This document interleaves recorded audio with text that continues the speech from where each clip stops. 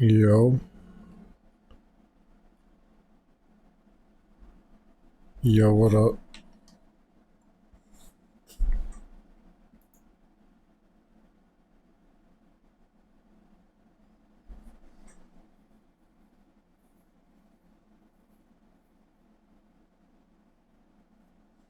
Uh,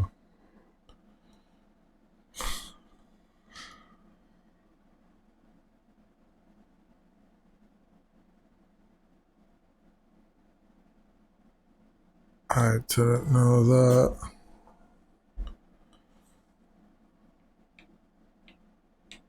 Um,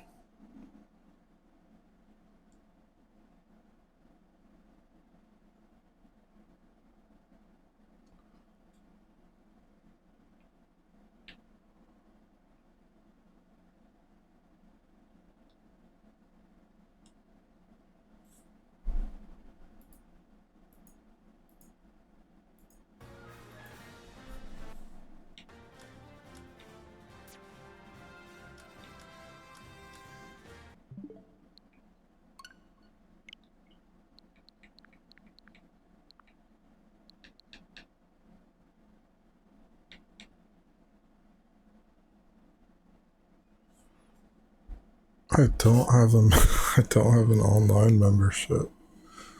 I thought I had one.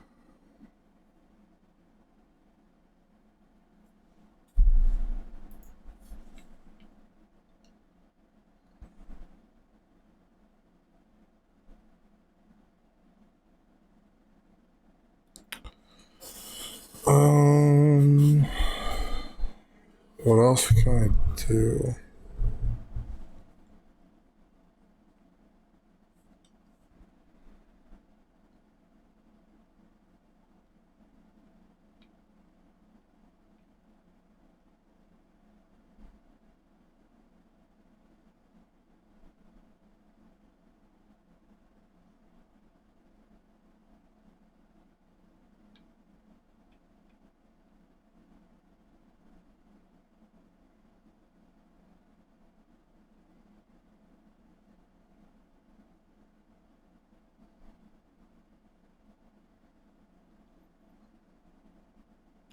Okay, maybe I can set this up.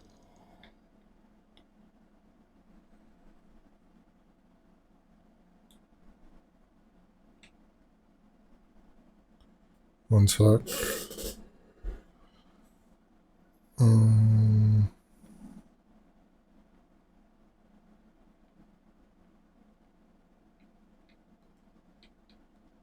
don't know why they're letting me do like free trial.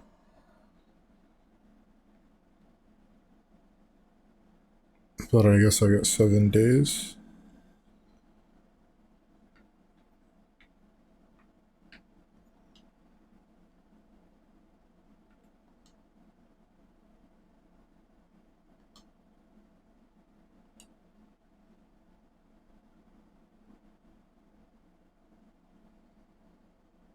I guess I just get 7 days for free, okay. Alright.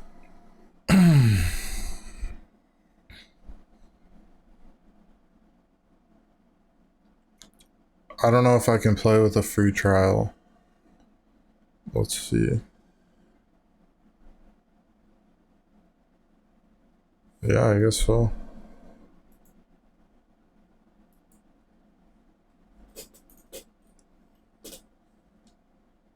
I can't hear the game.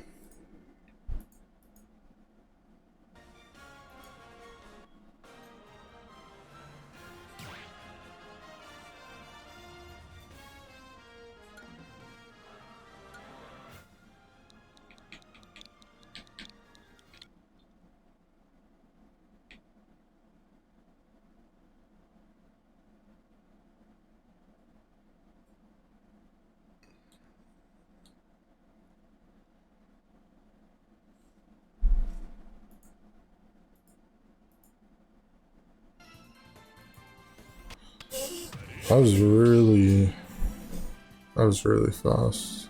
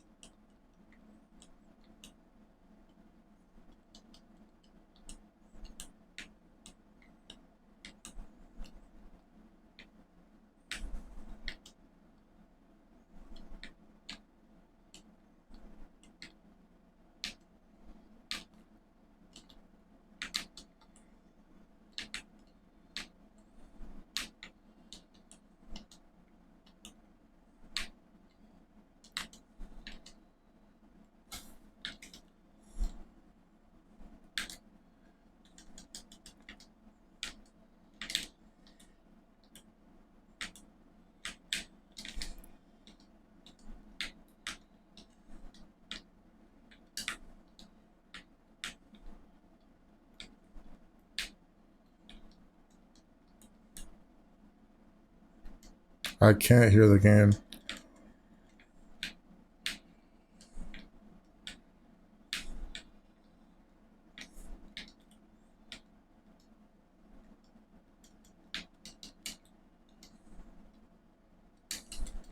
That was good. He froze me off the edge.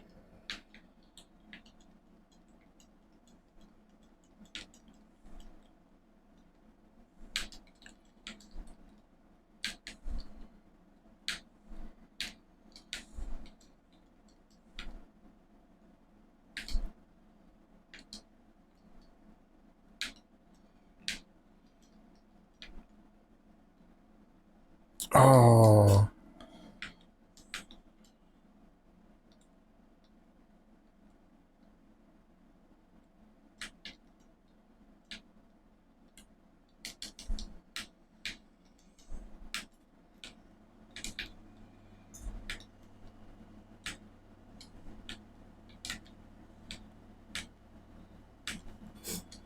No.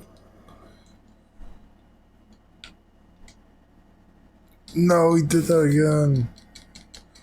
Damn it.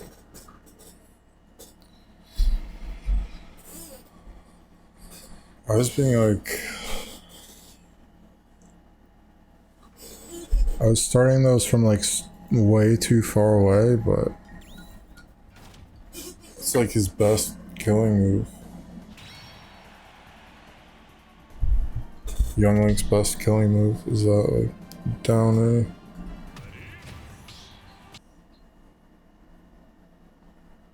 Down, dare, down air. Why is the sound... The sound keeps cutting out.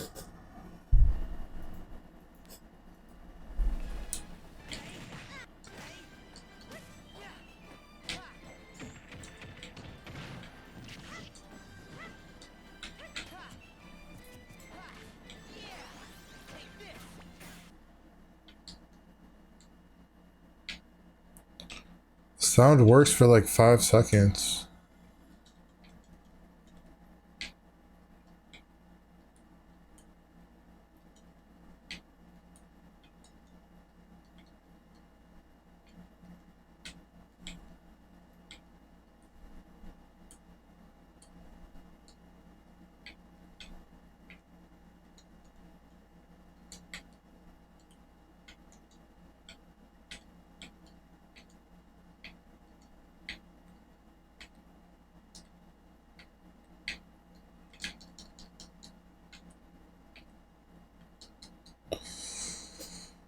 Oh.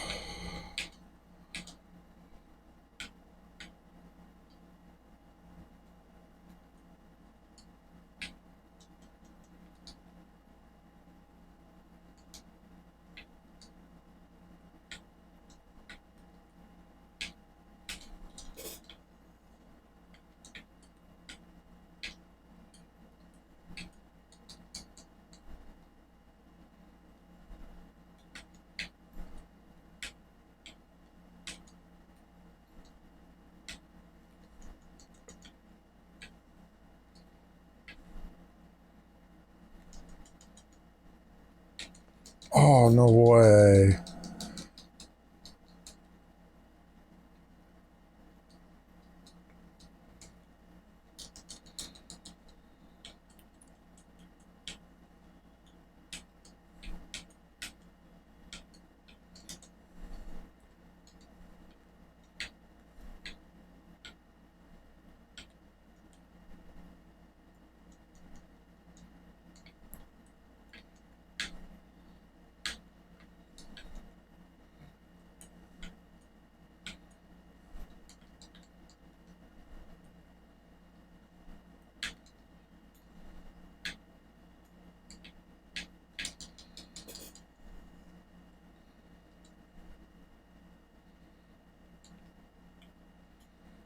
Oh.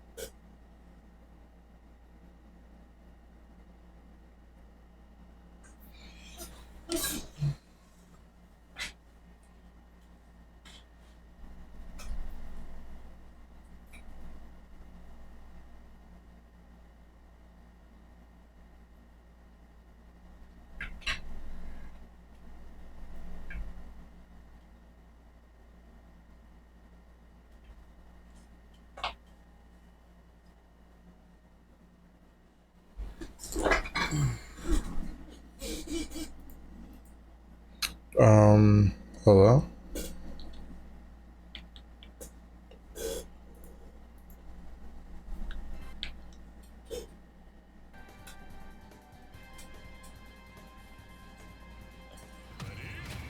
Hopefully that fixed the audio. I don't know.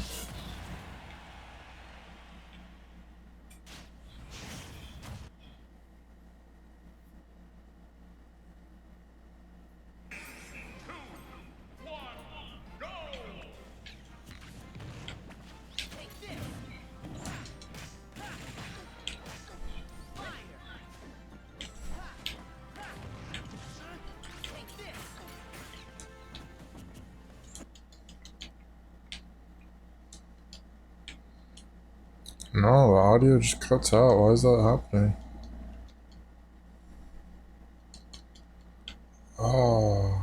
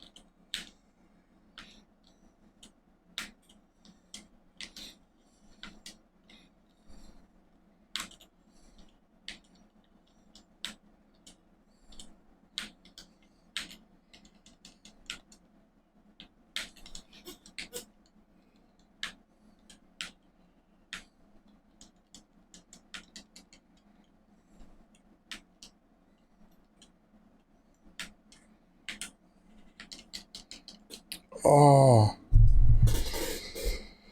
That was closer. I don't know what to do.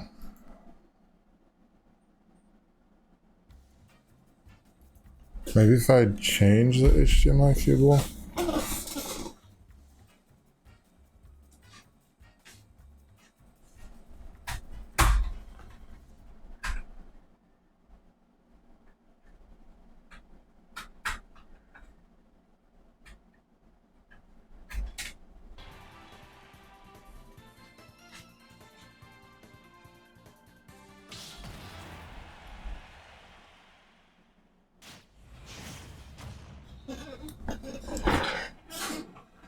I don't know. Why is the volume doing that?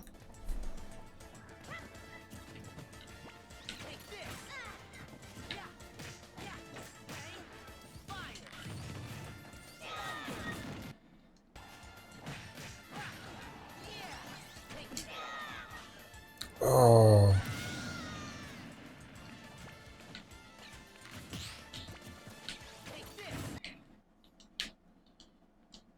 Wow. Why is that happening?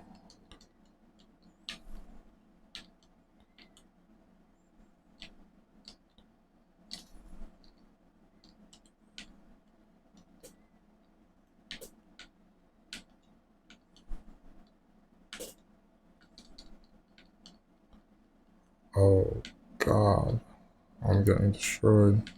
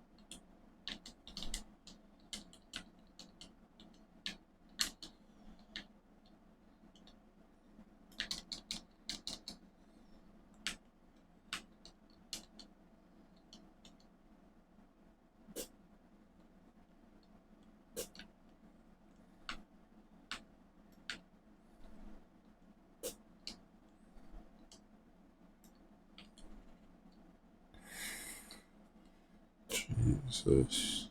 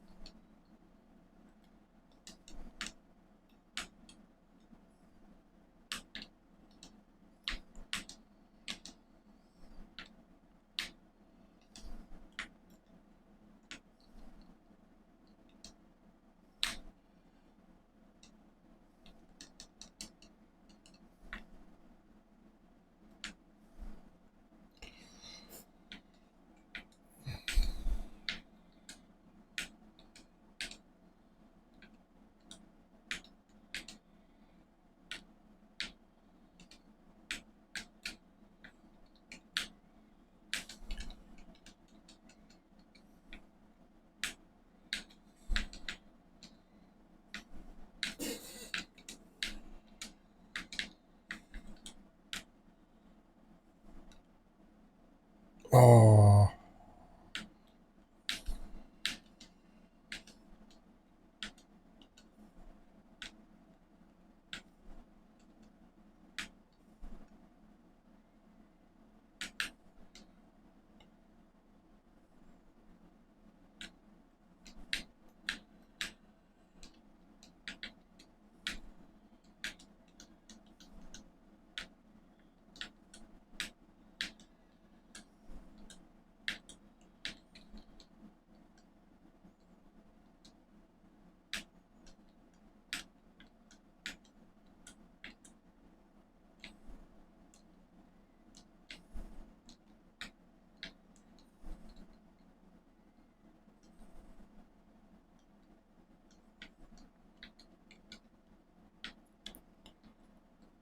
Could listen to music because game audio is just not working.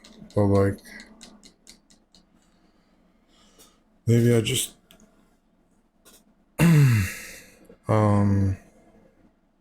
try a different HDMI maybe.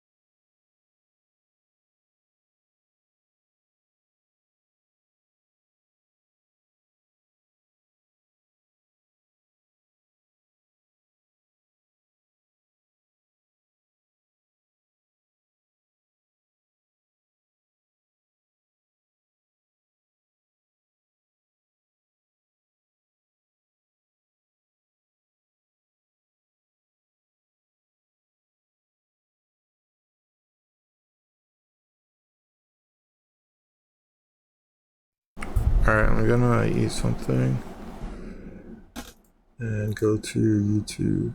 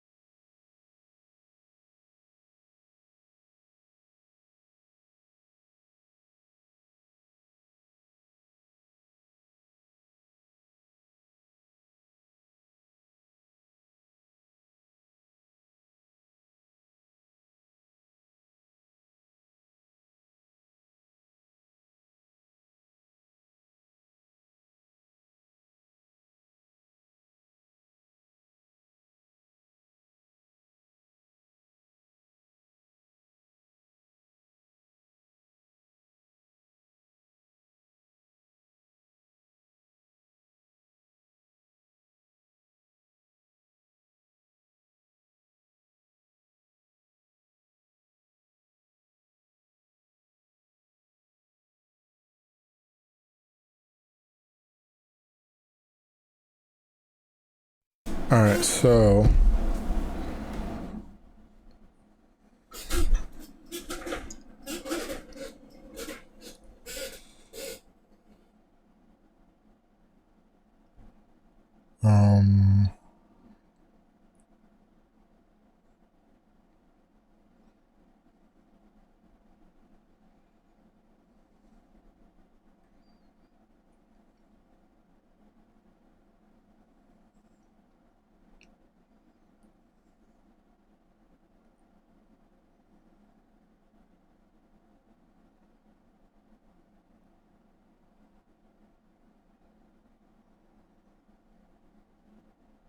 I don't know.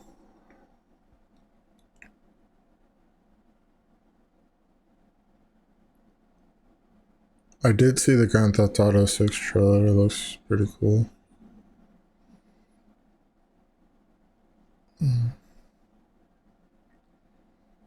This looks cool.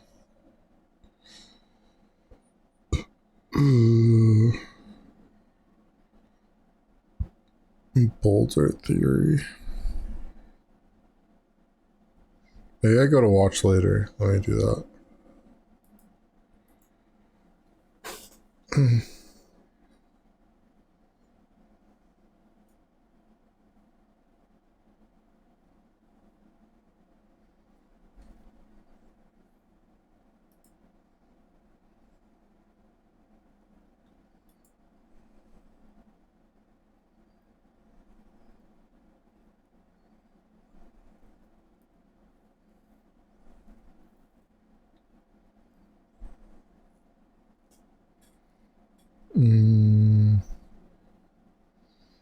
Watch like an old Donkey video 5 years ago.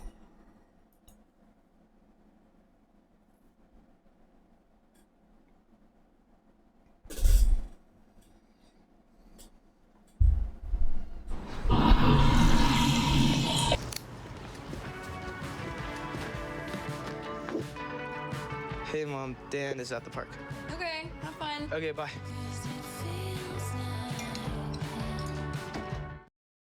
Hey, you can get ahead of debt. Look for a low APR credit card on the Credit Karma app. A lower interest rate could mean that more of your monthly payment goes toward paying off your principal. You've got to check it out.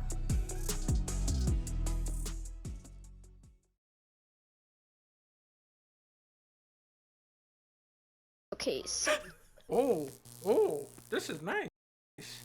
I'm liking Electro more than Spider-Man. I like the mechanics on him more. That was a pretty good game. What else they got on here? Lose yourself in the kaleidoscope of games, animations, music videos, and all sorts of worlds and experiences made by dreamers just like you. Oh shit, somebody made Gex? Oh, they got the jumping mechanics just right. Look at the jump. 3 more and I have the whole set. He says the same jokes as Gex. Airplane? What for? Right? That's Gex says that. No way. They programmed the triple jump in, but can he do the backflip? Now that's the real test. Yeah. Kinda. No way. Mario, going to pain. Huh? Mario, hope you like the redesign. It looks so much better than it did in 1996. Anyways, I hope you remember how to get into levels. Just jump into a painting and you'll magically get sent to another world. Warning, there is no levels yet, so if you jump into a painting, nothing will happen. Yeah? Yahoo! What about this level, huh? Ice Mountain. You didn't. This is the new Animal Crossing. You have to cross the street as the fox to win the game. Everything you see here today is on PlayStation 4 with no pre-made assets.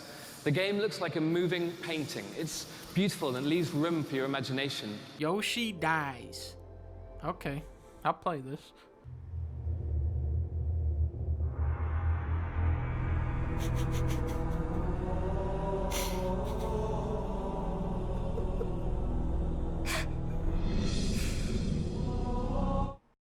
What?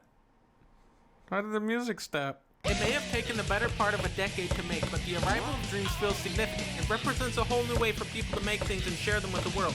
Media Molecule has made a suite of tools that feel intuitive to use, but more than that, it's built a social platform where players can collaborate and explore the imagination of others. It's a technical marvel. This is a nightmare.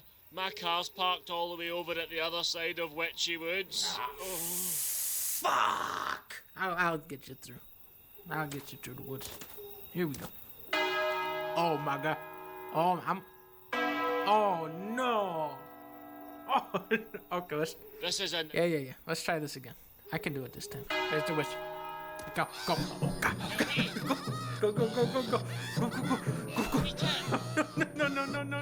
No. Go. Oh god. Oh my god. Hey, I win. You stupid witch. The barrier's down, so I'll just need to cut back through the woods. Airplane? What for? I have the car now. I can just knock the trees over.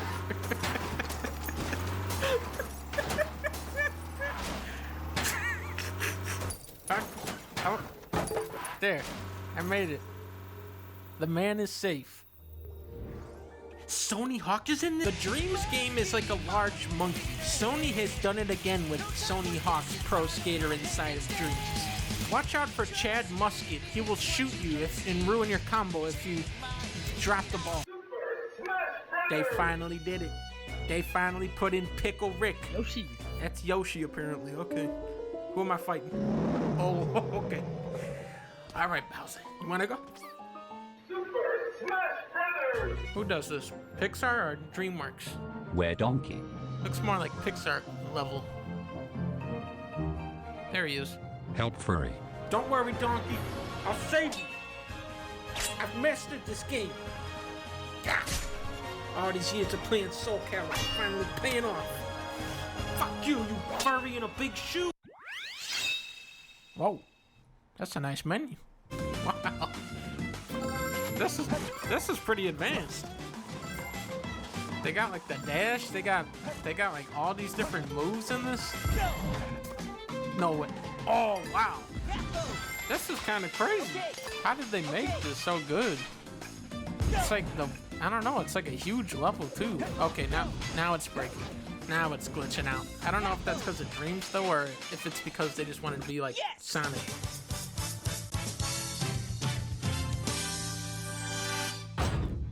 What do you think you're doing? Shut up, Sonic. Death Stranding.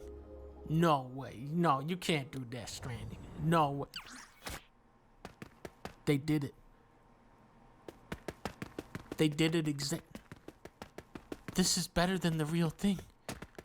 But still, for my money, I say play Elephant Stranding instead, because he has all the same technology in that game, but you play as the elephant and you carry the Monster Energy drink up the big mountain. It's a real game.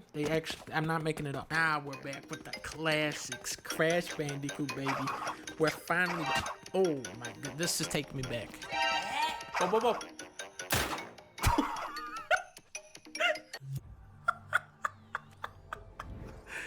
What is Mrs. Bangle loves bread? This looks good. Oh, bread! Oh, yay, bread! Bread! Oh, bread! Shut up. Bread! Toasty! Oh, fuck bread! up. Yum, bread! Oh, there's more outside. Oh, bread! Oh, bread! Yay, more bread! Bread!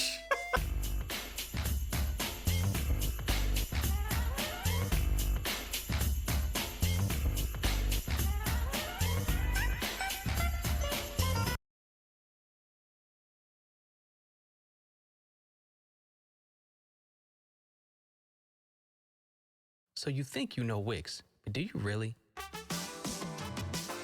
First up, we've got Shape video masks. You can use. Let's start with Rise, Son of Rome. You know, when I first fired up Rise, I wasn't entirely sure what to expect. I'd heard mixed things over the years, but it really surprised me in a lot of good ways. Right from the start, the visuals pulled me in. I mean, this game is stunning. The world of ancient Rome looks so alive, from the grand architecture to the battlefields dripping with atmosphere. It's one of those games where you can just stop and admire the scenery. But Rise isn't just about looking pretty. The combat, while simple, is incredibly satisfying. Yeah, it's not the most complex system out there, but once you get into the rhythm of sword swings, dodges, and finishing moves, it feels epic. There's a real sense of power behind each blow, And the slow motion finishers? Pure cinematic brilliance. It made me feel like a gladiator, right in the thick of battle. The story, too, deserves some praise. Marius Titus, the game's protagonist, has a journey that's as much about personal revenge as it is about the fate of Rome itself. The way the narrative unfolds keeps you invested. And let's not forget the voice acting. It's top-notch, really bringing the characters and drama to life. One of the coolest things about Rice is how it captures the brutal reality of Roman warfare. You can tell the developers paid attention to detail, especially in the way soldiers fought and how battles were choreographed. There's something genuinely immersive about leading your troops through a formation, calling out orders, and fighting alongside them. It adds this sense of scale and leadership that you don't always get in other action games. Now, sure, some people criticize the game for being a bit repetitive, and I get that. I've never heard about this game in my life. Never heard about this. Combat doesn't evolve much as you progress, but honestly, it didn't bother me. Sometimes, you just want a game that delivers on spectacle and doesn't demand you master a million different mechanics. Rise is perfect for that. It's absolutely worth playing. For me, it's a reminder that sometimes a game doesn't have to be groundbreaking to be great. Next, we have Resident Evil 2 Remake. Just have to say, it's one of those rare gems that genuinely impresses on every level. When Capcom decided to breathe new life into this classic, they didn't just update the graphics, they reimagined the entire experience. From the moment you start the game, the atmosphere grabs you. The detailed environments, the haunting sounds, and the meticulously crafted lighting all work together to create this incredibly immersive experience. It's like stepping back into Raccoon City with a whole new set of eyes. And the characters? Oh man, Leon and Claire are better than ever. Their voice acting feels authentic, their emotions resonate, and you really start to care about their journey. It's so much more than just a survival horror game. It's a story about resilience and courage in the face of unimaginable odds. The gameplay is also top-notch. The over-the-shoulder camera is such a brilliant choice. It adds a layer of tension and immediacy that makes every encounter with a zombie or licker feel intensely personal. And those moments when you're low on ammo, frantically searching for a safe room, they're the stuff of pure adrenaline. What's really impressive is how the remake pays homage to the original while still offering something fresh. The puzzles and level design have been updated, but they maintain the spirit of what made the 1998 version so special. It's like rediscovering an old friend who's now even cooler and more complex. Another thing worth mentioning is how the game doesn't rely solely on jump scares. Sure, there are a few, but the real horror comes from the atmosphere and the sense of dread that builds as you explore deeper into the police station or the sewers. It's psychological, making every dark corridor feel dangerous, and every choice of where to go next feels important. The attention to detail in every corner of this game is insane. Even the soundtrack works perfectly. It's subtle, but unsettling, adding to that feeling of isolation and fear. Next we have Uncharted 4. This is one of those games that grabs you from the very first moment. If you've played any of the previous Uncharted games, you know what to expect. Action, adventure, treasure hunts, and a lot of intense... So I wouldn't agree with the Resident Evil one because I definitely played that game for more than an hour and it was fun, I guess. Definitely didn't like get obsessed with it and like beat it or anything.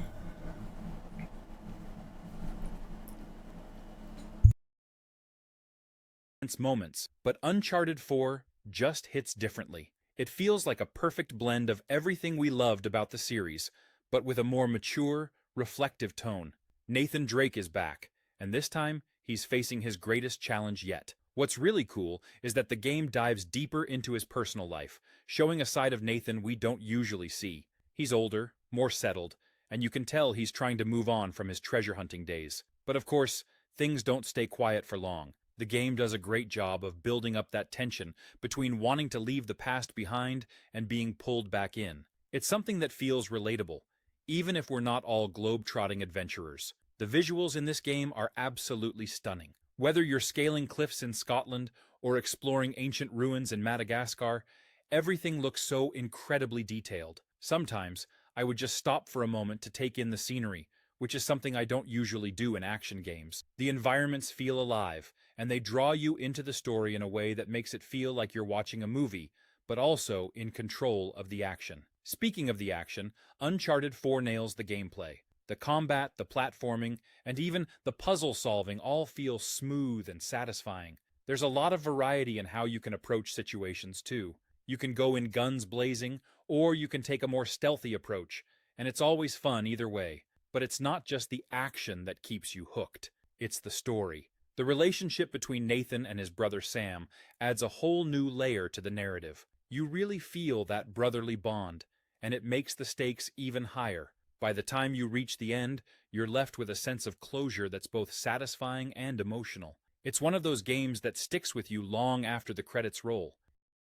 Next we have Black Myth: Wukong. You know, when I first heard about this game, I wasn't sure what to expect, but the moment I saw the gameplay, it completely blew me away. This game is such a breath of fresh air in the action RPG genre, blending Chinese mythology with some seriously stunning visuals. You can tell the developers at Game Science have poured their hearts into this project, and it really shows. The main thing that struck me was how alive the world feels. The environments are rich, almost dreamlike, with incredible attention to detail. Whether it's a dense forest or ancient ruins, everything feels like it has history, like it's part of this vast mythical landscape. And don't even get me started on the creature designs. Some of these enemies look straight out of Legends, but with a fresh, modern twist that makes them both terrifying and beautiful. As Wukong, you have access to a lot of cool abilities, and it's not just about fighting. There's a real sense of strategy involved. You can transform into different creatures and use their powers to outsmart enemies, which adds such a dynamic element to combat. It's not just about mashing buttons, but thinking on your feet. Every battle feels intense, like you're actually facing off against these legendary foes. But it's not all about combat. The story itself seems to be really captivating, diving deep into the lore of Journey to the West. The way the narrative is woven into the gameplay with cutscenes and dialogue really draws you in. You feel like you're part of this epic journey, uncovering secrets as you go. I love how the game balances these quieter moments with the high-energy action scenes. There's something deeply satisfying about pulling off a perfect dodge or using Wukong's staff to take down a towering enemy. And speaking of the staff, it's probably one of the coolest weapons in any game I've seen in a long time. The way it extends and shrinks, how it's used in combat, it's just awesome. I can see Black Myth becoming one of those games that people talk about for years to come. Next we have Horizon. What if, when uncertainty is high, heck, when chaos is high, it's actually the best time to start and do your own thing? The question you got to ask yourself, I think. I've just like never even tried Black Myth: Wukong. You ever play a game that completely pulls you into its world and makes you forget time exists? From the very start, it hit me with its vast open world and I just feel like, I don't know, I'm such a different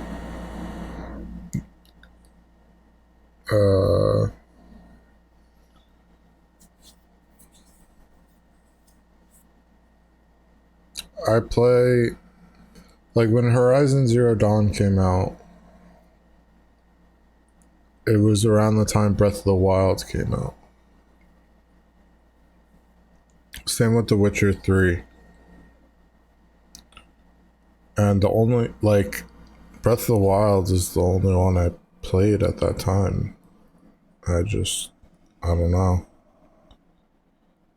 And I tried playing this game like multiple times, like later. And I don't know. I don't know if I got bored, but I definitely like stopped playing for some reason. Got like 20 hours in maybe, and just never tried it again.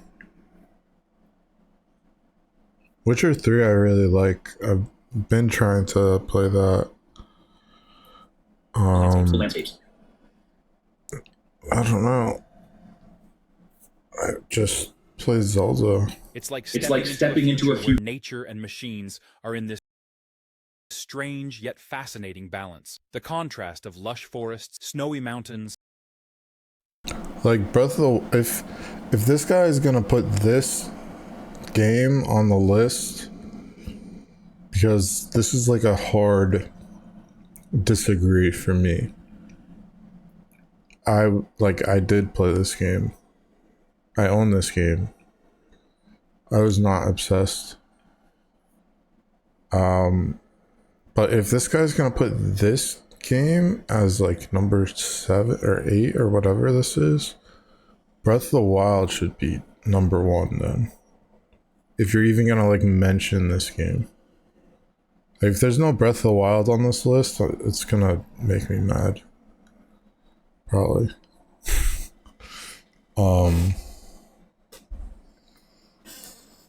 I'll be right back.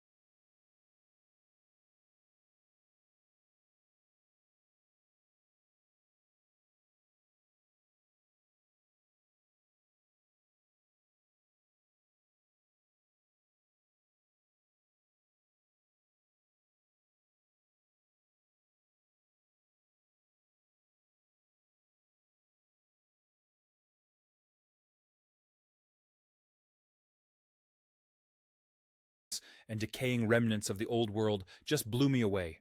I'd find myself stopping, not to complete a mission, but just to take in the view. What really pulled me in was Aloy, the main character. She's strong, independent, and driven, but still relatable. Her journey to uncover the truth about her past kept me hooked, and I felt a connection with her that not many games manage to achieve. Every interaction, every choice made me feel like I was walking her path, not just controlling her through a screen.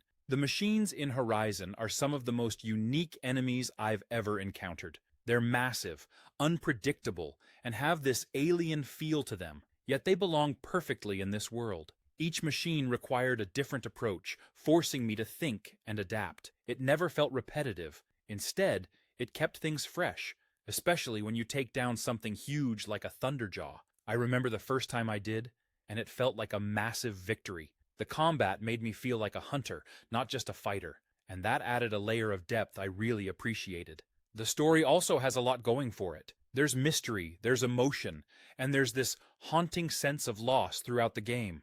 As you uncover more about the old world and how things ended up in ruins, it makes you think about the consequences of technology and human ambition. It's thought-provoking without being too heavy-handed. I found myself pondering over the world long after I'd turned off the game. The crafting and resource gathering systems are well done too. It felt balanced, like I was rewarded for exploring and being resourceful. Next we have Mad Max. So, I recently had the chance to spend some time with Mad Max, and let me tell you, It's an experience that truly stands out. The game captures the raw, gritty essence of the Mad Max universe so well that it feels like you're right in the heart of that post-apocalyptic wasteland. One of the first things that hit me was the attention to detail in the environment. The desolate landscapes and towering sandstorms are crafted with such precision that they almost feel alive. It's like every corner of the world has a story to tell, and exploring it becomes an adventure in itself. Upgrading and customizing your car, the magnum opus, is an absolute blast. There's something incredibly satisfying about tearing through enemies with a fully upgraded, heavily armed vehicle. So, I've never watched Mad Max, but like, I've never heard of this game either, and this looks like really cool. This looks kind of fun. And the thrill of high-speed chases and I've been looking for like a racing game or like a driving game, like something like that, because like Mario Kart World is coming out. I was thinking like maybe Forza Horizon I could try. I don't know.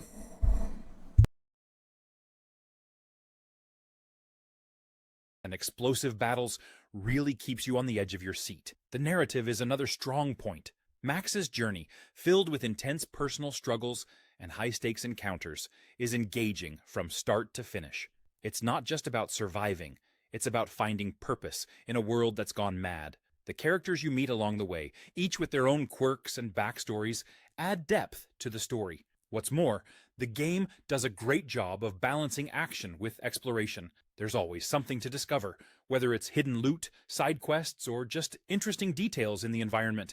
It encourages you to take your time and really soak in the world around you. The combat mechanics are solid, blending fast-paced action with a bit of strategic thinking. The variety in enemy types and the different ways to approach fights keep things fresh and exciting. Plus, the sense of progression as you unlock new abilities and equipment is very rewarding. The graphics, even though it's not the newest title, hold up impressively well. The game's art direction makes every location feel distinct and memorable. The desert setting in particular is beautifully rendered, with a level of detail that adds to the feeling of isolation. Next, we have Plague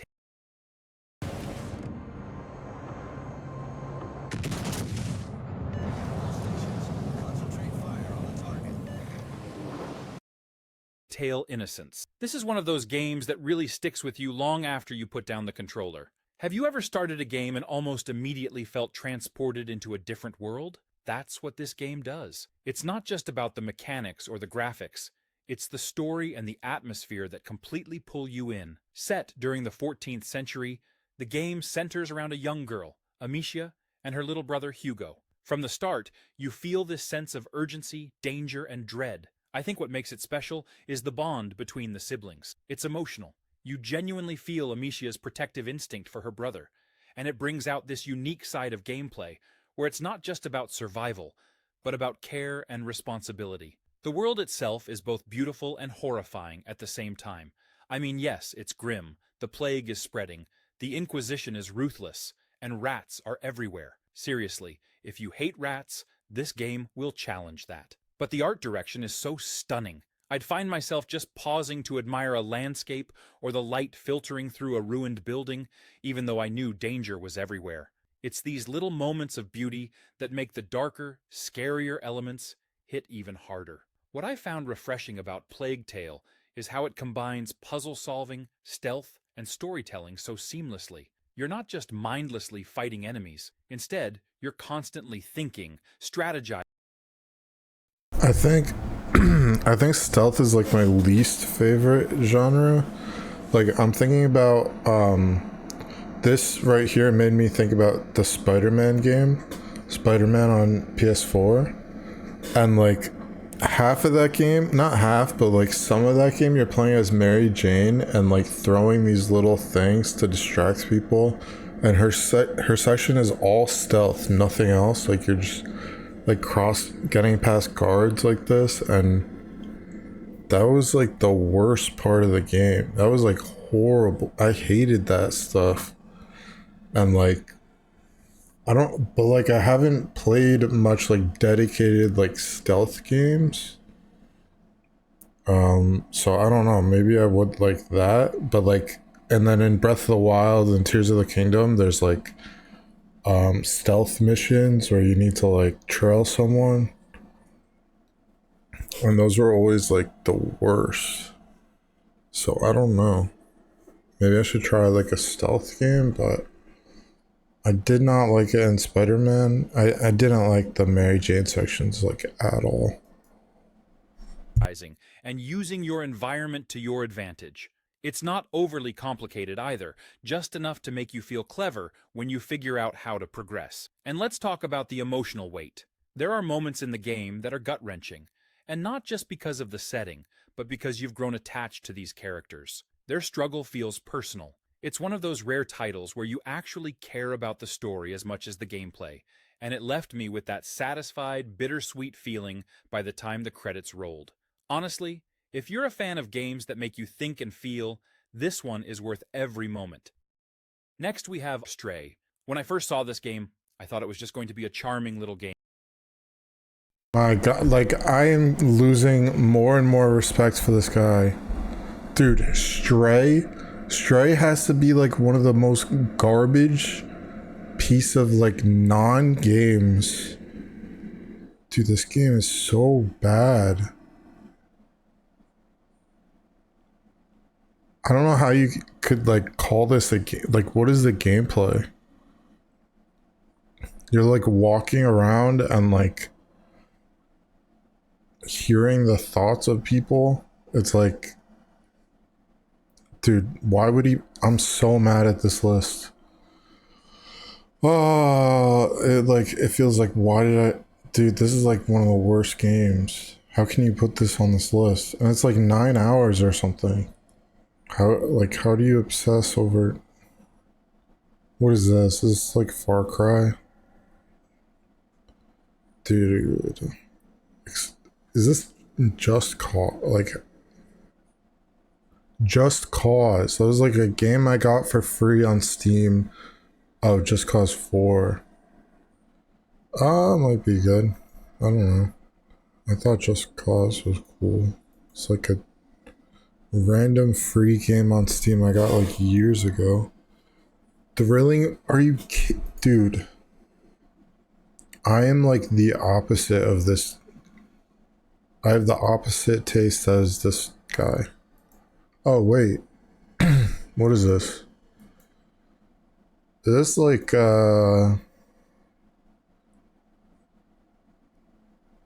Dying Light? Dying Light I did try, and like it became quest after talk to this person and then talk to that person, and like zero combat, and I never got past all the talk to this person and then talk to this, like all this like story bullshit.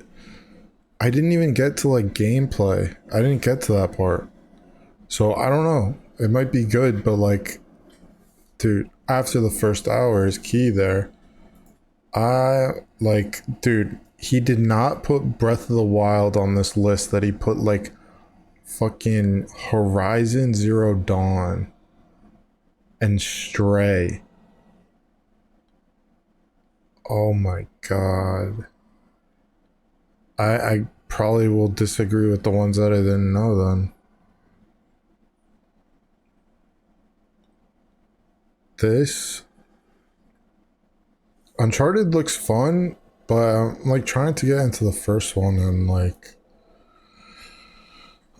it's a common thing with me, and like it's like every game. It's like every game I try a game, I start it up, and like I get bored so fast. Something like just like one game I started playing,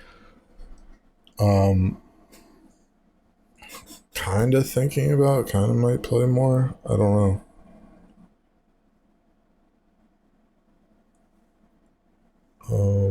Mega Man Battle Network. I just like started it. It was kind of fun. Oblivion.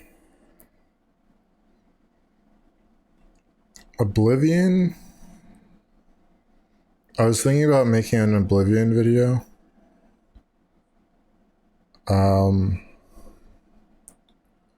I have not gotten to the first Oblivion Gate yet, but I've played for like over 30 hours, like 30. I could play Oblivion maybe on stream, I don't know.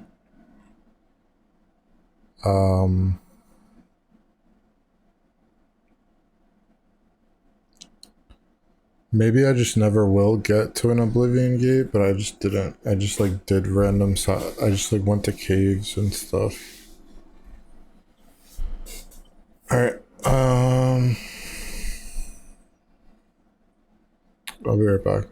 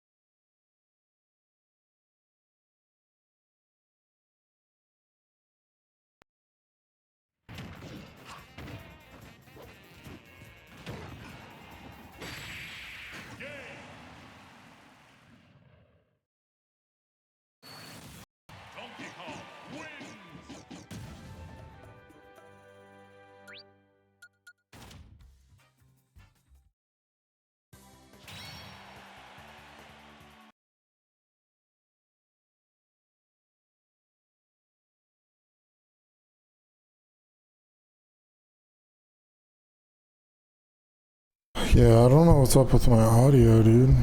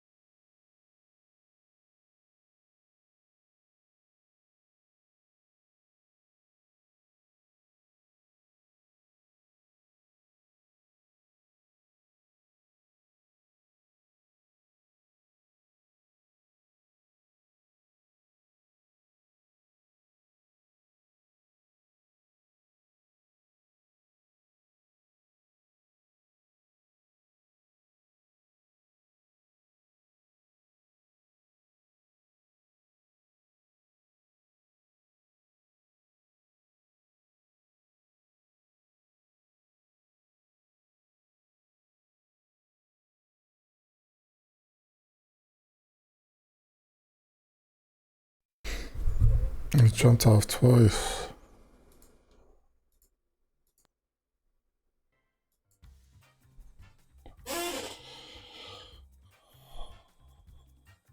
What? Why does her hair look that bad? What is up with that?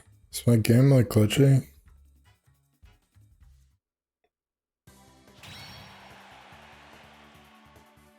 That looked like way worse than it should, I feel like.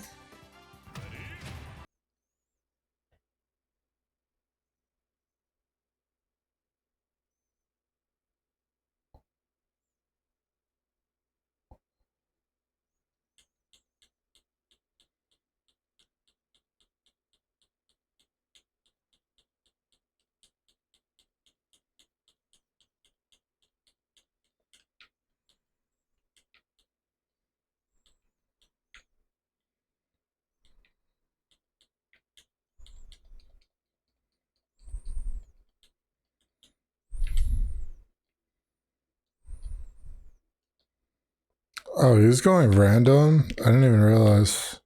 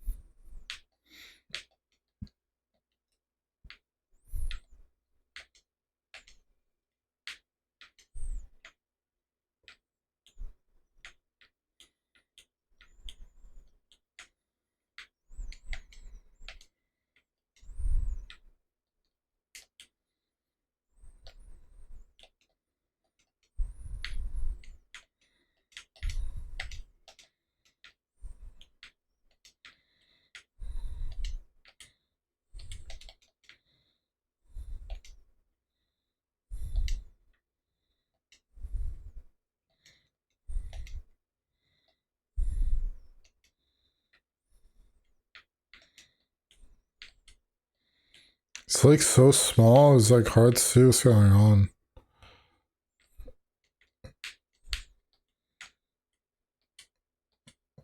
Or if I'm like actually hitting him.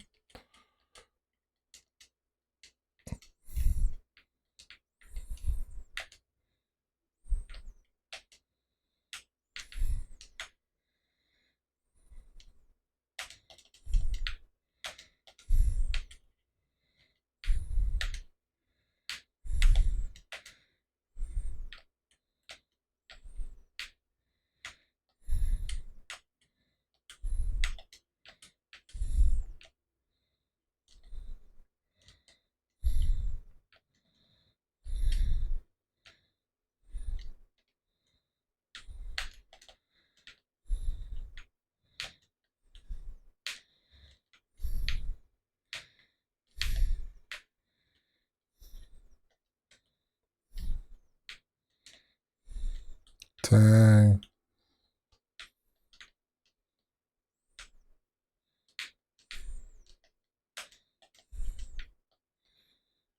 His like helmet breaking is such crazy effects.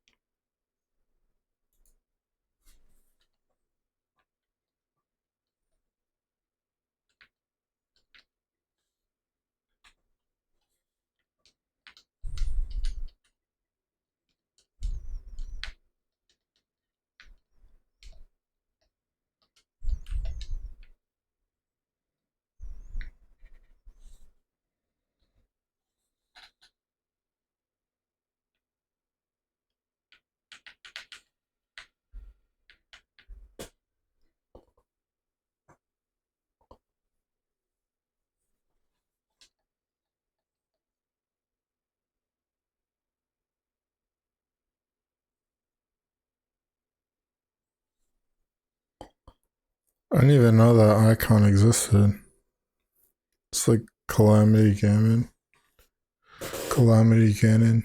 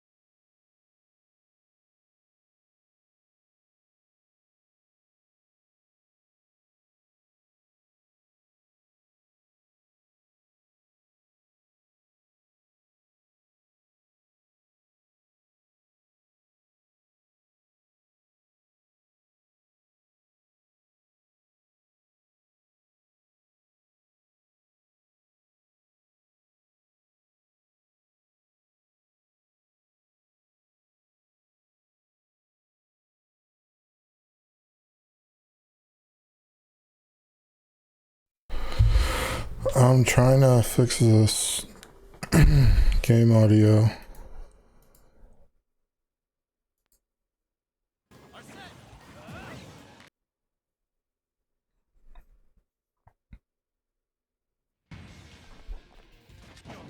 Probably just not gonna work today.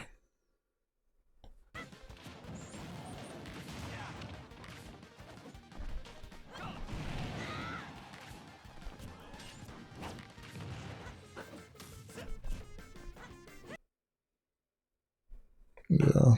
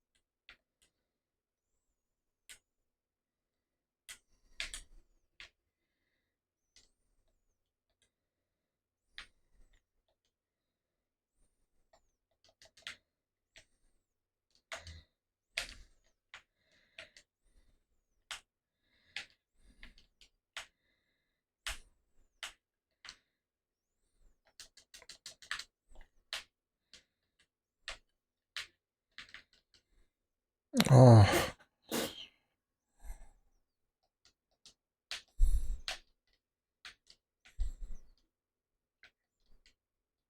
$40 damage. 50 damage.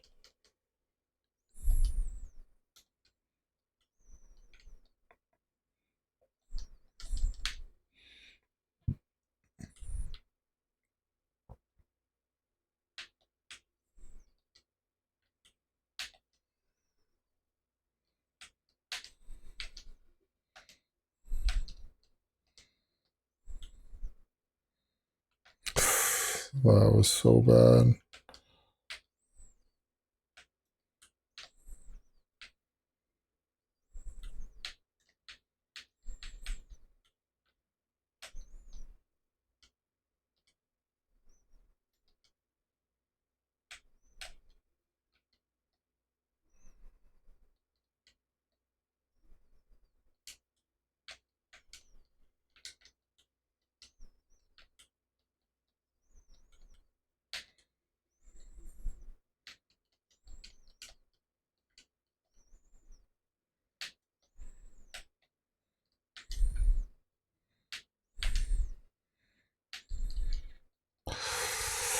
Dang.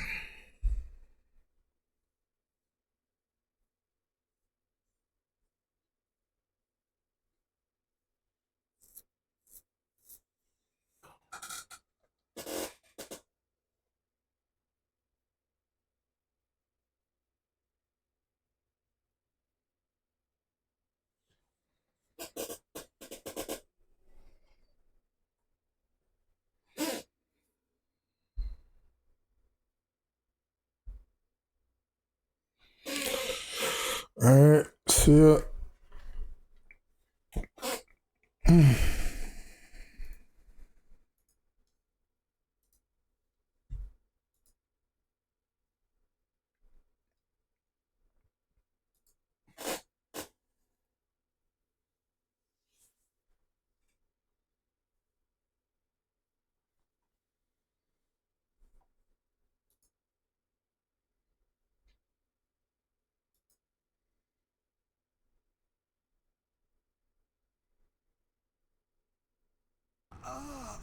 There are people trapped on a sinking boat out in the river, Spider-Man. You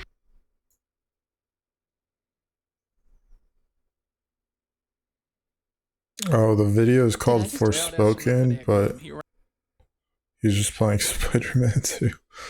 Well, that's enough of that game. Here I am with Spider-Man 2 for the PlayStation 2. I'm playing on 2 controllers. You can actually hold 2. Look how much he showed us first. It's like under 1 second. Well, that's enough of that game. Here I am with Well, that's enough of that game. Here I am with Spider-Man 2 for the PlayStation 2. I'm playing on 2 controllers. You can actually hold 2 webs at the same time. And this is Mary Jane. The girl next door. The girl I love. That's her. Look at this fancy ass map. Look at this. There's little tiny taxis on the map. This is PlayStation 2. This game is even better than Forspoken. Who wants my help? Who can I help? keep away from me. My eyes are obscured. But I didn't even do anything. Free. Weak. What do you... By Spider-Man law, I place you under arrest. Shoot him, cops. Shoot him in the head. You shot me. What a whip. Press square to kill cars. Die, die, die, die, die, die, die, die, die, die. You destroyed my car. You're welcome. I love this. There are people trapped on a sinking boat out in the river, Spider-Man. You have to help them. It was only supposed to be a 3-hour tour. A 3-hour tour. Don't worry, boat. I'll save you from those people. Hang on, I've got you. There's nothing in the way. Whoa! Spider-Man leaves no witnesses. Come back! Balloon, come back! All right, kid. I got your damn balloon, okay? Be good now. Thanks, Spidey. Now let Spider-Man get back to killing people like what he's supposed to be doing. Get a job. I do have a job. I have to deliver pizza. This is my favorite part of the game. Because of the music. I'm being robbed, please! I have to deliver these pizzas, sorry. Oh my gosh. Oh, cool. My pizza. Thank you very much.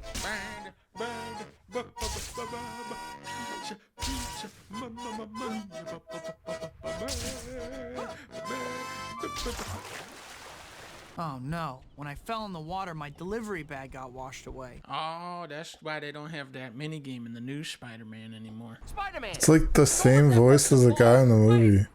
Save me! I don't let this person fall. Tobey Maguire. I was too late. You're coming with me, tough guy, huh? Wait, what the fuck? Why does he ride the car? This Forspoken is really good, you guys. Wee.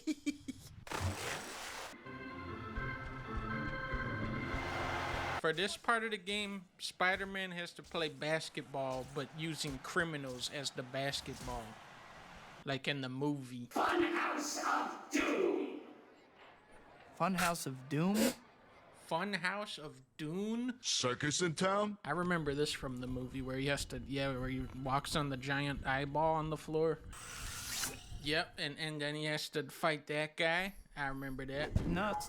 Nuts, nuts, nuts, nuts, nuts, yep, nuts, yep, nuts. And then they, and they keep saying nuts and buying like sheep. I remember this scene from Spider-Man 2. I lost my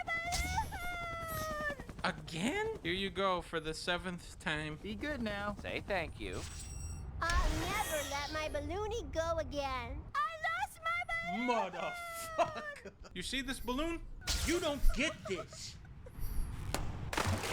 You see this guy? I am fucking killing this guy. Oh my god. Who made Green Goblin's armor? Tell me that. Who made his suit, huh? Who's the actor for Green Goblin? Jack Nicholson?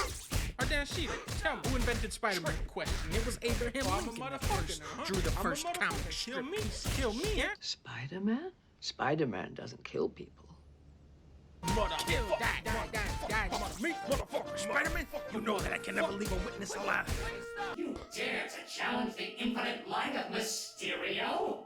I will destroy you utterly. You will bear witness to the majesty and glory of my power. You have trifled with my power for the last time. I will not hold back. You face your doom today. Bye. Well, Mysterio, looks like you should have thought before you spoken. Forspoken is a terrible game, by the way.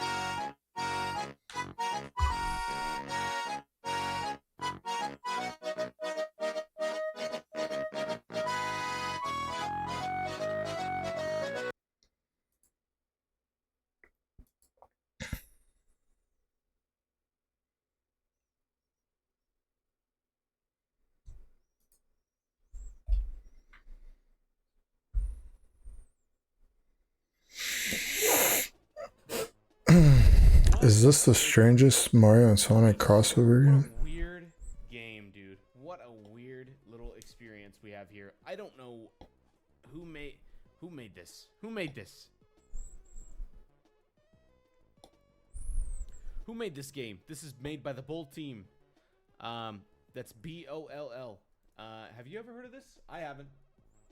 I have not heard of this. Listen, I've been drinking. I'm pretty drunk right now. So we're gonna do a little challenge here. This is apparently sort of an itch.io game. I hate to classify it as that because it might be more than that. But this is an itch.io game. And it's called Boll Deluxe, and it is a Mario and Sonic crossover game. And we're gonna be giving it a try. I'm pretty drunk right now, so what I'm gonna do here is I'm gonna make the problem worse by what's up, Blue Goat, dude, Blue Goat. So I'm gonna make the problem worse here. Sorry, I just hit my microphone, so I gotta start over. Because I might make this a video, who knows? I'm gonna make my drinking problem worse here.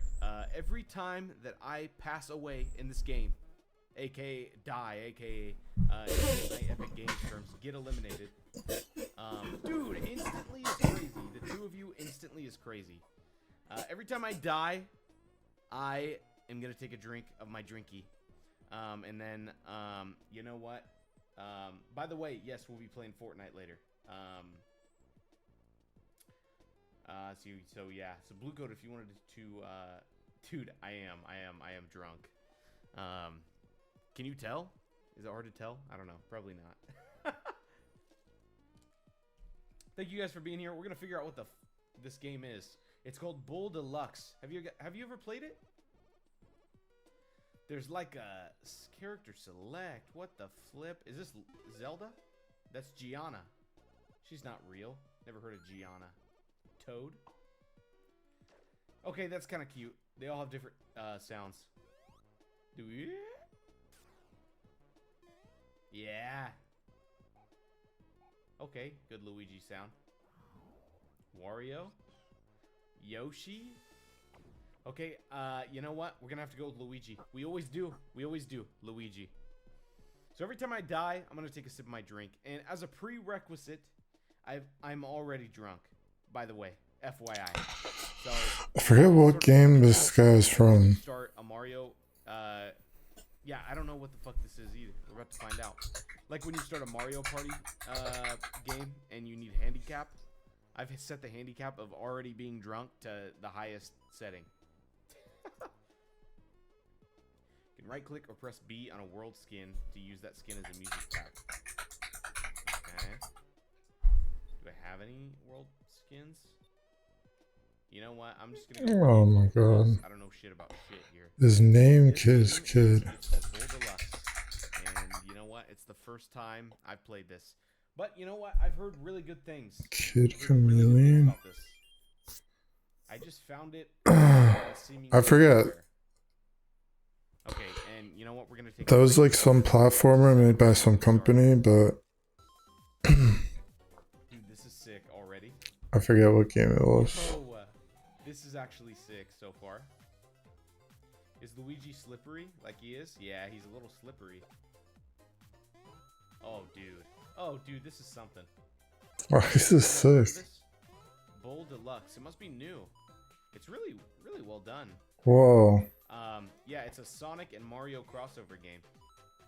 Oh, I missed the Goomba? Okay, I just got hit by the Goomba. You know what? Oh, I wish we could start over. If I die, I'd like to start over and be Mario. Whoa, can we do a mid-air dive? Oh, we can do like a little spin thing. Dude, this is called Bowl Deluxe. I'm drinking. I'm drunk, by the way. Dude, this is sick. Bro, the art style is unbelievable. This guy's got it down here. So maybe we should try Sonic. I'm not a huge Sonic fan, but maybe we should try Sonic after this. I don't know. Can we go in there? Let me in. Let me in that. Okay, no. Guess not. Bang, bang, bang, bang, bang, bang, bang. Give me it. One up. Aw, you know what? That's fine, because I want to be Mario anyway. Dude, this looks beast. Oh, no, dude. Quinn, I need to watch your video. I didn't do it. Everybody go watch Big Guy Quinn's video. Or put it on a tab for later. Alright, drink has been taken. Let's see if we can quit and be Mario, because Luigi's a little slippery. Shit, who should we be? Who should we be? I want you guys to choose. Should we be Kid? Who the fuck is Kid? He's got a gun! He's got a gun. Do we want to be Kid? Who the fuck is Sohari? Somari? No, that's Somari. Who's Somari? Who is that? Who is he? How deep am I? Can you tell? I've definitely heard of Somari. Tails? Alright, fuck it. It's like a spin-off game. Absolutely hate Sonic. I hate him with a passion. Not really, but... Okay, World 1-1. Let's go. Let's do it. Let's do it. Oh, yeah. Let's do it. Man, you guys really... It's Mario and Sonic. Okay. Unlicensed remake. Enough for somebody to join? Yeah, give me that. Sonic character. You gotta be fucking kidding me. Yo, I did a little dashy poo. Did you see that? Oh, I don't even need to ground pound these as a Sonic. It's like the same thing as this. Dude, I love you, BDR. I understand. I saw you playing Lethal. Dude, what's going on here? Whoa! Can we dash into him? Oh, fuck. Dude, that's fantastic. Alright, come on. I gotta lock in. We're acting up here. Can you go fast? Can you go fast like Sonic? Let's speedrun it. Let's speedrun it for the fuck of it. Oh, I just ruined this opportunity to get that. No! Drinky.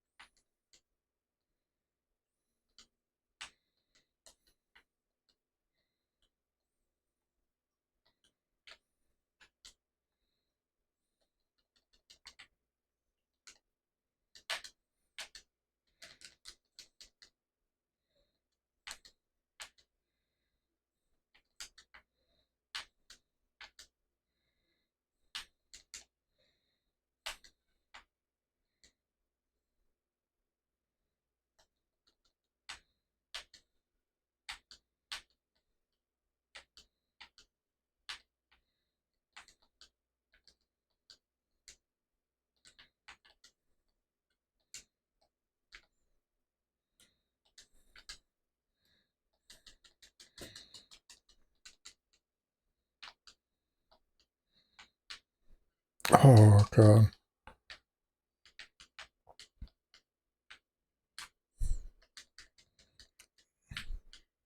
No way, dude.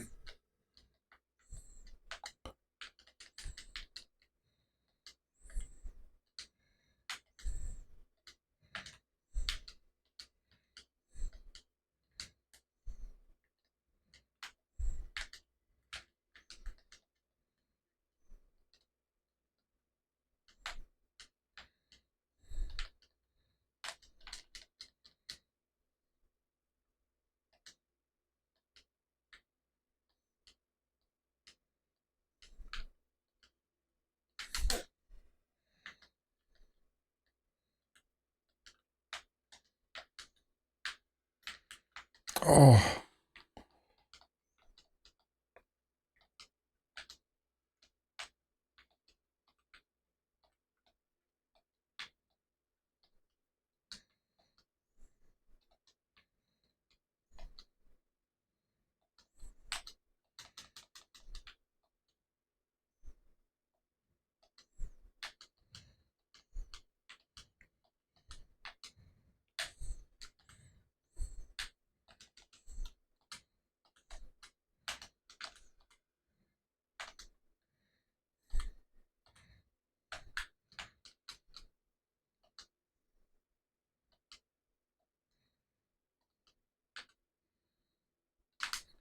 Oh.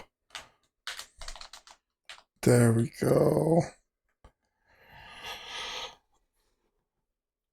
That was too close. I thought I was going to lose.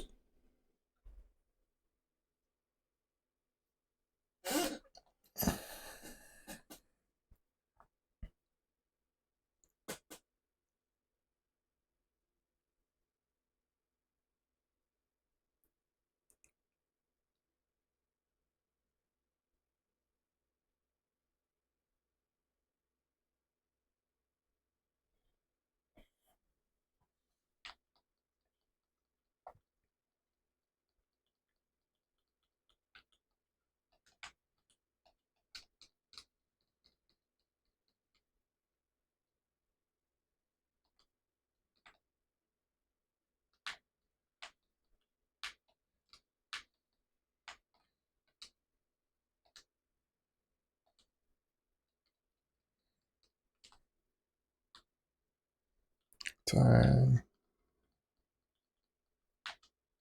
Using the shield dodges, that's just like something I never do. Makes him seem really good. Like a shield dodge down from the ground. Just never do that.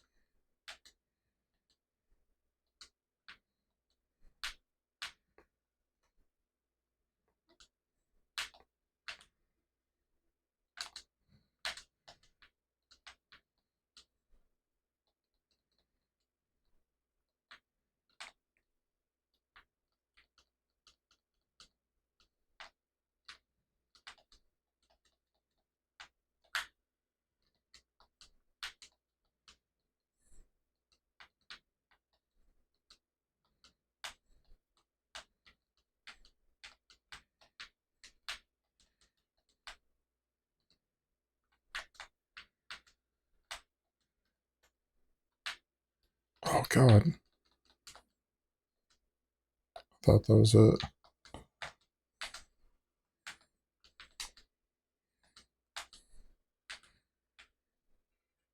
Oh.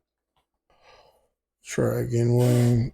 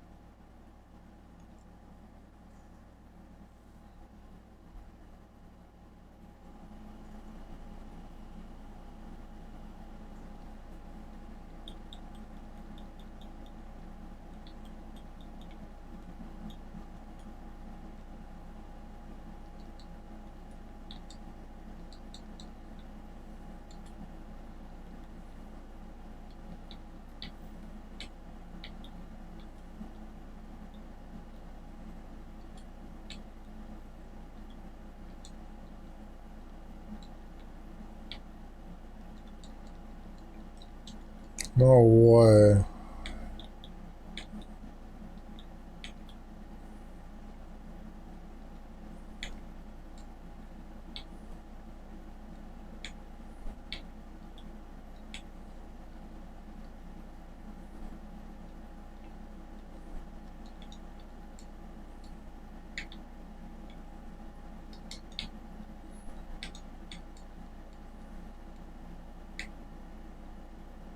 Turn.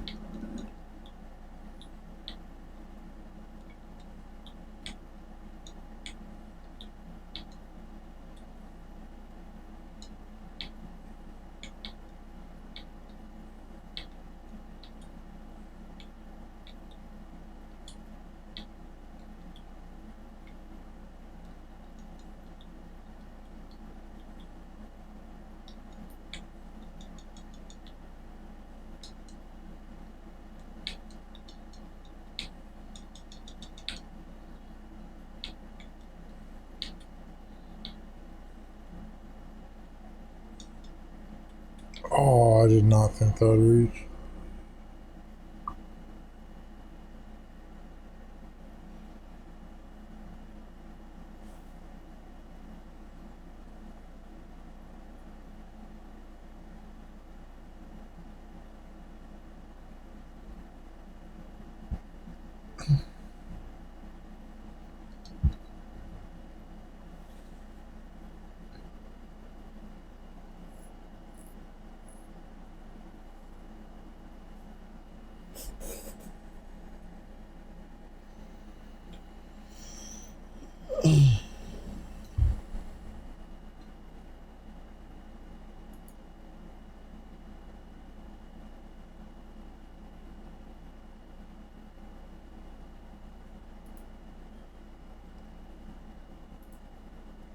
This is goofy.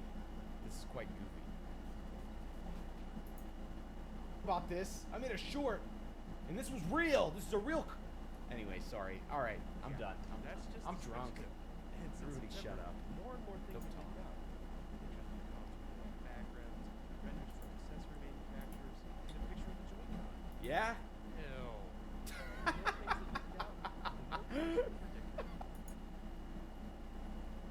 I did not realize this was 2 hours.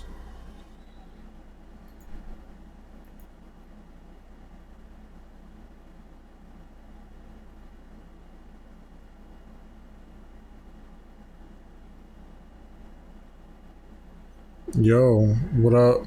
Thank you for the follow, Danny SX18.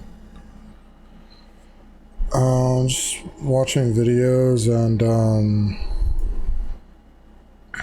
playing Smash. Not much.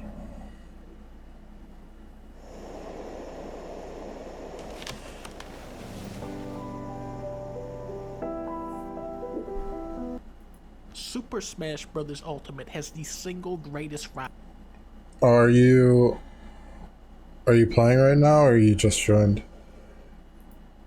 roster ever assembled in a fighting game.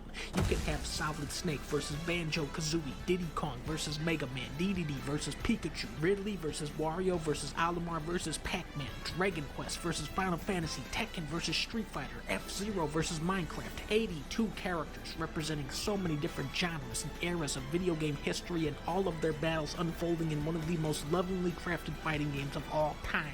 Multiverses has the Warner Brothers character LeBron James versus John Elway. Back in the 90s, kids could only imagine having a fighting game where Mario could battle Sonic the Hedgehog. In their time, these were the two biggest names in video games. To kids, whoever won the showdown between Mario and Sonic would gain complete global supremacy. In Multiverses, you can have Velma versus a reindeer-dog hybrid that they created for this game. I'm surrounded by weirdos. This is like a roster of the toys I had when I was a kid. I had a Street Shark, the Rock, a T-Rex, and a bucket of green army men from Toy Story. There is no level of cohesion. Even in the age of Fortnite, where Spider-Man can shoot Indiana Jones with a sniper rifle, Multiverse makes you say, "Look out!" What? before you play, the game asks, how old are you? My age was not on here by a lot. What's funny is that a lot of these characters are from way before my time. Like, this shit is like before color television was invented. Do children even know what Looney Tunes is anymore? I'll make this quick. What? Don't make me do this!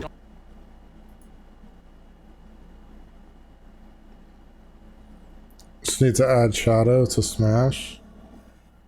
Yeah, Shadow would be cool.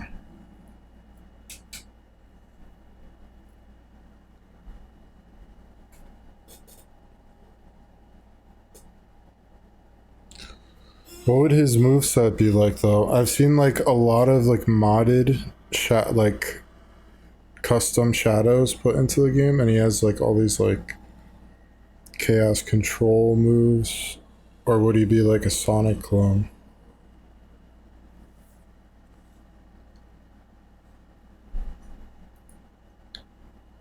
Because he was in, I think it came from like Sonic Battle. He had like different moves in that game.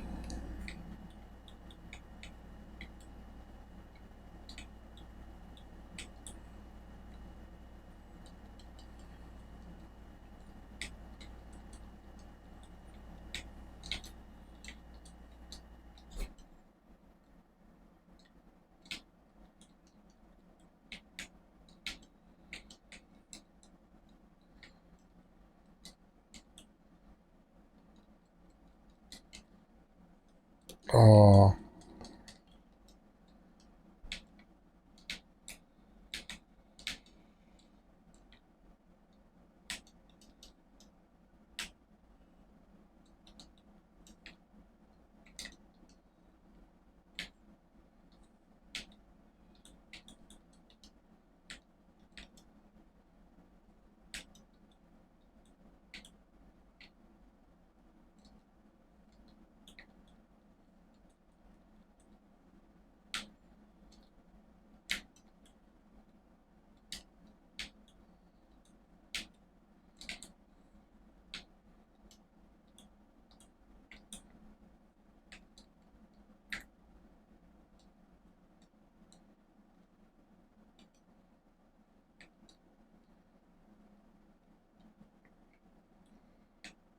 Oh god.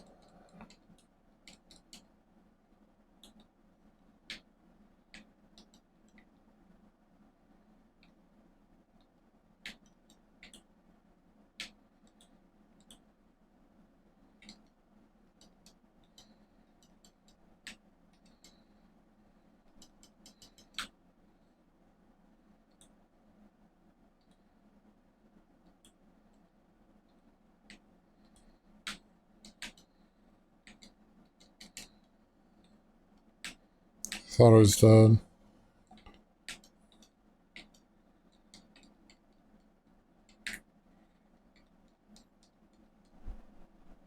Not a Sonic clone for sure. Yeah, yeah, get inspiration from Sonic Battle.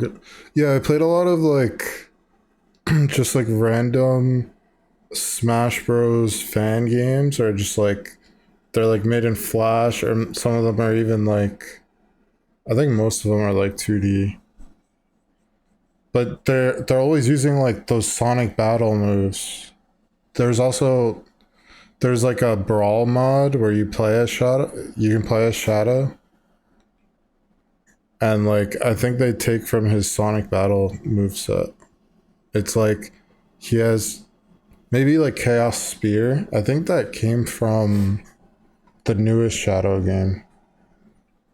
Like Shadow Generations. Shadow from Smash Bros. Crusade. I think I tried that one.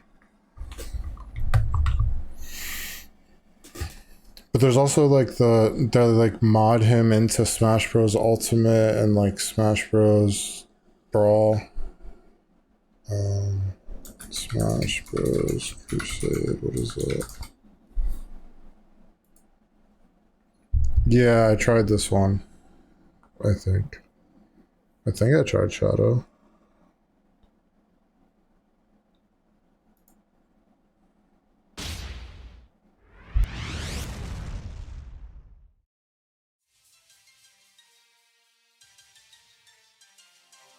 Maybe I didn't play this game.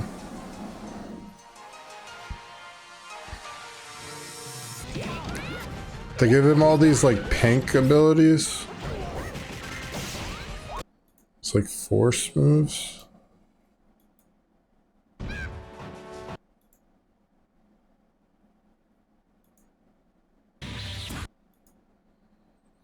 I think I would want him to be like as fast as Sonic, or like not like that different. Like Sonic, I think should have one spin dash in general instead of two. But if Shadow had one spin dash and like some different, like Chaos Spear from that newest Shadow game, that would be a cool move.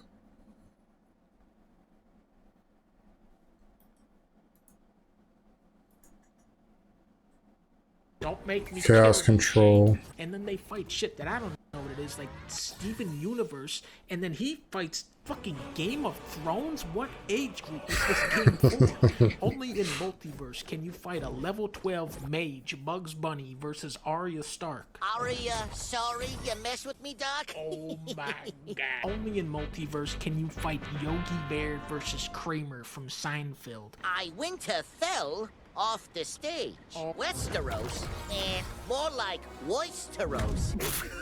The stupid fucking roster is clearly the main draw of this game, but let's talk about the actual fighting. Now, before you can fight, you have to make a Warner Brothers account. Just for that, I deduct 200 points from Hufflepuff House, which is owned by Warner Brothers. When compared to the SpongeBob Smash clone, the SpongeBob game just feels much more responsive and tighter to control. Multiverses feels kind of floaty and imprecise. The moves have these weird-ass hitboxes. The input delay isn't noticeable like Smash Online, but you do get a lot of lag spikes, which can disorientate you or just straight up kill you.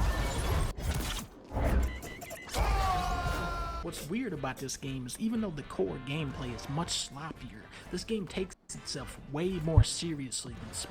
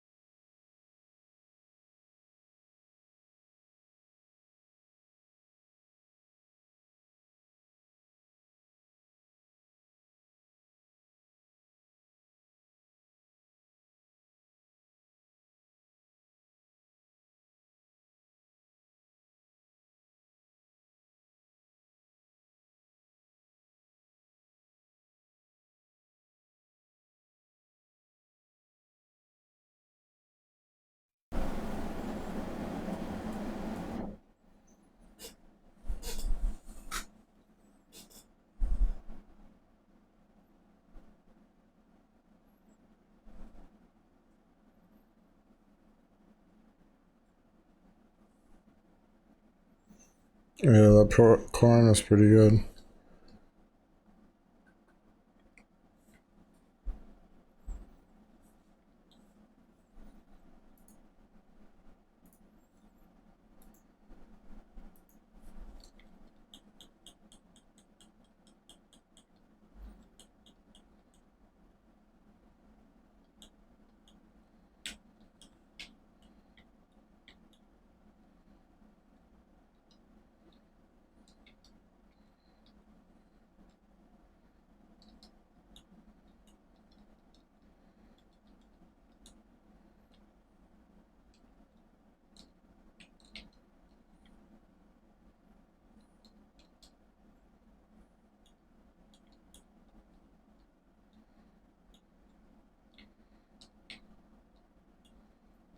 What? Why was it? Oh.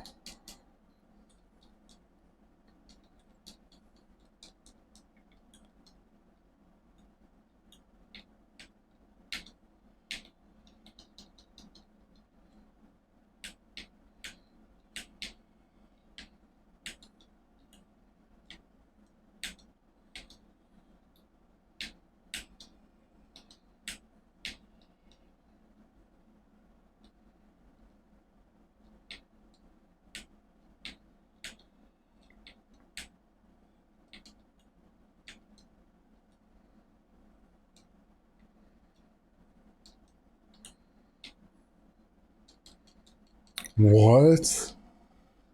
What just happened?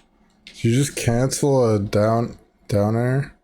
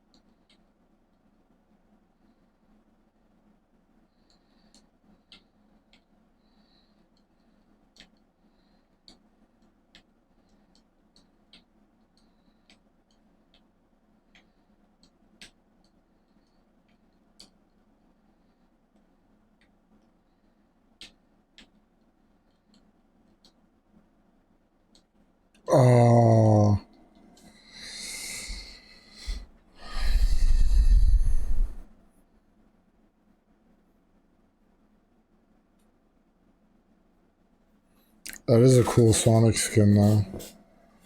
Or color. I didn't even realize how dark it was.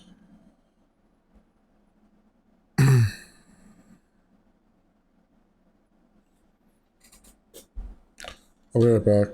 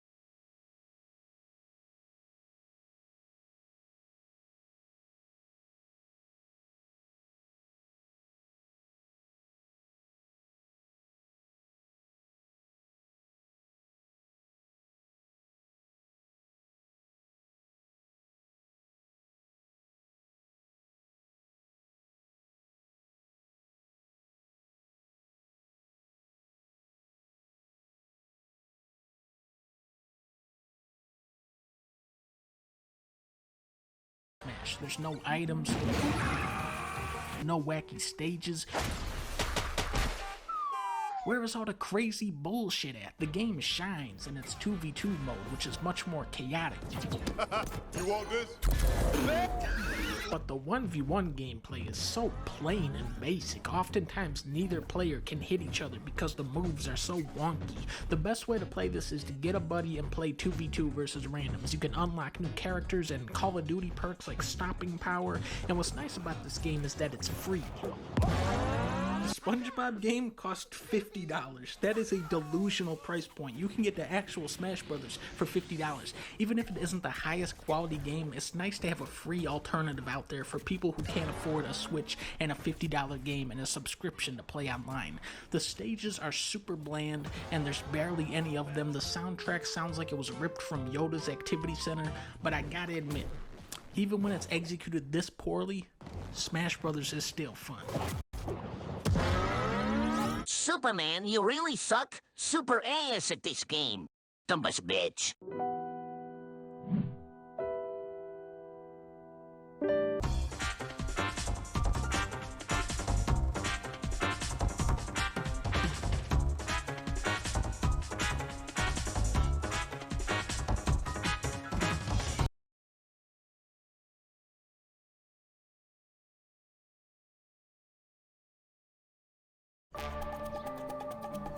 You can't hide what makes NJM Insurance so great. Although some may try. We're proud to put policyholders first. No jingles or mascots, just great insurance. NJM.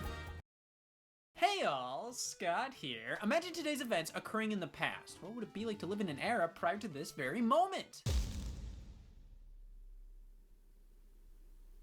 wonder what I'm gonna say in 5 minutes. What the hell is this? Why is it good? We need to go a hint closer to utter dog shit. I said a hint. The year is 1987. This is what we call a video game. That was a short game of 20 questions. At the time, things could only go up graphically. They were trying all kinds of 3D styles. Some games you could hear crystal clear sound in with voice acting, and other games were movies you could slightly interact with. The future was looking bright. Imagine what video games will look like 30 years from now. Holy f***, it's wider? What's the main driving force behind new video game consoles? Better graphics. I'll let you shoot me in the foot if you look nice. We all want our video games to look better each and every generation. But sometimes it's fun not to care. The graphical style of older games were simpler, no doubt, but there was a certain magic to it. That old school Atari 2600 look. It's crude, it's not great, but there's something to be said about making the simplest of art understandable to the player, making it obvious to them that these are aliens in 4 pixels or less. It's oddly beautiful. Let the record show, I'm also legally blind. But when we move into the 8-bit and 16-bit eras, these are much easier to find worth in. A similar style of making the most out of limitations, but this feels more like actual art somebody drew that was then squished into a cartridge. 16-bit art is so much better too. This was taking pixel art and adding so many more colors and details, and the music of this era, oh my god, it may be a bunch of bleeps and bloops, but it's all organized in such catchy and mesmerizing ways. Again, it's so cool how they would make something so beautiful out of something so limiting. And due to how simple things were, it was easier to immediately understand what make these games tick. Modern games are so full of cutscenes and 3D eye candy that it can sometimes distract you from the core of the game, which might not be that great. Because of this, the style of older games has never really died out, not only because less powerful handheld systems kept 2D pixelated jargon alive while the home consoles tried shoving fucking polygons down our throat, but because people legitimately like these art styles, this music, these simpler, more get-to-the-chase type games. It doesn't just remind people who peaked in high school of better times, some just like this kind of stuff. The problem is, most think older games look outdated. And 99% of the time, they would be correct. So to get modern gamers to play the classics, you might just have to remake them, giving them new visuals with all kinds of crazy effects, a fully orchestrated soundtrack, even more content. But like I said, many still value this older style of game, while some want these older games to be recreated for the modern age. What if we took this modern thing and tried to recreate it using this rock? This is a demake, remaking a game on worse and or older hardware, possibly generations older, or it's just made in the style of older titles. It's interesting to see how a modern game works when it's met with the limitations of living in 1994. It doesn't. Most demakes are fan-made. Makes sense. If Nintendo isn't gonna put Smash Brothers on a Game Boy, damn it, I'm gonna. One of the most famous examples of this is Halo 2600, a demake of Halo for the Atari 2600. Now, to be fair, this is more completely different game in comparison to straight up playing Halo on Atari. I can't even begin to port these graphics over. Well, we can do the color green. No, this is turning the concept of Halo's story, characters, and some of the gameplay and trying to make it work as an old school Atari game. It's pretty neat to think about how you recontextualize things that have only ever been seen in first-person 3D into a 2D sprite, and not just any 2D sprite, a bad one. However, I think what made this game truly famous in the demake realm was the fact it was made by one Ed Fries. He was actually the vice president of Microsoft's game publishing division up until 2004, so can you really consider this a fan-made demake when it was made by a Microsoft employee who worked with the Halo series? Well, this is far from official. Fries released this in 2010, 6 years after he left Microsoft, and even if he was still working at Microsoft when he made this, it was just a hobby project to attempt to make a Halo game for the Atari 2600. But it's more official than pretty much any other unofficial demakes, so you gotta give it credit. I think the Atari demakes are pretty interesting because I feel like you can make most games conceptually work on an NES or SNES with little issue. I mean, they would look and play wildly different, but I could fully imagine demakes of The Last of Us and Dark Souls on those platforms. These consoles can produce high quality gameplay and stories. Atari is a different beast. You pretty much have to rethink a game and turn it into a high score kind of deal. But fans have shown loads of talent by producing demakes of Super Mario Bros. And The Legend of Zelda. Mario is pretty impressively close. Zelda has more in common with a loading screen, but these are fan creations, the video game false prophet. What about official demakes? Well, they aren't the most common, but when they happen, they really double dragon on Atari 2600. Gesundheit. You truly see the power of the demake with Atari. I mean, this thing runs on pencil lead. How are you gonna make Donkey Kong Jr. work on Atari? You don't. Now, Atari seems to be the furthest we can go back in terms of demaking, but how much simpler can we get? It's dangerous to ask me words. So we have Double Dragon on Atari or Double Dragon the LCD handheld game. Pick your poison. I feel that many would disagree with the notion that these are demakes, but if you consider Halo 2600 to be a demake, I think these fit the bill. This was the cheap alternative to buying a real man's handheld. The Tiger Electronics LCD games took the full name and branding of arcade and console games and make calculators out of them. These often are nowhere near replacements for the actual things, rather reinterpretations of the classics that can be displayed in a sticky notes worth of screen real estate. And damn it if that isn't a demake. The Tiger games are pretty gross. They take the bare minimum concept of these games and make this a high score based, overly simplistic romp that's just an endurance test. Hey, see how long you can use your thumbs. Nintendo had their own LCD games with the Game & Watch brand in which they themselves converted their games over to. These, however, are much more well designed. They're still simplistic, but there's more of an addictive challenge to these compared to what I found in a morgue. And when the game they were demaking for Game & Watch was too complicated for the LCD screens, they would make something entirely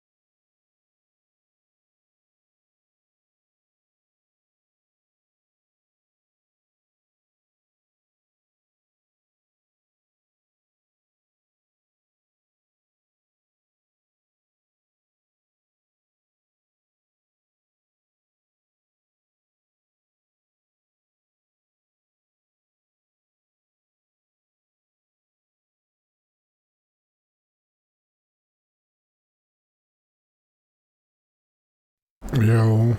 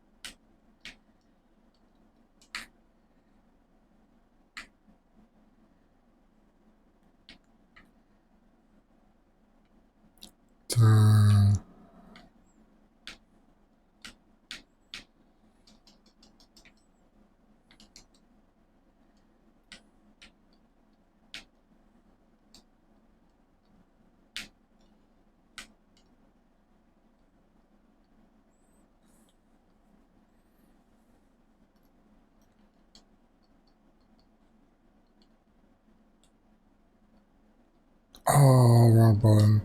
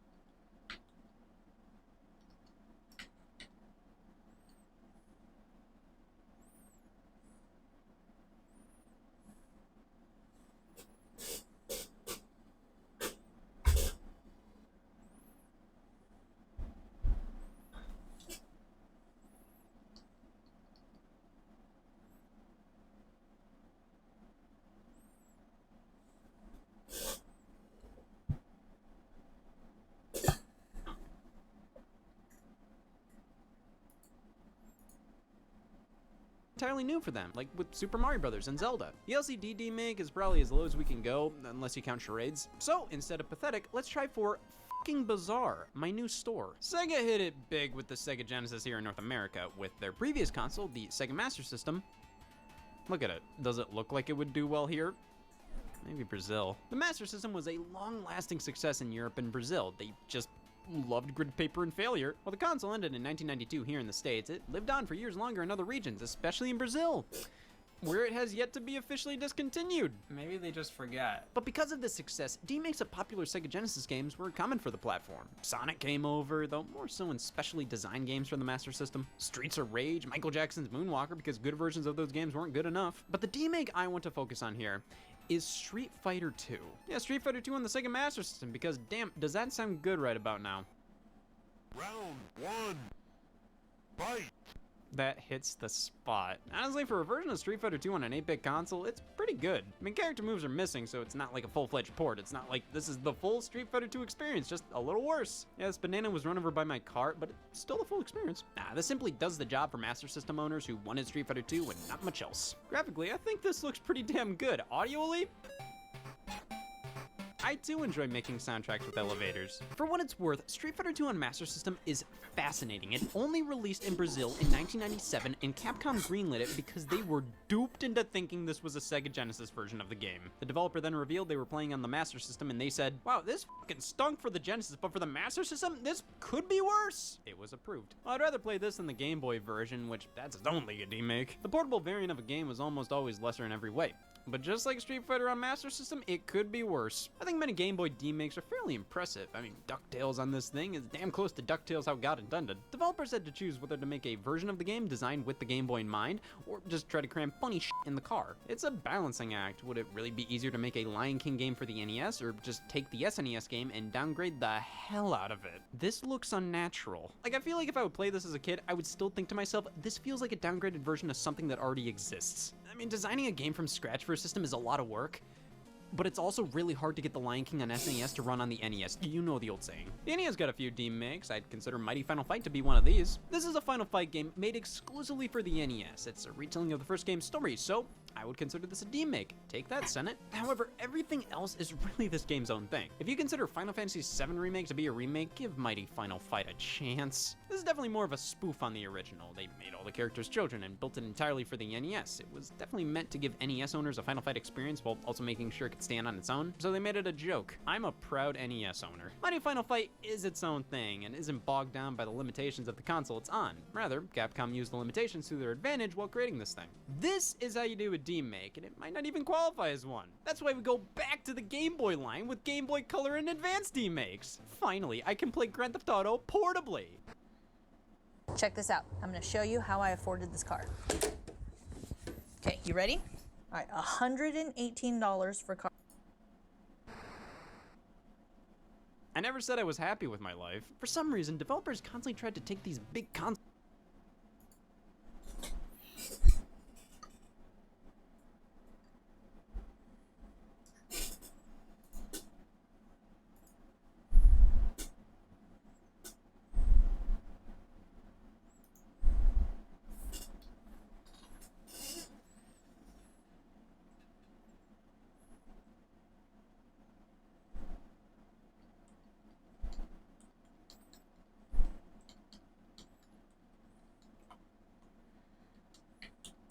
don't even...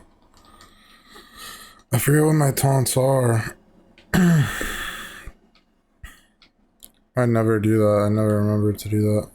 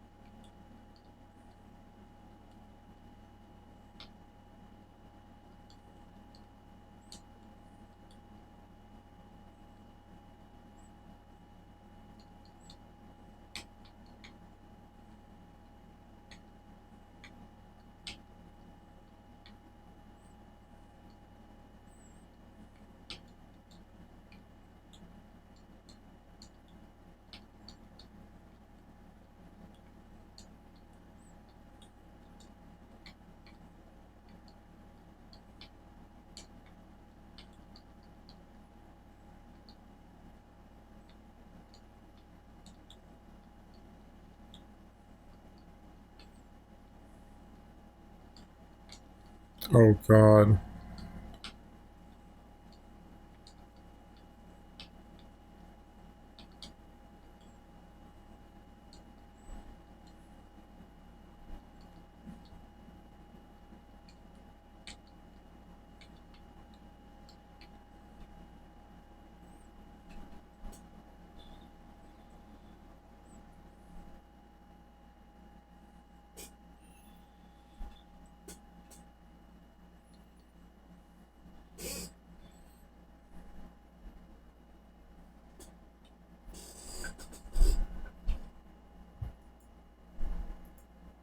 Experiences and shove them on the GBC. Resident Evil was being worked on and while it was cancelled, looking at what was accomplished, it's impressive and concerning. Think about how advanced society would be if we didn't spend so much time porting Resident Evil to Game Boy. I did not know that was a Resident thing. Evil, but what ended up releasing was Resident Evil Gaiden, something more original for the system. They still try to make it as full-fledged of an RE game as it could be, including this rhythm game combat mechanic to incorporate first-person shooting, which is honestly pretty clever. And of course, GTA 2. I'm sure not many people knew this was a thing, on top of the fact the first game is on here as well. In fact, that worked on the original Game Boy. These are like the coolest items at an antique mall. Absolutely jaw-dropping, but you couldn't pay me to lick them. These are really not great versions, but just the fact they even resemble a Grand Theft Auto game, I think is enough. Were you really expecting to pop GTA 2 into your Game Boy Color and be enthralled? No, this game was created with the intent of people saying Grand Theft Auto on Game Boy Color and nothing more. But thankfully, Grand Theft Auto on Game Boy Advance is another story. Yeah, most of the joy from this game comes from the fact I'm gutting people on 2 AA's, but this is a legitimate Grand Theft Auto with not a ton of concessions made. This wouldn't be considered a demake, however, considering it's a completely original entry in the franchise. Now, Pac-Man World, that just got diagnosed. The Game Boy Advance was filled with multi-platform games that were completely different from handheld to console. I was definitely expecting this to be a 2D platformer based on the PS1 game. Was I ever gleefully disappointed? Hey, they took the PS1 game and transformed it into a 2D sprite paradise. Is it better this way? No, it depends on if you like dog shit. See, this is the biggest issue with demakes. It feels like you're punching down.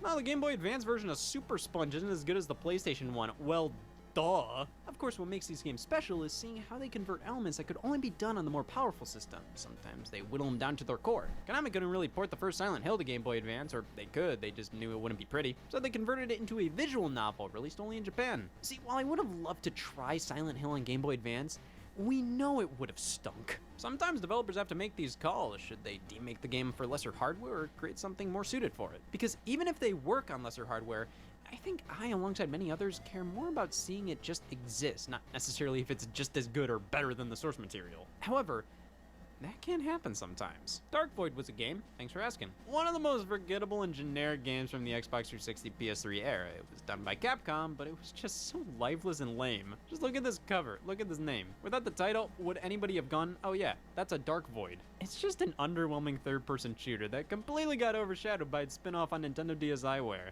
Everybody has that more successful cousin. Dark Void Zero isn't necessarily a demake, but it has the spirit of one. The concept here is, what if Dark Void wasn't an original game? Turns out it was a reboot or sequel to a lost Capcom NES game. You gotta hand it to them, they truly ran with this idea, even putting a fake history lesson in the electronic manual. Totally giving an excuse as to why it's on a dual-screen handheld, because it was on the PlayChoice 10 dual-screen arcade machine. They even got Jimmy Fallon in on the idea that this was, in fact, originally an NES game. When they break out the talk show host, everybody goes, oh shit. On that day, all Late Night with Jimmy Fallon viewers bought Dark Void Zero. The game itself actually gives off a lot of 80s Capcom vibes. Comparing it to the real-life Dark Void, it kind of feels like how Bionic Commando on NES compares to Bionic Commando on Xbox 360. What an insult. The NES style is prime for demake territory. It's more impressive to demake for Atari, but demaking a modern game for NES, well, it just might be playable. Namco demade Pac-Man Championship Edition, turning it into something worthy of being on an NES cartridge. It was included in Namco Museum Archives Volume 1, and Jesus Christ, it might just be better than the original. To be fair, the original Pac-Man Championship Edition is good, but its aesthetic reminds me so much of the superior Championship Editions DX and 2 that it's really hard for me to go back to it. Championship Edition on NES oddly feels fresher even though it looks ass old. It's so addictive, and I think having this gameplay more zoomed in makes everything feel faster. It legitimately feels like its own experience, and honestly, if I had to choose between the two versions, I'm going NES. Retro City Rampage originally started development as an NES remake of Grand Theft Auto. It's a good thing they changed course. While it's obviously inspired by GTA and NES games,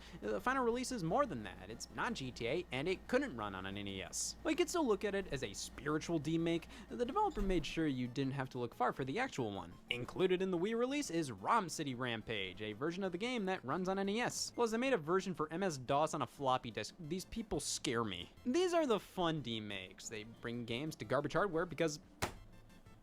Now, downgraded ports, you could totally consider demakes. Doom on Nintendo Switch? Well, they technically did demake it, but that's not really too fun to discuss. Like, here's Rayman Origins on Xbox 360, now on Wii, now on 3DS. How did they do it? Oh man, they must have found the Gaussian blur effect. But the demaking spirit of going far back is still alive and well. Fans do it all the time. Final Fantasy VII on NES, I like Smash this Bros. one. On Game Boy, but even Nintendo does it.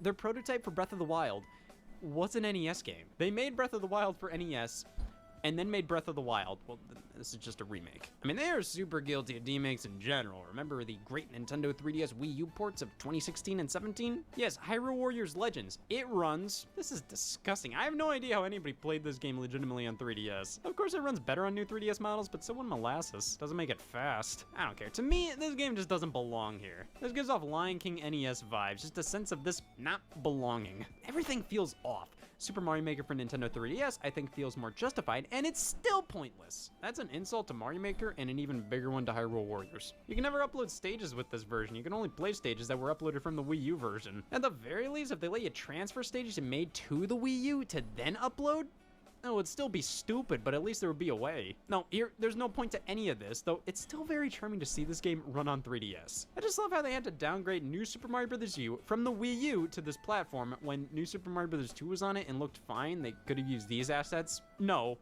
It doesn't look not fine enough. The new Super Mario Bros. U art style on 3DS is amazingly pixelated, and it's funny because this is the art style they chose to represent on the box. Well, Poochie and Yoshi's Woolly World is a great conversion. It looks and plays great, and I find it very charming how they converted the 3D world map into a 2D one. While the 3D map is cooler on the Wii U version, the 2D one on 3DS just flat out makes more sense. This is a 2D platformer after all. Regardless of if these are good versions of the games, demakes are amazing. They may not be more fun to play, they may just be f***ing putrid, but they're just so damn interesting to analyze, every last one of them. To see how a game as massive as Breath of the Wild would work on NES, or just seeing Hyrule Warriors do something it shouldn't, I love seeing games represented in a different way than the norm, and these demakes help you to appreciate the game design. Without all those fancy 3D graphics, most of these games still hold up at their core. In some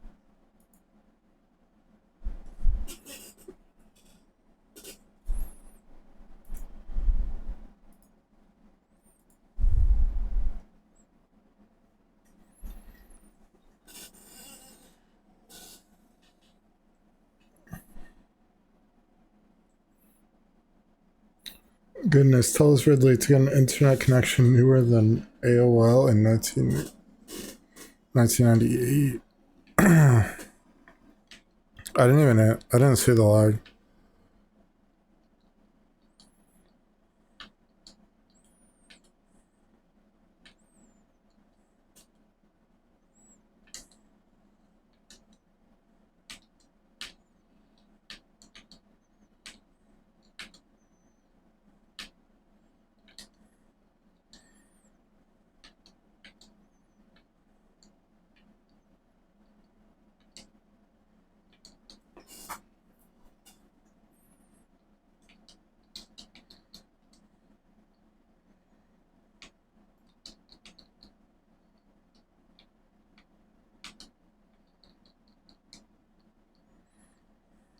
Oh.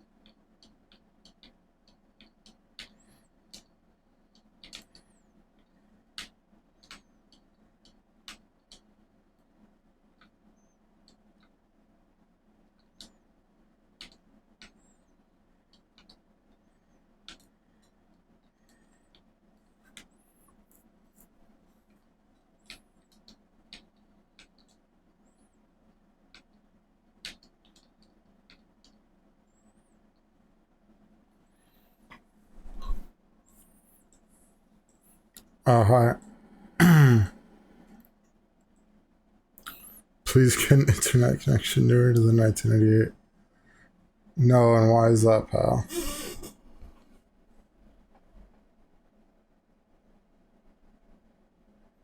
I'm here, you know?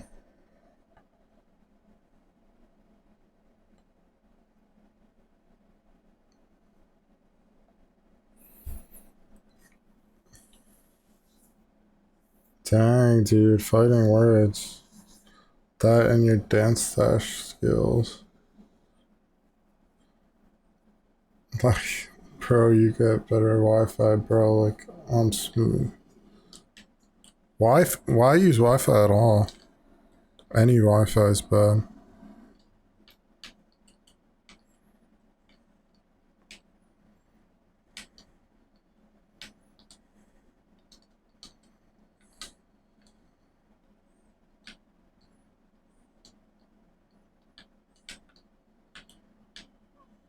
I don't know, I didn't see any lag.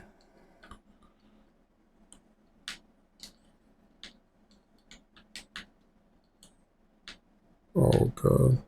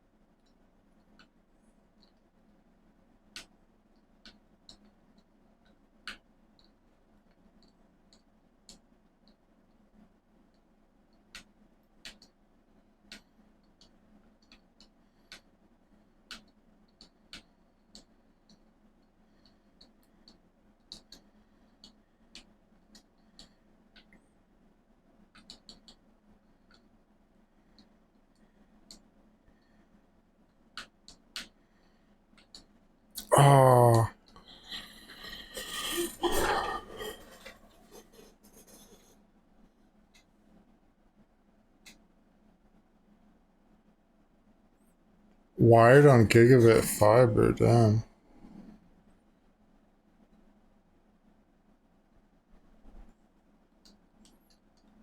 I'm wired, but definitely not gigabit fiber.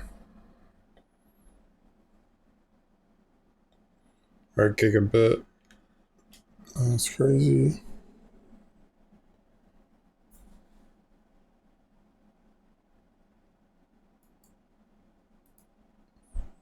Cases, it can be better not bogged down with cutscenes and loading screens. And it gave us a chance to play Rayman Arena on the PlayStation. Actually, 1.2 gigabit fiber. Rayman Rush is a demake of Rayman Arena for PS1. It removes work remote on this racing game mode. That's it. Doing video? Like what code? Like YouTube? But even though it released after Arena came out in Europe, it released before Arena did here in North America. So if you live in Ohio, is this a demake or is Rayman Arena a remake? What about Final Fantasy 15 Pocket Edition? It's a remake of Final Fantasy 15 for mobile phones. It uses a cutesy new art style and is played from a top-down perspective, but follows a shortened take on the same story. But man, they just oversimplified so much here. As a mobile game, it really likes it when you win, and the game just feels kind of mindless to me. At this point, you're better off just watching Final Fantasy 15 cutscenes on your phone. But then the demake got a remake with Final Fantasy 15 Pocket Edition HD. You can finally play this on Xbox One.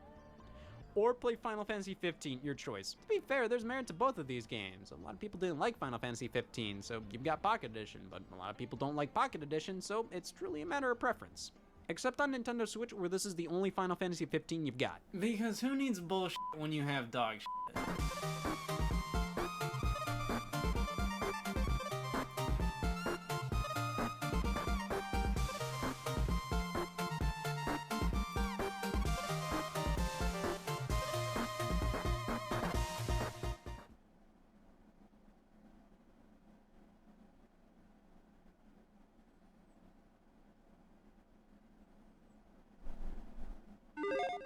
Development hell.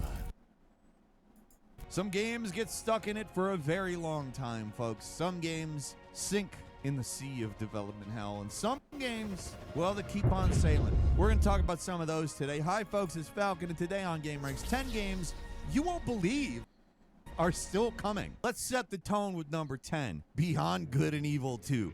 Originally announced way back in the distant past of 2008. I wouldn't blame anyone for assuming this long-delayed sequel to the 2003 pretentiously named but charming action-adventure was dead. It's been 16 years, on-again, off-again development, and the last time Ubisoft showed off anything substantial was a trailer back in 2017, so, I mean, it's been a long time since then. If they announced it in 2017, it'd be worth putting on this list. When the game's lead, Emile Moro, passed away unexpectedly back in 2023, I just assumed that that was the final nail in the coffin for this one. But in October of 2024, it was revealed somebody new was taking his place. That man is Fawzi Mesmar, who is Ubisoft's vice president of global creative, and he used to be the head of design at DICE for the Battlefield games. So it appears Ubisoft really just refuses to give up on this game for whatever reason. The series' original founder left Ubisoft. The project has floundered for 16 years, and somehow it's still going. The bigger danger to the game now is Ubisoft's precarious financial situation. The publisher is absolutely massive, so if something drastic were to happen, I got to assume that Good and Evil 2 would be on the chopping block, per se. It's a weird project, and we've only seen snippets of,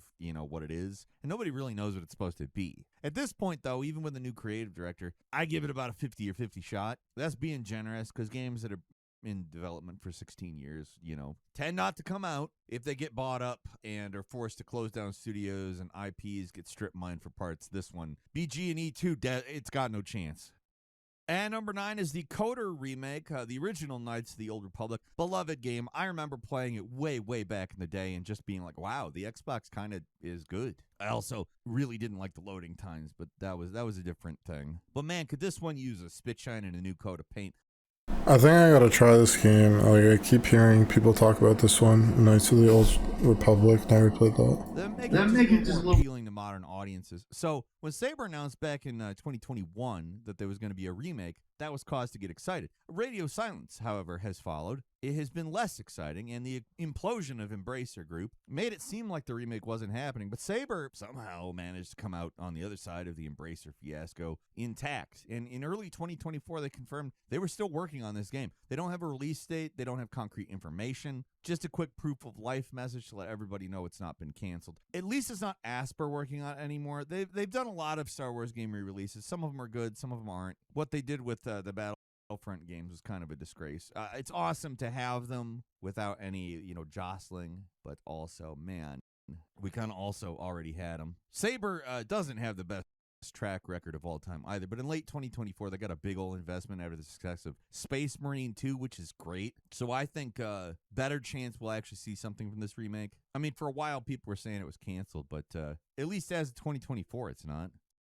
And number 8 is Little Devil Inside. Man, oh man. I remember this one from the PlayStation 5 reveal back in 2020. It was shown right up there with some pretty heavyweight PlayStation exclusives. Gave it a lot of legitimacy. It was an indie, but it was an important one. So the original proposed date of July 2021 sounded pretty reasonable for what we were looking at. Later PlayStation blog post in December 2021 pushed it to winter 2022, but that date came and went. Didn't hear anything. Only one could assume was that it was canceled. But back last year, 2024, the team behind the game posted an update on their Kickstarter. Yes, it's a Kickstarter game with a history that goes back way, way before the 2020 PlayStation reveal. I remember talking about it.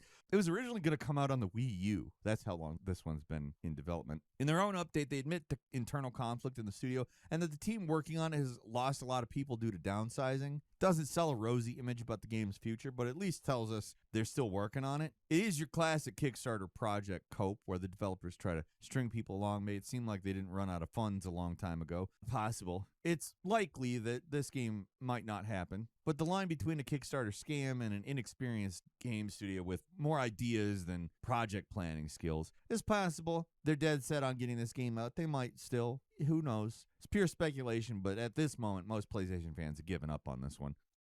And number 7 is the Prince of Persia remake. You'd think remaking Sands of Time would be an easy win. Update the graphics, make the combat a little more interesting, modernize the camera controls, at least in relevant areas of the game. It's an all-time classic. Should be a no-brainer. But the problem is, the initial version was meant to come out back in 2021. It was being handled by one of Ubisoft's support studios, which was apparently inexperienced, stationed in Mumbai and Pune, but what they were making just wasn't coming together to Ubisoft's satisfaction. And these are the same guys who were fine with releasing that 13 remake, which was beyond awful. Actually, the reception of that may have been a large reason why Sands of Time got delayed, first to 2022, 2023, then to who knows how long. Eventually, Ubisoft Montreal, the premier studio, and the guys responsible for the original game, took over the project, started it up from scratch. On one hand, that means the remake is in good hands, but that also means the remake won't release until at least 2026, and that's under the assumption Ubisoft, as we know it, is still around at that point. I hope so, because for the sake of Prince of Persia, it deserves it. It's an all-time classic with some issues that could use some ironing out. So with some effort, this could easily be one of the best remakes ever, up there with stuff like Resident Evil 4 or Silent Hill 2.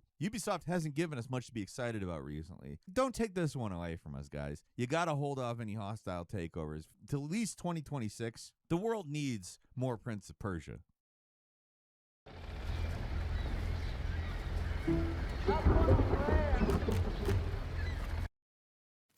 Tech savings you'll love are at Best Buy.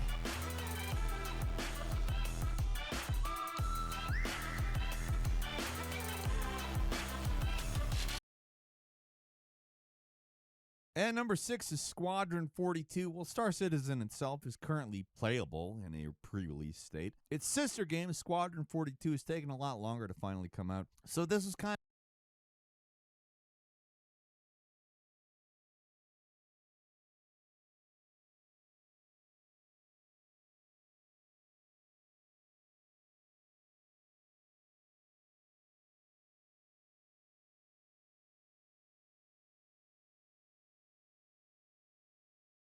Oh, Arena.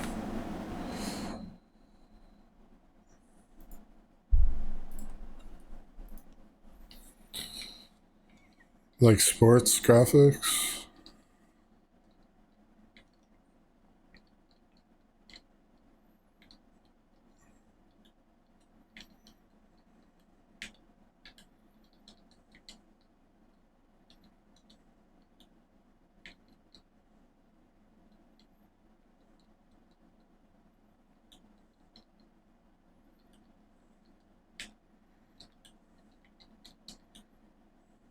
Is this what he did against you at the... I didn't know what you were talking about. You used the bombs against the ledge to beat you.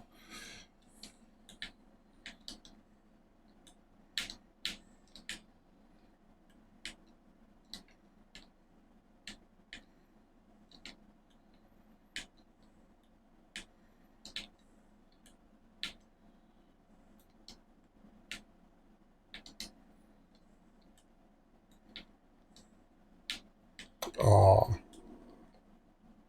NBA, NHL, WNBA. Nice.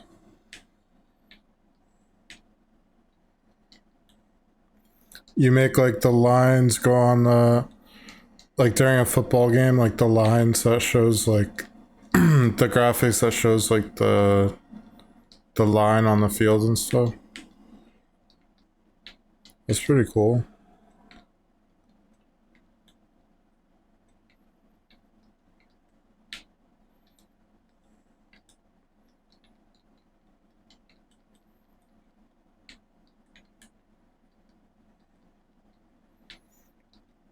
I thought you would have to like be there to see it in real time, but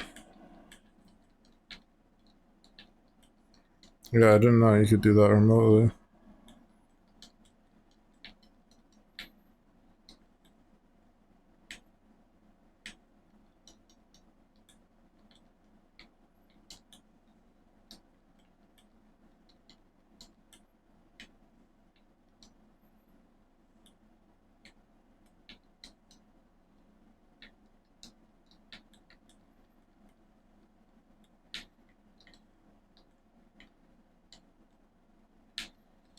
Oh. Motion graphics.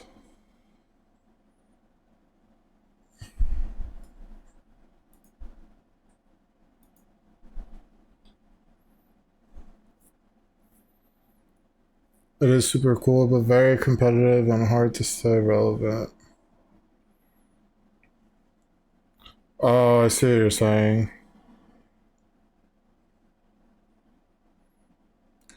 So you like make them a design of something and then like you gotta like sell it to them and they might go with someone else.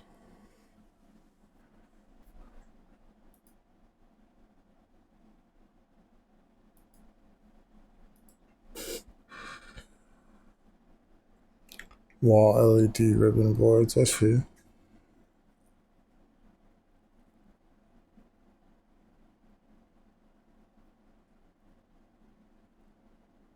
Is that like After Effects you use to make 3D? How do you make 3D motion graphics? Like Blender or something?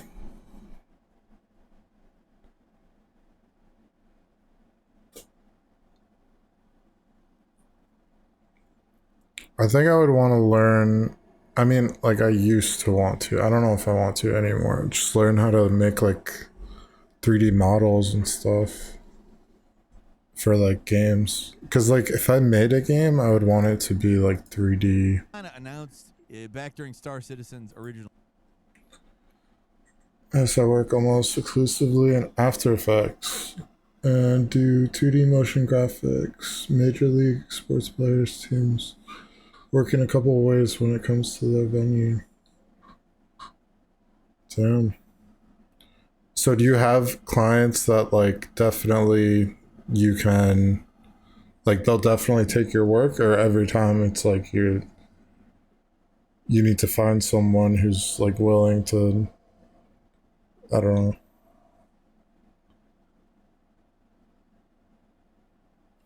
Like if you've worked with them before, they might like want to work with you again, I guess. Kickstarter with a planned release date of 2014 to be a kind of cinematic and streamlined introduction. I still don't know what Star Citizen is. Fans could jump into. Presumably, it was meant to be. I've seen people playing it before, but you know, a thing that they could get out and be like, "Look, we have released something." Star Citizen like an MMO or something.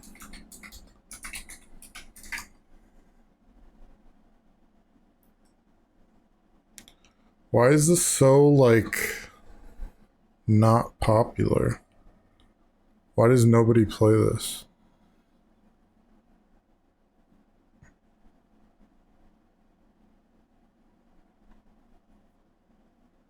Multiplayer space trading and combat simulation video game. Early access, I guess. I mean, they managed to rope in an impressive cast for this thing, not just for Video packages for season's look, then the next year they'll contract another video. Okay. So it's like you're contracting for them. That's cool. Kickstarter, just for a video game in general. They got Gary Oldman, Mark Hamill, Gillian Anderson, Henry Cavill. I mean, it's a cavalcade of stars who recorded their performances way back in 2013, 2014 area and been, you know, sitting on a hard drive somewhere ever since. Not the stars, the performances, obviously. Look, I don't need to get into the whole mess of Star Citizen's development. It's been going on a long time. It's not even close to prime time. Chris Roberts, the man behind the whole production, decided to go radio silent on Squadron 42 back in 2020, saying he won't talk about it until the game's nearly done. And it appears that we are finally nearly I thought he went like radio silence on his team.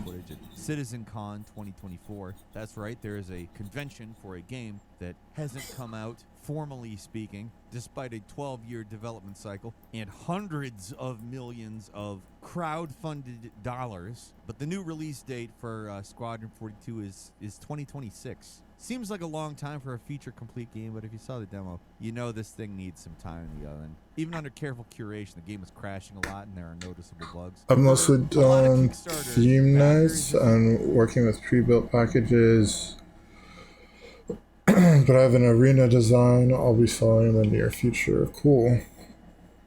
So like, you mean like the lines, like the displays in the stadiums with like advertisements on them?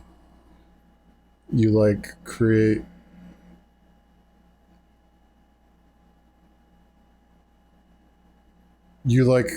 something that'll go along like a whole display, or maybe it's like different every time or like every stadium. Oh, nice. But you create like a design for like anyone to use ads, or like just like the design for the whole stadium, I guess. This was actually the game they wanted, not Star Citizen, so it's good to know it'll finally come out sometime. That's kind of crazy. Like, you're saying you do that all on your own? It's not like a team, or you maybe like you work with a team, but you're like making the design, or you're the one like actually creating it, but like someone else gives you like a mock-up or like something to look at.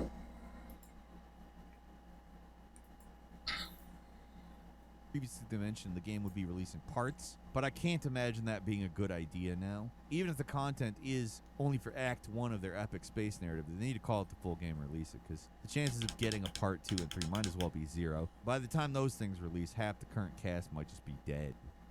And number 5 is Pragmata, another missing in action game from the 2020 PlayStation 5 reveal. This mysterious game was a big deal because it was something new from Capcom, a completely original IP, unlike anything else in their catalog. Yeah, it looks and sounds a lot like if you cross Death Stranding and Nier Automata, you can see the influences behind this thing, but for Capcom, it looks like something unique. Originally meant to release around 2022, was pushed back to 23, and then in June of that year was delayed indefinitely, which sounds alarming, but they just didn't give a firm release date, so right now we just don't know. One saving grace of the 2024 delay was that they did release another trailer around the same time as a way that's saying, yeah, we're still working on it. It's certainly possible the game will get canceled. Maybe it'll go the way of a lot of other game reveals, who knows? But knowing Capcom's track record recently, I'd expect this to come out at some point. What it'll look like at that point, I don't know. And when that'll happen is also absolutely impossible to say. Unlike everything else we've mentioned so far, there really isn't any recent signs of hope here. The last thing Capcom said about Pragmata is that they delayed it. If this was any other development studio, I'd assume that Pragmata is 5 feet under, but modern Capcom doesn't just give up. They got a really solid track record, and I think they've got something to prove here, so I do believe someday we'll get this. Maybe not until 2026, but eventually. And number 4 is State of Decay 3. PlayStation wasn't the only one announcing games back in 2020. Xbox was also pretty desperate to show off something, anything for their upcoming console. And one of those games is State of Decay 3. The hope is when game trailers come out, that means the project is well underway and that the game will come out next year or two. But sometimes you get those trailers that are essentially nothing, and nothing's been done with the game. So they're planning it. There's no real code, just an idea. Oh, nice. You write code. You're a programmer.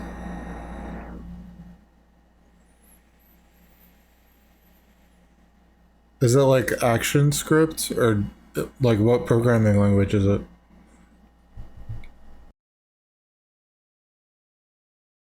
CGI concept trailer, and that seems like what State of Decay 3 was. It got another trailer in the 2024 Xbox showcase, but surprise, it was another CGI fest that really didn't tell us. Yeah, I know code. I know JavaScript.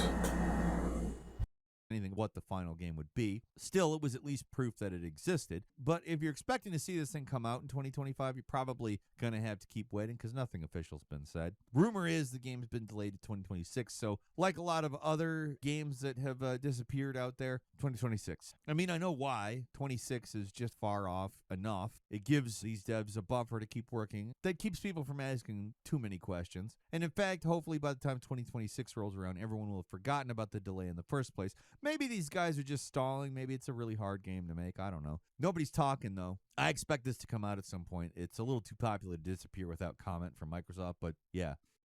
And number 3 is Rare's Everwild, the mysterious father. Okay, that sounds cool. It's like you make a design, but you like calculate the screen size and like you make the design based on the screen size, so it can be like any screen size. That's cool. Follow-up to Sea of Thieves has very few concrete details about what the game even is, but that doesn't stop Microsoft from announcing it way ahead of when the game would be ready. Originally, it was announced back in 2019 in November, but development has apparently been a lot longer. They started work on the game in 2014, and as of 2021, the rumor was that the game had been completely rebooted and wouldn't come out until 2024. Full game reboots, at least 2 major designer departures, and a constantly moving release date would lead you to assume it's another Beyond Good and Evil 2 style disaster, and who knows, maybe behind the scenes it is. But in October 2024, Phil Spencer visited with Rare and got a hands-on look at the game, and apparently development is going pretty smooth. Even if that's a lie and development is rough, I expect Everwild to eventually come out. I don't know what it's going to be, but it'll come out, I think. Rare can take a while to make things, but for the most part they do follow through on their promises. For a few years it was looking bleak, but that 2024 hands-on did a lot to restore confidence in the game, and it's apparently seen as important by Microsoft, so it'll probably come out, probably not this year, but maybe sometime next year if we're lucky. And number 2 is Vampire the Masquerade Bloodlines 2. Work on this game goes all the way back to 2016. This long-awaited sequel to the cult classic RPG was announced in 2019 for a March 2020 release, and has been delayed a lot of times since then. You'd think a game meant to come out less than a year after its announcement would be pretty far along, but apparently not, considering all the delays and issues with the studio. High-profile developer departures like Brian Mitsoda and Chris Avallone signified a pretty troubled development, which was all but confirmed when developer Hardsuit Labs was taken off the game entirely. You'd think that would be a death sentence for a game, but Paradox decided not to cancel it, instead gave it to the Chinese Room, the game studio that's made, I guess walking simulators, and that's about it. I'm not being facetious, they're literally the walking simulator studio. They did Dear Esther and Everybody's Gone to the Rapture and A Machine for Pigs, games with very little gameplay systems. This one, as of writing, is supposed to come out this year. It's yet to be delayed, at least officially. My expectations are not high, but I do think it will come out in some form. Whether it's the game we all want or not, I don't know. So is it like one giant screen, like one giant TV or layout or screen? Or is it like a bunch of little ones and you put like the same design on like a bunch of little ones? I've done like this might be similar, but I don't think it's like the same scale. I've done like adapting to like a screen size and then like adapting to like a phone size, because like phones can be a bunch of different sizes, but like never anything like that big. I've never done. I don't know, but it'll probably come out.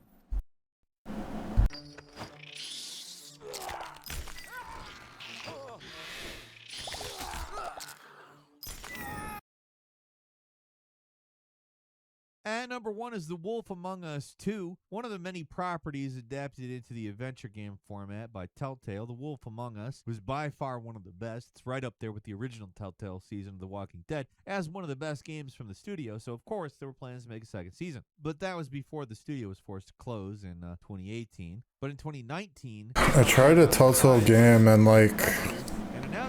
I don't know, I didn't really like it. Tried like chapter 1 of one of the Walking Dead Telltale games, and it was just like, so I just played Until Dawn, and then after like beating Until Dawn, I played like this like first chapter of a Telltale game, Walking Dead, and I thought it would be like kind of scary or something, but it wasn't scary. It was just like, I don't know, I didn't really like it.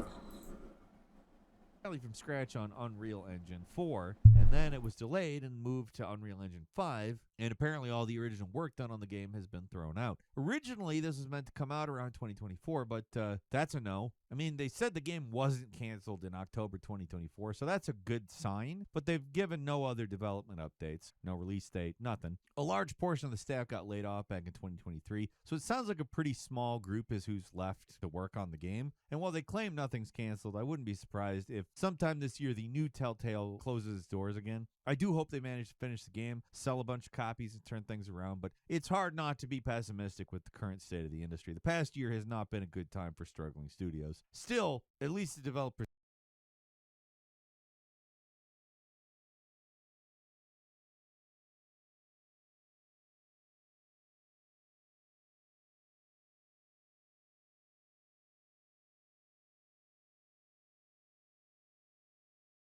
My game audio is just like not working for some reason. Was I just muted, or did I just say that about the Telltale games?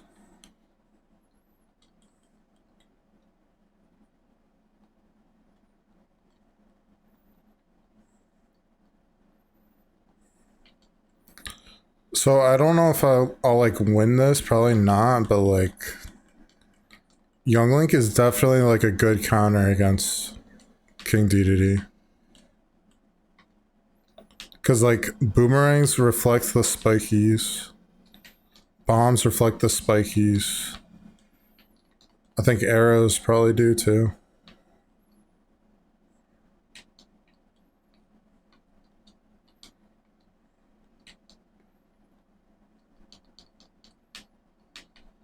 Well, I don't know what I did there.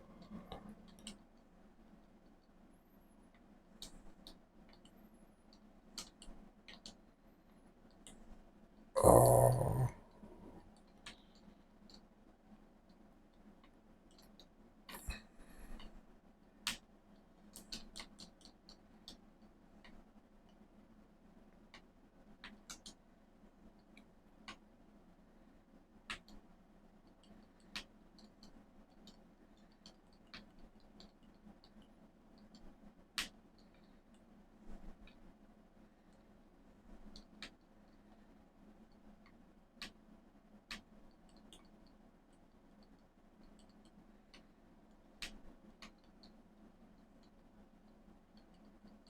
Dang.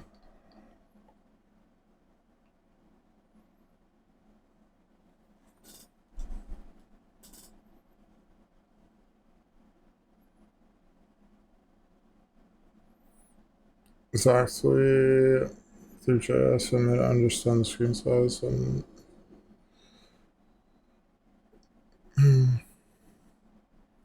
oh, okay, I just cannot touch CDD between the Gorda and the frame advantage. It feels hopeless. At least he wasn't laggy. Oh, everything reflects the Gorda. Yeah. Yeah, even like hitting A against it.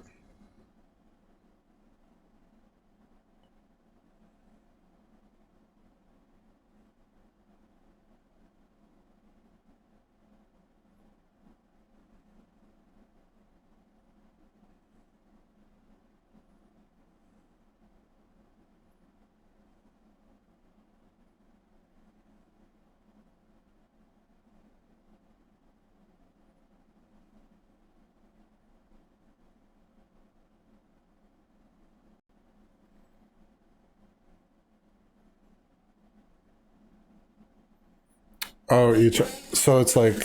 Oh yeah, that's what I was wondering. So it's like a bunch of. When they do that setup, it's like a bunch of different panels, and you're like controlling them all at once. So you can like, okay. So if you like spelled out a word, it would be like different screens at once or something. I don't know.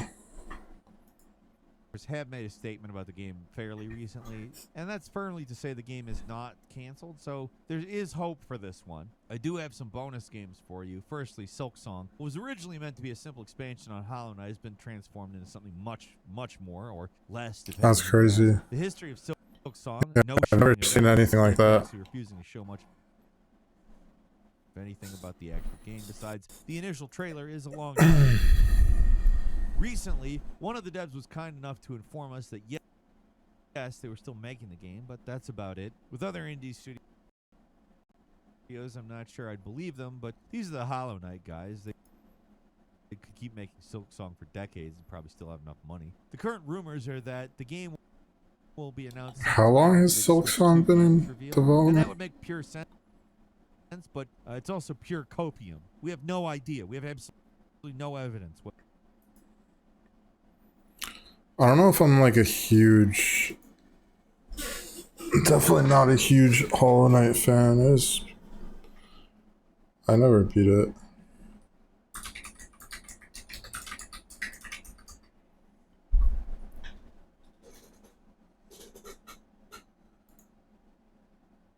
That wasn't that long ago, 2019.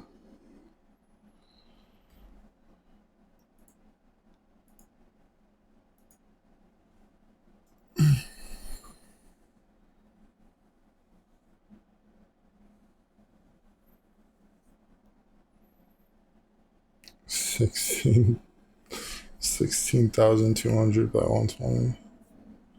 But the Jumbotrons may be like a total of 6 screens, but you have one output that's like, okay.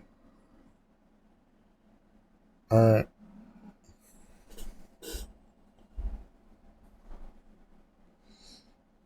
What do I watch?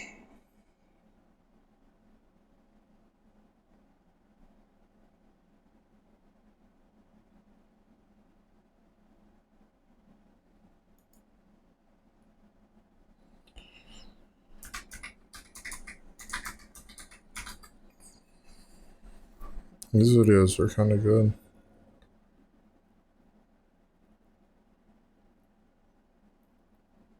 No evidence whatsoever. I expect the game will happen at some point, but who knows? And finally, Metroid Prime 4. Let's end it with probably the most secure release on the list.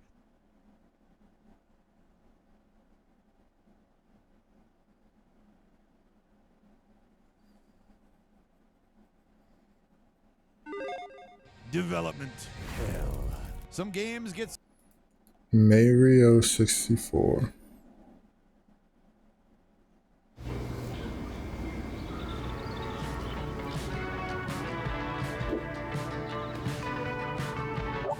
I like to do a longer stitch.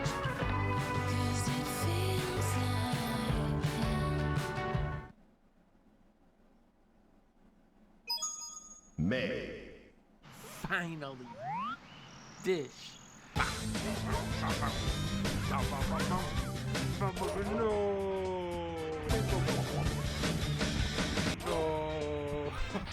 What if I say dish? Hey! Now let's get this penguin back home. Get out the fuck. How did he what is... Oh, I'm on the wrong screen. How do you jump in...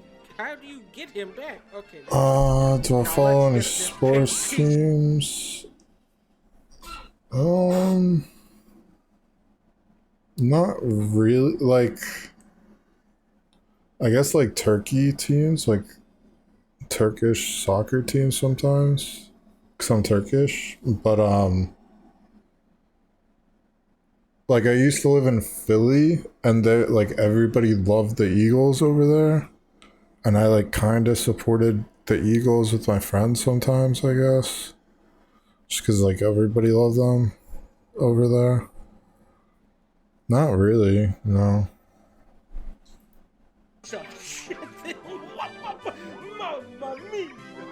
penguin. I'm doing this thing. On this. Redo. So, too fast. Too fast. Oh, God. Dolphin. Yeah. I'm What starting to is master this? the dolphin. Yeah. Wow. Look at that. Look at that. Now this guy, I don't know about this guy. I don't even know who May. Yeah, no. I'm getting this one. Bird gold. My hat. Tribe like the Guardian. Red Mario hat that I was wearing. Big, big bird. Big. Yeah. Yeah. No, this Yeah, is I don't know. This is no. Scale the mountain.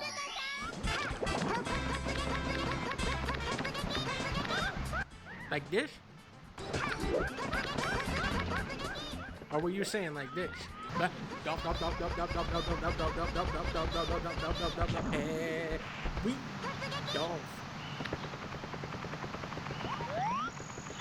Where's Yoshi? Check this shit out. Redo. There we go.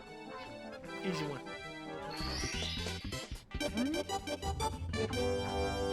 Okay, now first things first. Okay, first let's grab these. This is gonna give me a slight speed boost later on in the race. Now next, I'm gonna let's go up here. Let's grab this. And just for me personally, I like to get this one. Oh look, it's Koopa. Oh hi Koopa. Now just for me, just talking for me, how I like to play the game, I like to get this one. And then as an added bonus, just me personally, this is just me personally speaking. From the way that I play, I like to get these two. And then I like to come up here. And then I like to come over here and I like to get the 8th one. Okay, now we have that as an option in case we lose the race. Now let's go over here. That was a little rough on that jump. And okay, and there he is. Okay, we still have time. We still have time to beat this. Okay, we beat it. There we go. Hey, don't try to scam me. You've got to run the whole course. You see, guys, this is why I get the backup start for shit like this. If you watch essentially any Major League Soccer game from 2014 to 2018, you see that. Damn, nice. So it's like a one-person job too? As you just like see it on the TV, like, hey, like I made that design. That's cool.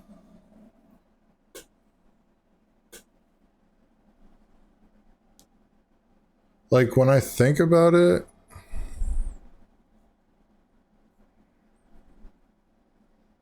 I don't even know. Like I think I might need to see like an example. I'm thinking about like LED lights.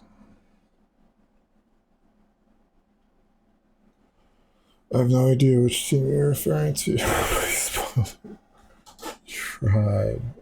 Oh.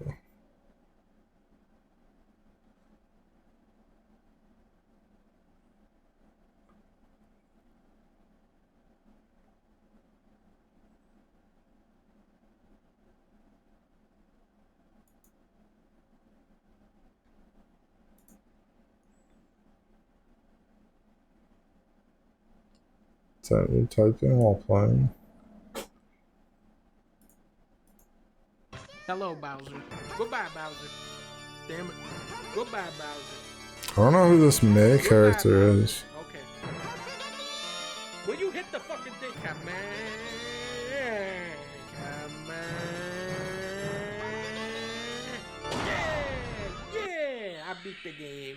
I beat Mario. I'm really good at Mario. Oh my fucking god.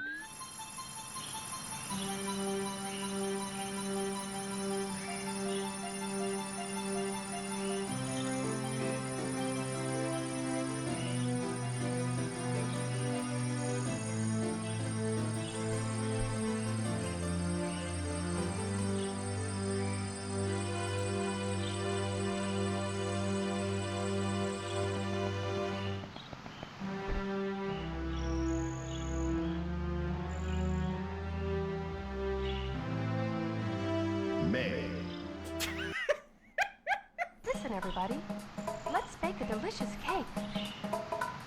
Meg. Thank you so much for spamming in neutral. I don't get it.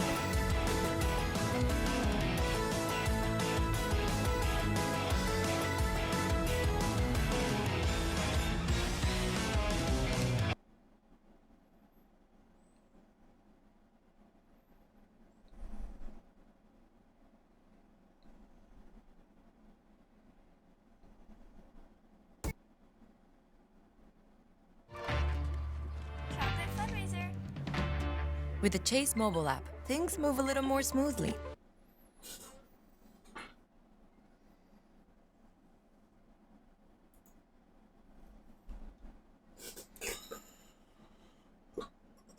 Motion half the time. His frame rate is terrible. And the concept of switching between different Yeah, the modes, game I'm just sorry.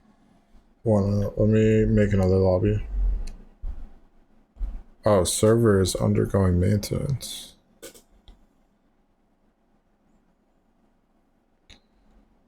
Uh-oh.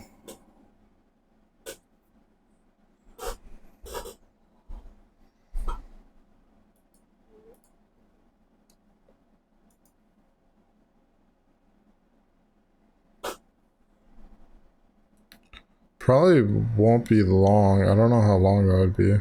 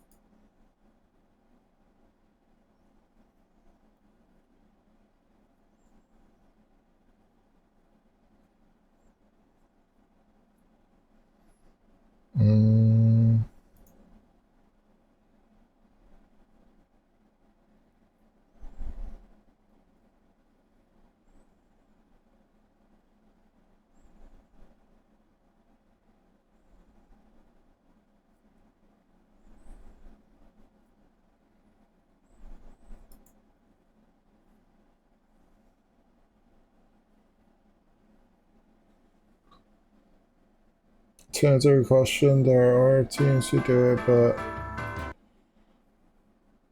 often it's one person who does the design front to back and others.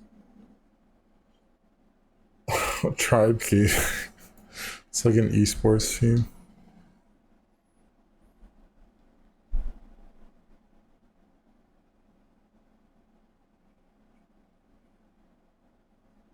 That's cool. Do you have like an example of something I could like see what it looks like?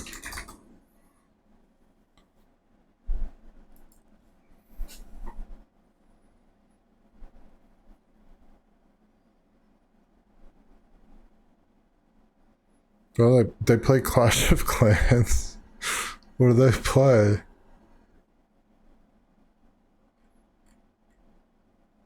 They play Brawl Stars.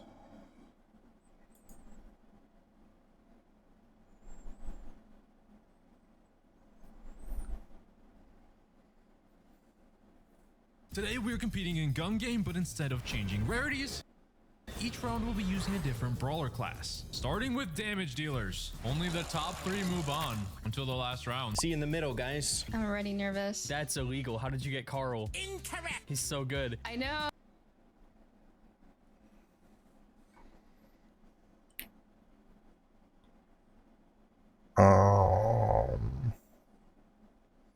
This is a mobile game esports team.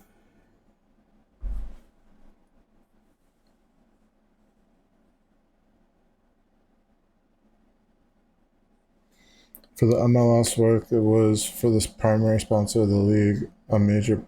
Oh, you work for the sponsors, I see. That's cool. So you're doing like the whole like words popping up, disappearing, and like moving around. Essentially, Google any MLS game from those years and scrub through it.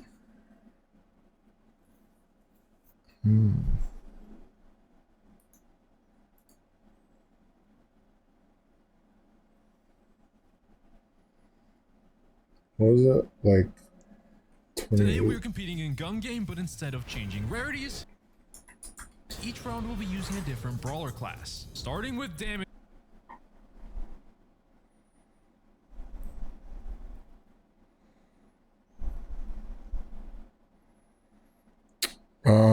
Highlights probably won't show it.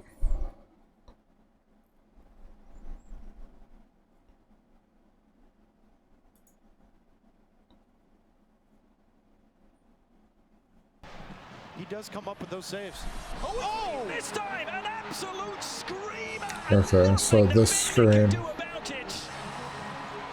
The Atlanta wow factor rolls on. So you did it for like multiple different banks?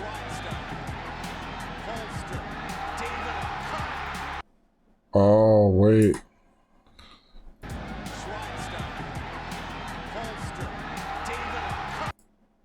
Wells Fargo. So this is like sectioned out to like different ads.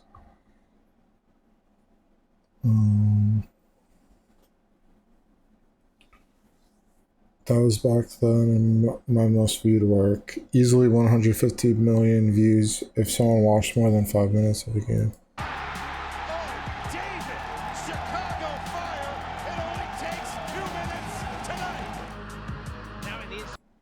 Did you do the Wells Fargo one? Baggie's got the speed. Has he got the touch? There's your answer. What a wonderful goal from Dominic Baggie. Launches it early for Kamara. Oh, he had. Wow, look at that shot. Wow, look at that shot. That's a great goal. He had Delamea's head on a swivel. They're just kind of staying up. Oh my goodness. That is a peach of a goal. So far, so good by in large part for Grana, who's defending the arc goal right now. The cutback, Hart's arriving. First time shot. Oh, and he caught the post and it ends up going in. Ian Hart's head.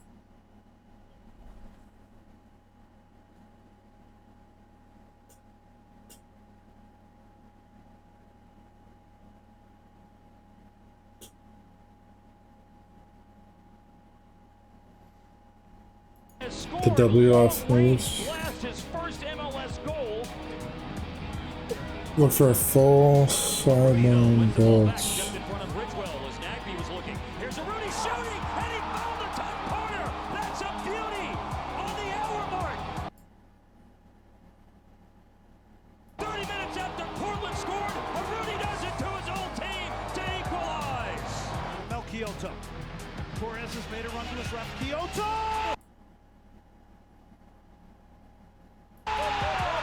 Honda. Kyoto! He has bent it in!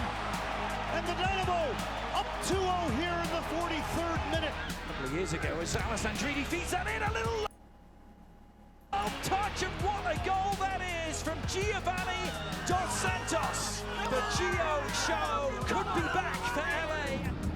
Dunlade. For half a yard, but she gets here. It's Dunlade. Oh my word! Wow! It's a stupendous strike!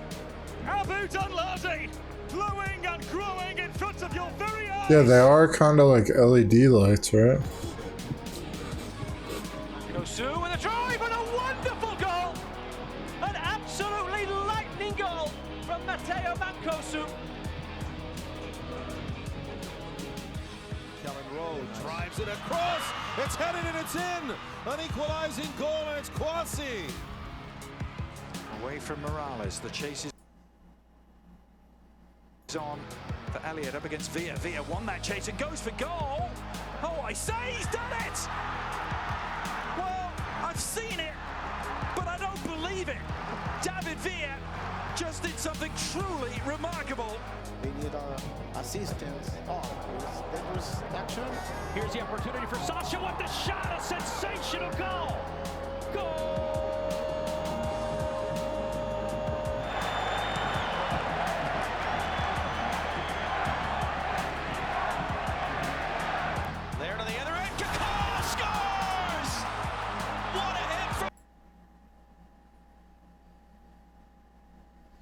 Yeah, they're fairly big when you walk up to them. Does it have bright and far away they are? They look smooth. Yeah, true.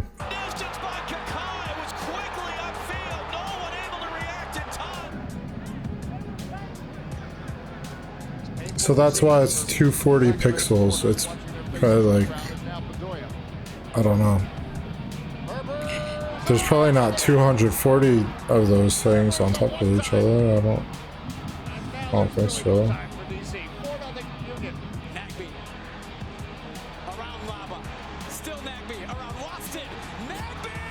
Did I miss it?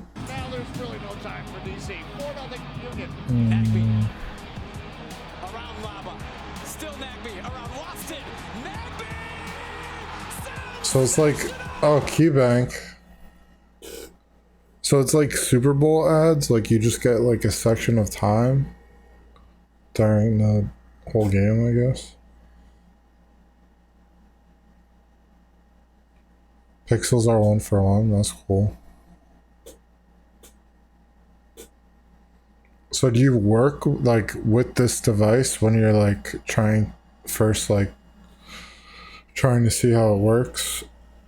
I feel like that would be like an amazing experience. Like you see that happen, like you run your thing and it just like shows up there. I don't know. Sounds cool.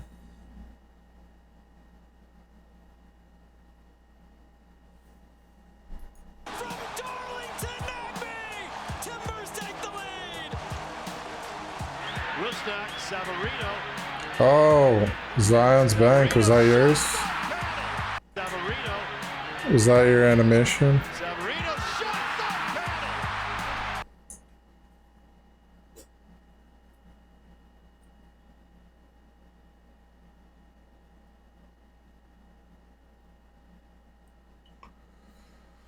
I've never touched any of the devices or seen the equipment that does run. That's weird. I just feel like that would be really cool if you were like there and you like hit a button and you were like painting all the pixels on all the screens at once, just like seeing it happen to see how it works, but I guess they don't do that.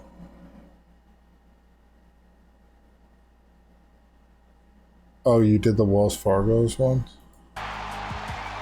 I did see a Wells Fargo. Beautiful goal from Savarino. 68th minute, RSL has the second. The insurance goal's a beauty. Bumped over to Lima. Arania first time ball in. Hika was onside. Hika with the touch. Hika hits the post and it goes in. He does it to FC Dallas again.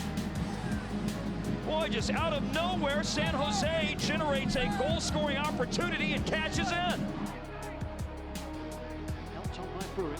Oh. That's just a smaller screen though, right? Dempsey takes it early. Oh, that is glorious! That is absolutely wonderful from Clint Dempsey. And that has surely backed all 3 points for the Sounders. Diesler dumps it back in. Players offside. Second ball. Para scored!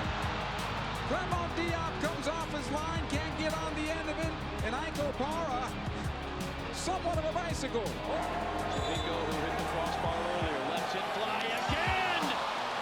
He's got a brace. What a goal from Sebastian Javinko. That was it? Was there an animation there? Dempsey catches in.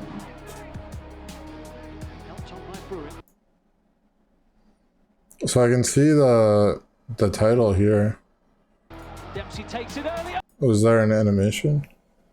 Oh, that is glorious! That is absolutely wonderful from Clint Dempsey. And that has surely backed all 3 points for the Sounders. Diesler dumps it back in. Players offside. Second ball. Para scored! Clement Diop comes off his line. Can't get on the end of it. And Aiko Para.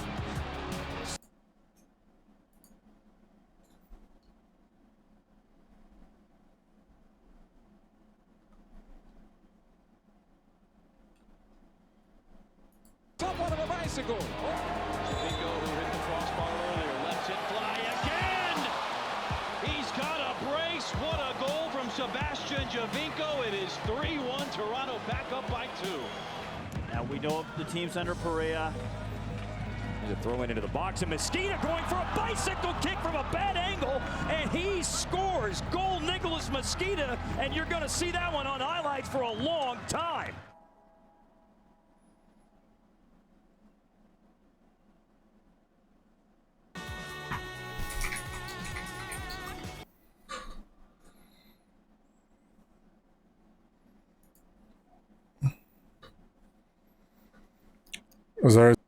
We are live from Wintry, Toronto for an MLS Cup rematch as the Seattle Sounders look to defend their cup against Toronto FC. That, like, even though I don't watch the games and stuff, I love that part, like, Varga. But when you look at both lineups, Adrian. Entire stadium, or it feels like these are not LCD or like panels. Is it all panels around the entire thing, maybe? Throughout the whole thing a few times, or it's just that once? Alright, let's see it again. Let me see. Vinko towards Altidore. Good win in Nice. the end. Now Will Bruin after the misjudgment from Bader. Alright, what do I do? So I play another game or watch videos? Now you've seen my work too, yep. Multiple times for games. Nice.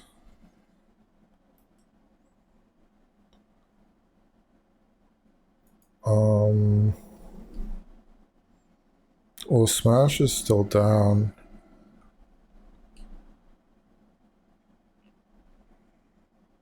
Do you play like any other online games?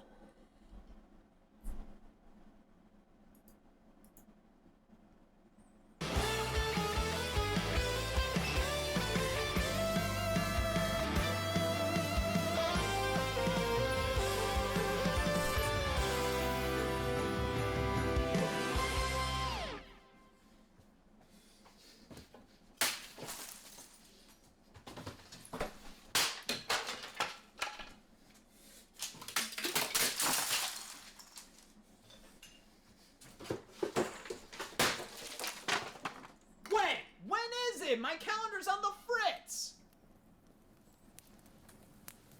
It looks like I'm gonna need a new one, but budget's been tight. Without a calendar, I'll never know what date the 4th of July is. April Fool's Day, New Year's, and with Christmas coming soon, the last thing I need is to not know Christmas is coming soon. Wait, that's it! I'll ask for a calendar for Christmas, which is great because even if I had money, I hate supporting the word Wednesday. But you see, gift giving during Christmas is all a mind game. What's your current obsession? Making the animations?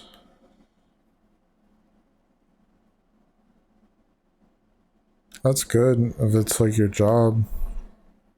It's a good thing to be obsessed about.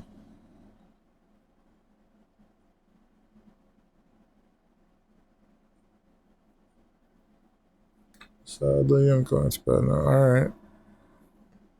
Good night. Yeah, sure. Oh, SSBU is your obsession. Okay.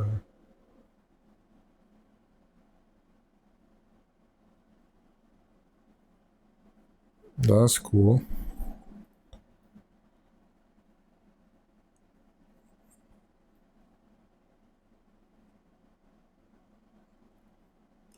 Smash is a problem. How do you win with Jigglypuff?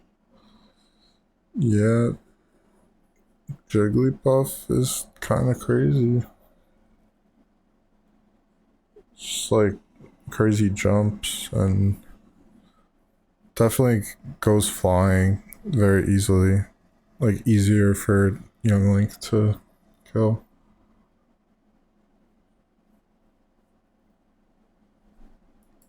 If you want to get what you want to get, you got to make sure the gift you give to the gift giver has that gift and givability written all over it. That's a given.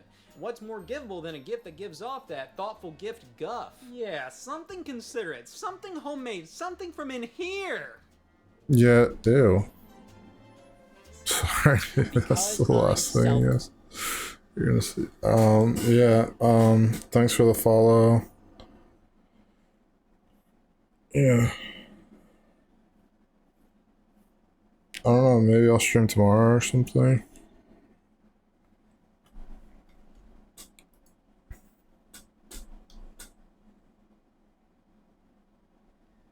This is still down.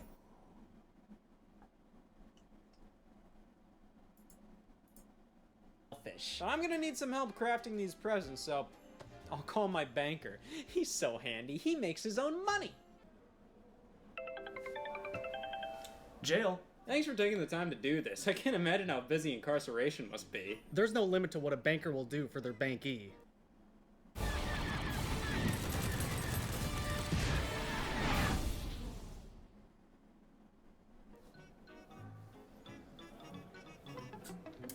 Alright. I just want to make something myself without putting time and money into making something myself. Oh my god. We did it! Homemade, cost-effective, and no energy was put into its creation. It's...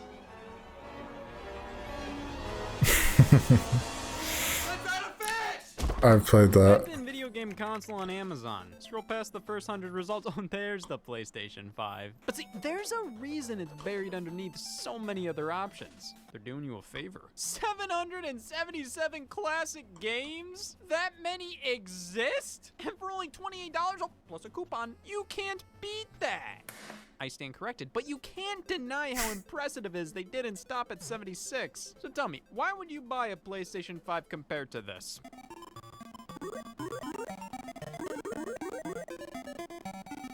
Cause you're a dumbass. Now, you may be asking, is this legal? I don't see OSHA's name anywhere. Well, you're not looking in the right places. Look harder. Harder. Please don't tell anybody. And there's only one way a deal can be this good, and that's if it's illegal. He didn't get permission to put any of these games on here. Who's they? Looking all over the box, there's not a single company name, but there's multiple product ones. What the hell do I call this? 777 built-in classic games? Entertainment system? Mini PC game? Mini TV game Anniversary Edition? The Machine? To get on the government's good side, I'll stick to Lincoln. Hey, is that illegal? No, it's Lincoln. Oh, love that. These were on the Lincoln news. is obviously based on the NES classic. So there's like edition. adult Instead of themed putting games. HDMI out, we get Krusty. The controller board is the same as a Sega Genesis or Atari 2600. The controllers themselves are replicas of standard NES gamepads, except now with 2 extra buttons. Well, that puts it above so many other things. Now, going through the menu, we have loads of stone cold classics like Super Mario Brothers and Angry Birds. What the hell? This isn't Angry Birds. This is. Wait, Mario 14? The long-awaited sequel to Mario 13? I've played this. Wait, this is fake! This isn't an actual sequel to Mario 13. What is this? F***ing genius! Somebody took a pre-existing game, in this case Kid Nicky 3 from the Famicom, replaced some graphics with Mario stuff, and boom! To the unknowing consumer, you have another Mario game. And to the unknowing consumer, Lincoln got permission to put it on here. This is what we call a bootleg. And this is a bootleg of a bootleg. Hey, if you're selling something, somebody's gonna try and find a way to get it for cheaper or free, or they may try to capitalize on the success of the product. But instead of going through the actual process of talking to companies, getting all the correct licenses, blah, blah, blah, enough f***ing around. Nintendo can't stop us from making our own Donkey Kong. Do a bit of research and you can totally make your own cartridge shell and figure out how to put your game in there and voila! It's like printing your own money. Well, damn, why don't I just do that? You'll find so many bootleg games like this on the Famicom, the Japanese version of the NES. Take, for example, Somari. This is what I was just looking at earlier. That's right, we're combining Mario with social anxiety. This is a Famicom remake of Sonic 1, and the image is commendable, which is a huge inspiration to me. If I commit plagiarism, I'm picking a good font. Now, does that make this good? Well, if we refer to this footage of me responding to if I think Samaria is good. No. Why is Mario here? What was stopping you from just making this a straight-up conversion of Sonic? If anything, Mario being here and the game being titled Somari, like, what the hell is that? It just makes it obvious something ain't right here. Oh, I know. It's the carbon monoxide. Well, then how about Sonic 5 or Sonic and Knuckles 5, Sonic 3D Blast 6, which are all just reskins of Samari, which was a reskin of Sonic 1, so we're regressing a skin, a D-skin, because we're back to just Sonic for the 5th time. For the 2nd time, 6. All of these are practically identical, but man, if you were able to convert Sonic to the NES, you must be jonesing to show the world what you're truly made of. So, the team behind Samari created something new with an original character. The speeding Hummer. Oh, son of a bitch! Well, hey, if you were already trying to make a quick buck by ripping off Sonic and slapping it on the Famicom, why not try and make another quick buck off of said quick buck? Or we could just rob that orphanage down the street. But at least these have more pride than those who just make fake Pokemon games. Haha, Pokemon Emerald. You know what I always loved about this game? How it had that misshapen Nintendo logo and that disfigured ESRB rating.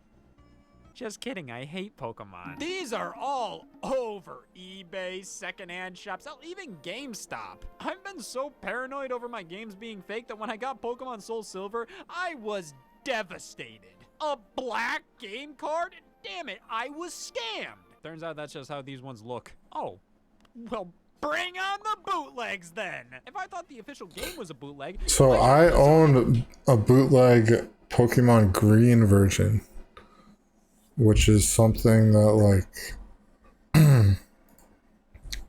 I don't know if everyone, like, knows this even exists. It was on the Game Boy. Pokemon Green version. This one with Venusaur. I own this. It's a bootleg, but I didn't know that. I don't know. I got it in Turkey, and they like curse in this game. They say curses and say some weird shit.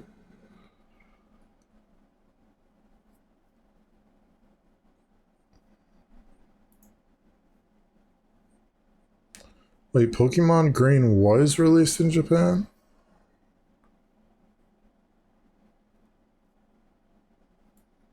I didn't know that was a thing.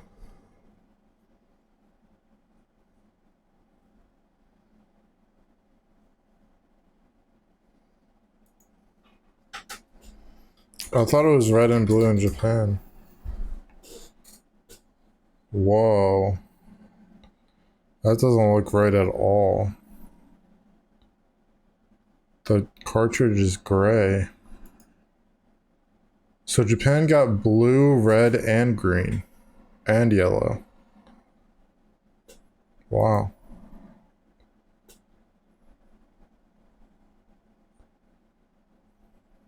Why does it say trainer? Pocket Monster Trainer. I thought it was just Pocket Monsters.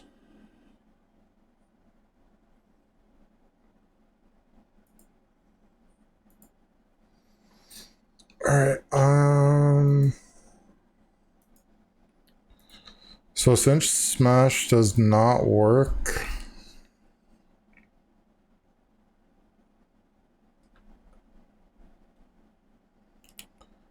I'm thinking that I like try playing a different game. I can't think of what that is right now.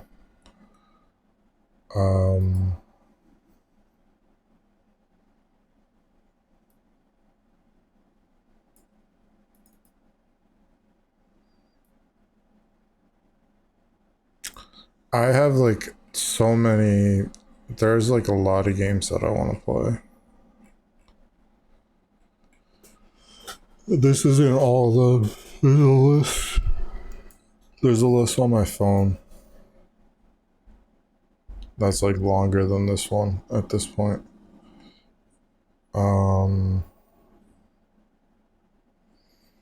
Games I want to play. What did I put on there last?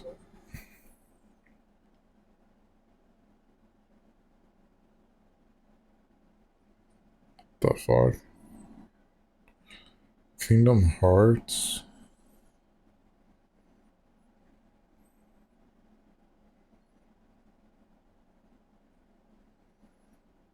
I'm thinking that I just like start with Tears of the Kingdom. Before that, I'm going to, maybe I finish this video.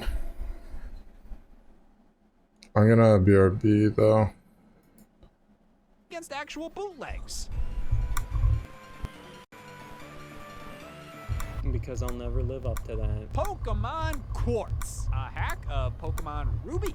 83% recycled. What, the box or the game? You know, this could definitely pass up as legitimate. I said could. What the hell happened here? Well, there's only one way to find out. But before we do, how does this game get the ESRB and Nintendo logo right, but this one doesn't? Because when you're just trying to...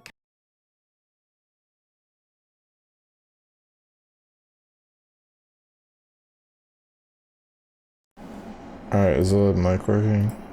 Okay, so I think that was exactly what I was talking about. They were like cursing in this Pokemon Green game. I remember that. I was like little seeing that. Bootleg? Why should I be so against actual bootlegs? Oh shit. It's like some random thing like that. Because I'll never live up to that. Pokemon Quartz. I honestly, it might be time to like play some Pokemon. There's like so many of these different like Pokemon versions, like Pokemon ROM hacks of like, some of them even have like custom Pokemon and stuff. But I feel like I should play a Pokemon game. I don't know, probably Soul Silver would be the one I would play. Or Heart Gold. Heart Gold.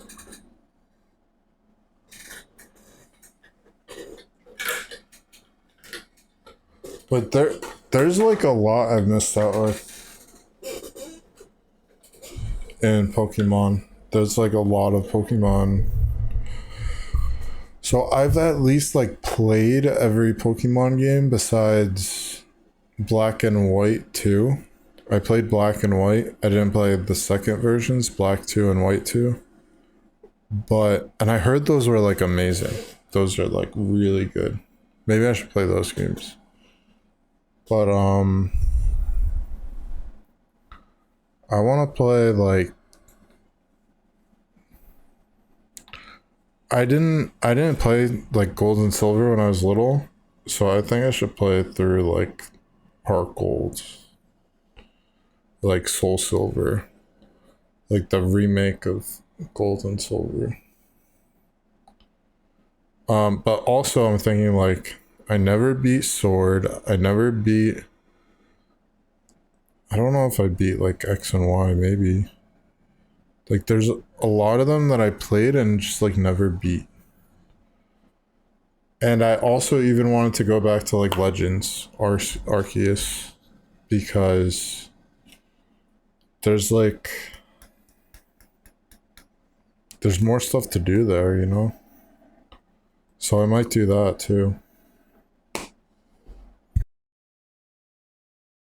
A hack of Pokemon Ruby.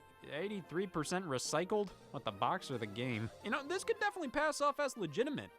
I said could. What the hell happened here? Well, there's only one way to find out. But before we do, how does this game get the ESRB and Nintendo logo right, but this one doesn't? Because when you're just trying to copy the entire product, it's more work to get these wrong. Yep, it's literally a fan hack stolen by bootleggers and put on a cartridge. Say what you will about the Samari developers, but they made what they stole. Man, you know what? I can't go through with this.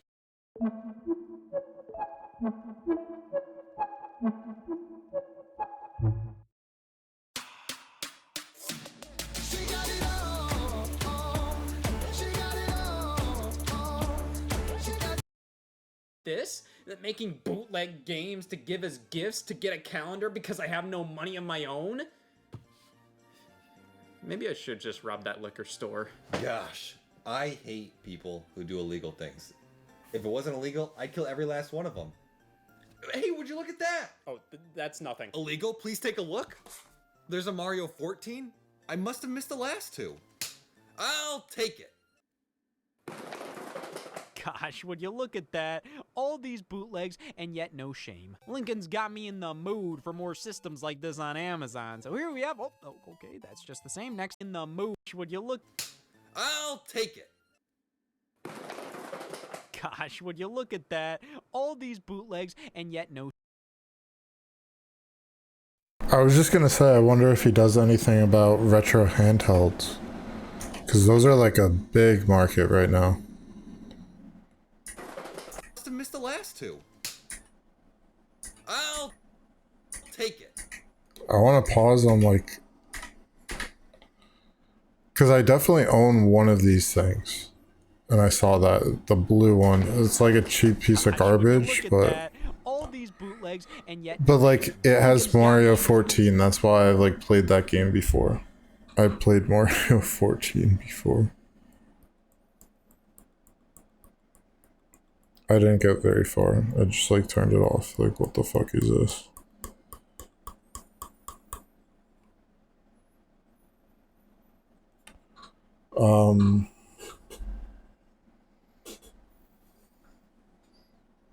Yeah.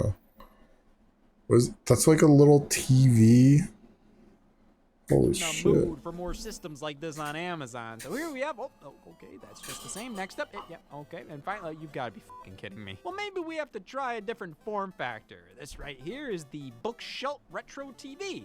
It includes 308 nostalgia games, which let you back to happy time. Now, that's right, it's got Booyah, bitch. Well, let's be honest here. This is an incredible novelty. I mean, a mini television set with built-in games? That's so cool. This really brings me back. Remember when I'd sit in front of this puppy for hours playing the crocodile from Where's My Water? Strangely, doesn't have all the Marios here. They have Mario 1, 6, and 9. Oh, no, 8. There are all these fan-made hacks included and multiple reskins of the same game. Plus all these bitch simple mini-games like Breaststroke. Have you ever seen a 100-meter breast? Well, how about FIFA 2006? Or, nah, how about a different sports game? Wait, FIFA 2006? Or, nah, how about a different sports game?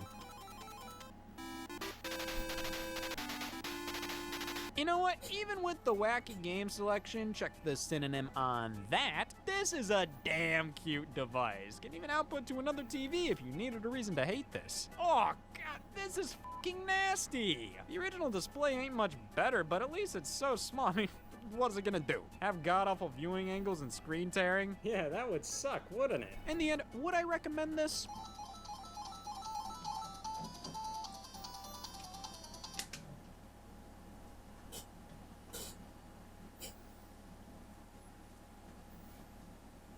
Oh man, you make pieces of shit. I love you as an option.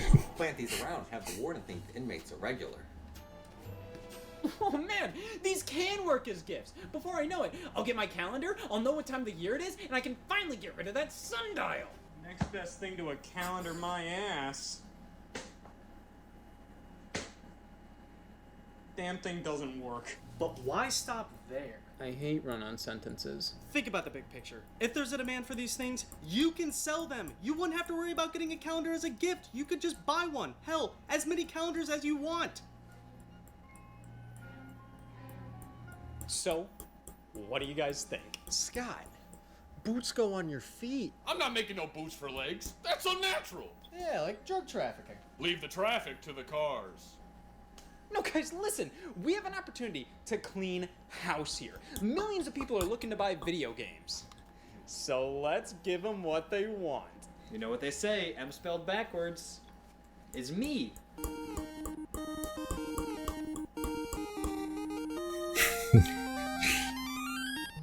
This is 7 Granddad. What's 7 Granddad? Clearly the next obvious step. So who is this made for? Well, whenever I'd watch the Flintstones, I had to cover the top 40% of the screen at all times. It was brutal.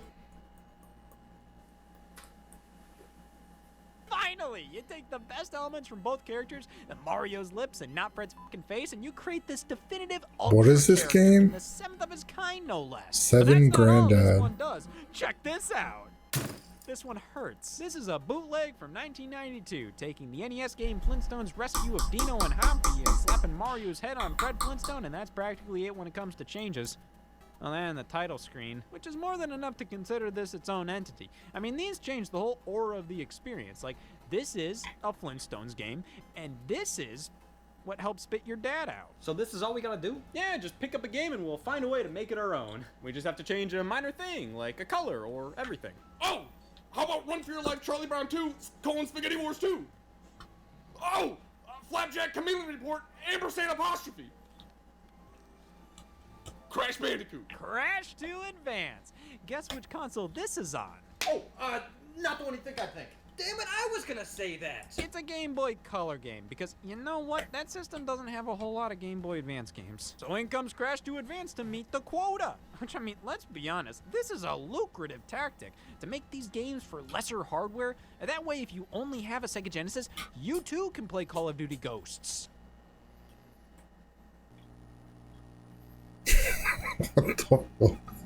See, when you're not looking at it, it's practically the same game. Well, take a look at this one. Super Mario World on the Famicom, which, honestly, this is damn impressive. But what is impressive at that point? This isn't very ideal to play at all. The physics are all whacked out, numerous elements have been swapped out with others, so the level design isn't that coherent. And of course, all the glitches and sprite flickering makes this a chore to get through as an actual game. But for those who are looking for the perfect gift for the kids who will play with damn near anything, toothpaste. Here we have a 4-in-1 featuring Kart Fighter. It's Street Fighter 2 featuring characters from Mario Kart. No way. Oh my god, it's those fuckers from Mario Party 5. Okay, so once again, kind of garbage, but oddly high effort for a bootleg. In fact, I Kart consider all Fighter? of these to be that. As it turns out, they're all made by the same developer, Hummer Team. And for the most part, I'd say their output features some of the higher quality bootlegs released throughout the 90s and early 2000s. Which isn't saying much. Mario Rider. Yeah, you tell me I can make this? You think you can? I'll try. Alright, what's What the the next game you guys wanna fuck, try dude? and Why are they bootleg? doing that? How about Mega Man? Mega Man 7, an SNES game, and a damn fine one at that. But have you ever wondered what it would be like on the original NES? Well, it's a good damn thing it wasn't, because apparently it would just be Mega Man 6 again. Yes, the Mega Man 7 bootleg on NES is just Mega Man 6 with a rat-fucked title screen. At that point, just give me the Mega Man 73-in-1 multi-cart. Like, Jesus, look at all these games, these hacks. Now this gives you bang for your buck. Why doesn't everybody just buy games like these? They're right there. Amazon has loads of these things. And you may expect better morals from one of the biggest retailers in the world. But why would you do that? Especially when I got all those game consoles from them. Like this handheld. Yeah, I have one of Or these. this handheld. Or this handheld. Damn, look at this one. Using the design of a PlayStation controller, but instead of thumbsticks, we have speakers. Oh, actually, speaker. The right one is just a singular power light. Damn, that's taking all the gumption in the room. These are always advertised as having hundreds, sometimes thousands of games in one. But how likely is that truly? Look, we got Spar, and we got Star. Oh, Spar is urban champion with, I don't know, giraffes. And you're probably saying, Scott, have you ever seen a giraffe before? Well, ask the developer that, because these are some bad-looking giraffes. Look, we also have regular urban champion here, but I guess 519-in-1 doesn't have that wow factor. But what about the game Star? Hey, you can get ahead of debt. Look for a balance transfer credit card on the Credit Karma app. These cards can help. So, this sounds like a remix of the Popeye NES title screen. Then it goes into music from Punch-Out, which is then remixed to sound like Star Wars. That's called being resourceful, like this. Can't let that ear go to waste. Good point. Can we bootleg this? Name your favorite movie. Ghostbusters Frozen Empire. Or Dougal. Happy Feet. But only when the lizard's on screen. Anything. Give me a couple shapes on screen, maybe a funny f***ing rat. Ice Age 4. Wouldn't you love a video game based on it? Yeah, well, that's 1 point for bootlegs. There was no Despicable Me 2 game otherwise. Oh man, Return of the King! Just in case I don't want Return of the King.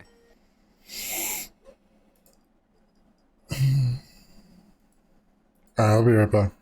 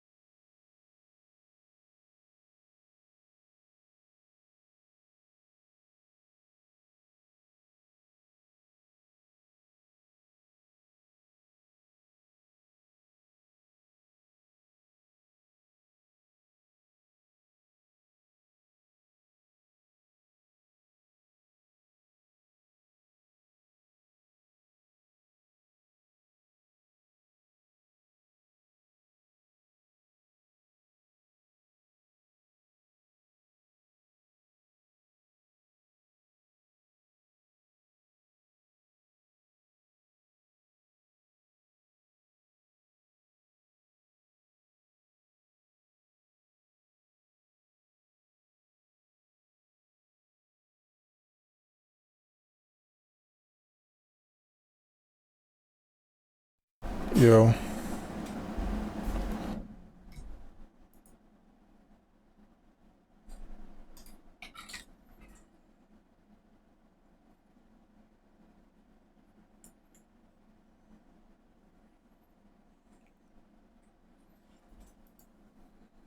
A Return of the King. It's good to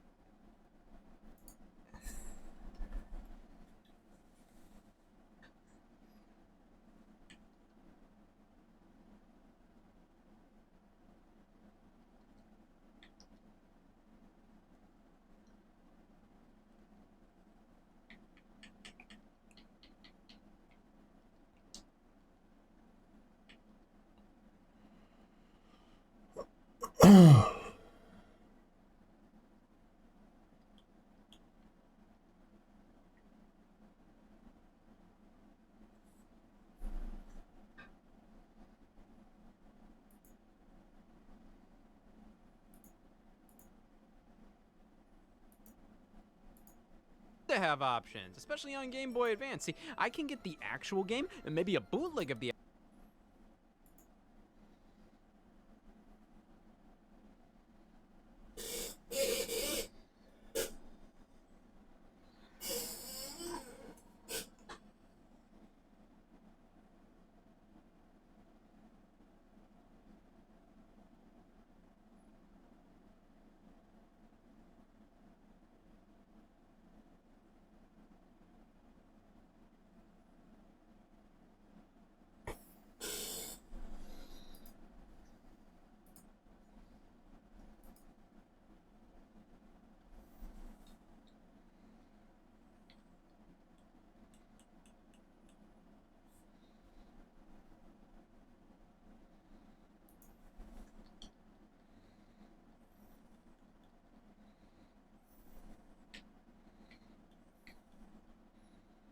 $15 damage is pretty good.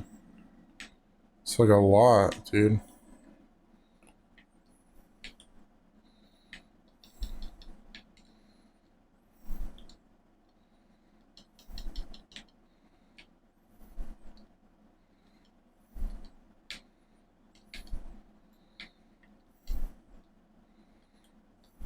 No. You actually really can punish that in this game. I died like that way a lot. I should probably get better at killing that way. You like hit them against the stage and they're just dead.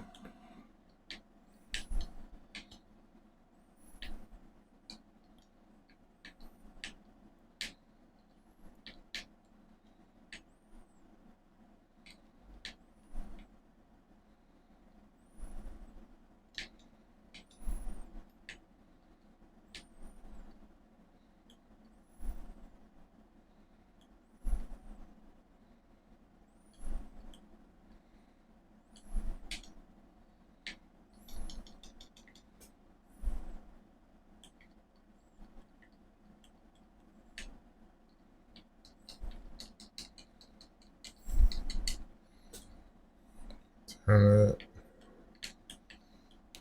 Dang it.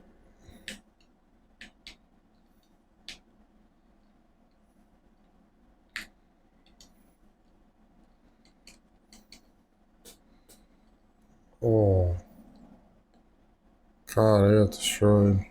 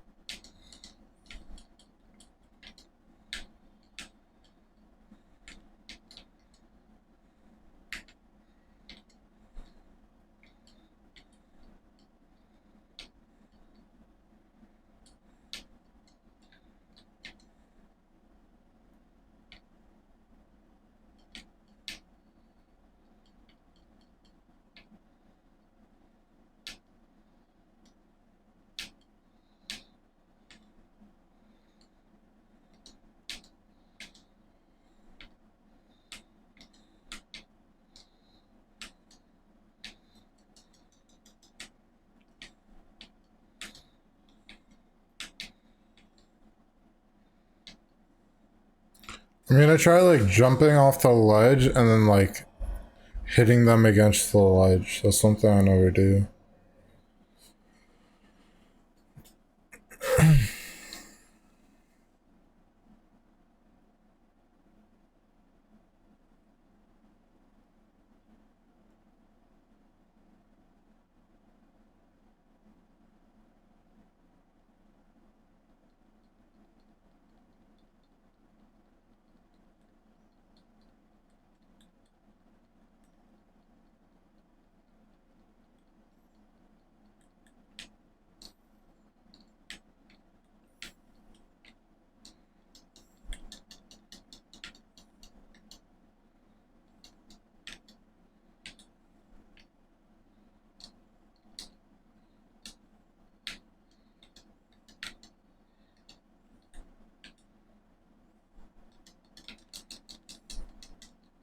That's what I'm talking. God damn it. I've never done that before.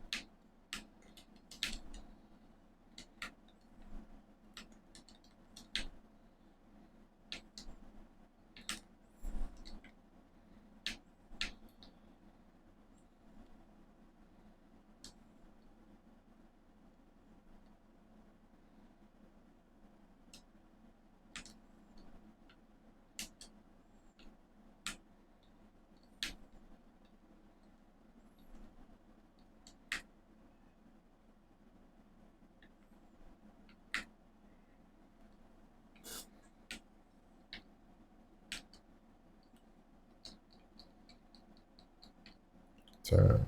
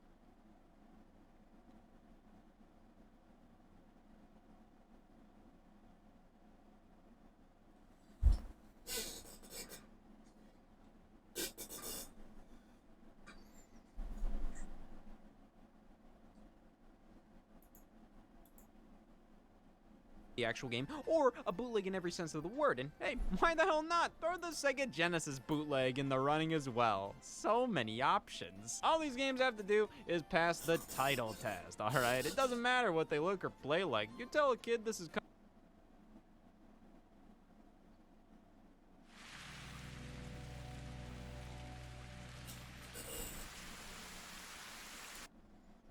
Kung Fu Panda 2, and they won't make any excuse in their head to validate that. Damn, Avatar? Oh yeah! This continues the tradition of the protagonist of Avatar having fingers. Toy Story?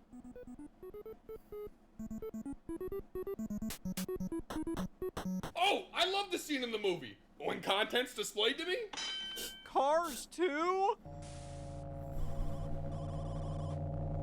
I sure as saw 3. But hey, the bootleg games based on movies, I think the most value can be derived from would be the stuff on older platforms like I had Toy Story on the Super Nintendo. That game was like way too hard though.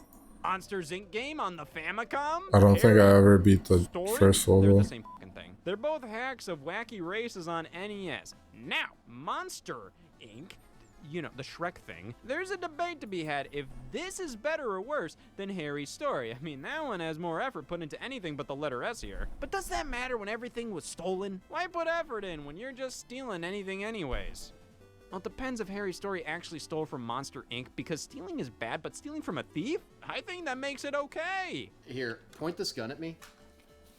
You son of a bitch. So, why buy, make, and or sell bootlegs? Well, in the instance that the game you want is too hard to find, too expensive, or just flat out doesn't exist, that's the next best thing. And because you'll save money on these, you can spend it on literally anything else. Alcohol, vodka. You know what, everybody? I think we finally have enough knowledge and stock to go public with these. Wait. Now we are. This shopping season, we will be there for those who don't know any better. Yeah! We will craft products with love, passion, and respect. No! That's the bootlegging spirit. We're gonna make one hell of a profit. And when we first do, we will celebrate. Oh, hey, look, a nickel. Gosh, 19 months till October of next year already. Time flies. Sooner than later, it'll be a year past 2027. Thank God we're 4 years away from that. Holy shit, pre-victims. Hey guys, what are we selling here? You getting f***ed over. And personally speaking, I would rather be f***ed over than over.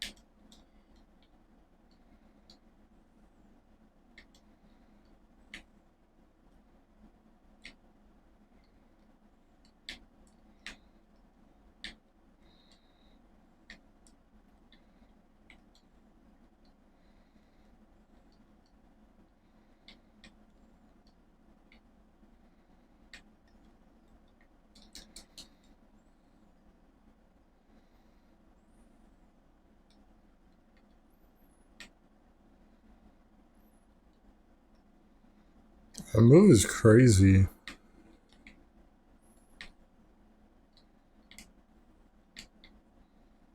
Just like drop a bomb.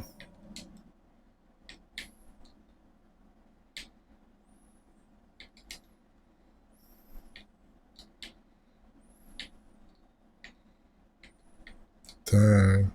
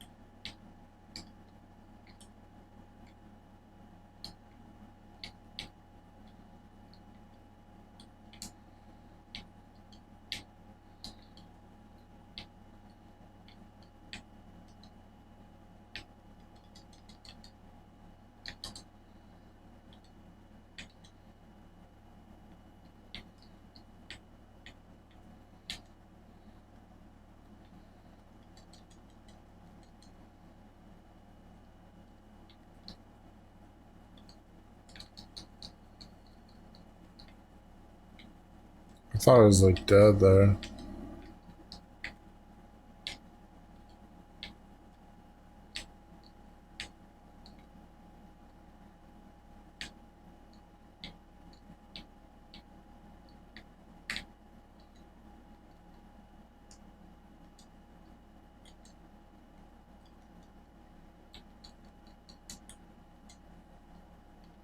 Oh.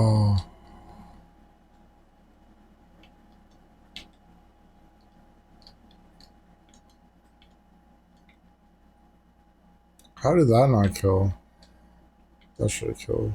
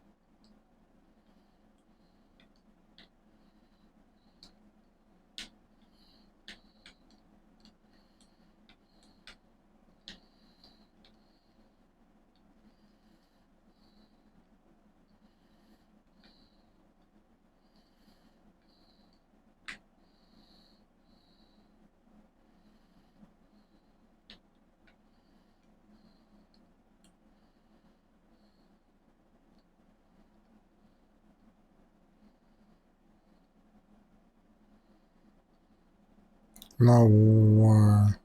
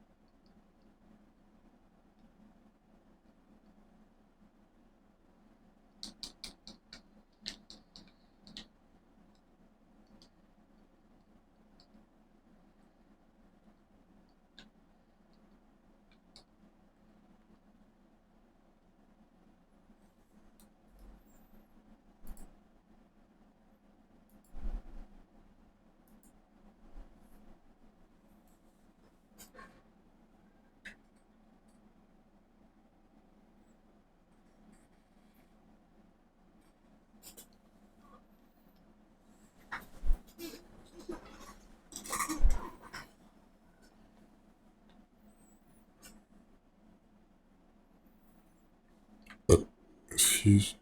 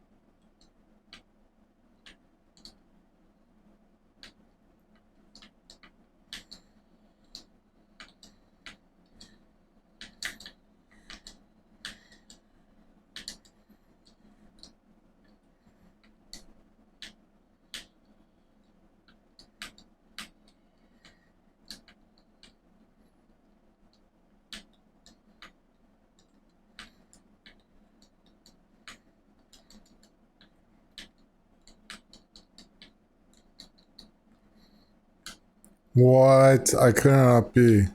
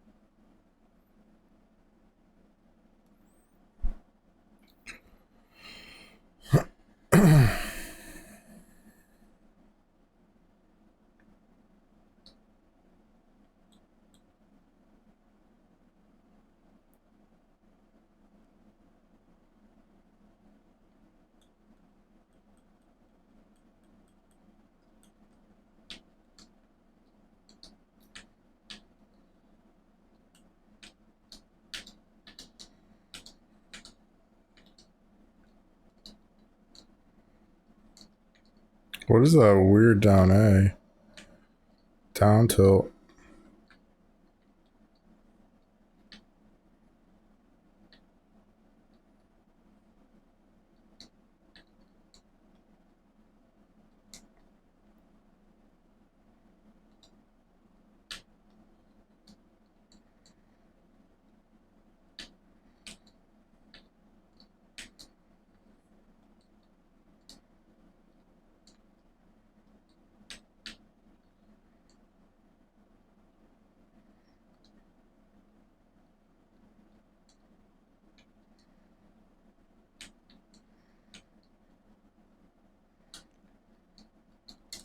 Oh, I thought I had another jump. Dang it.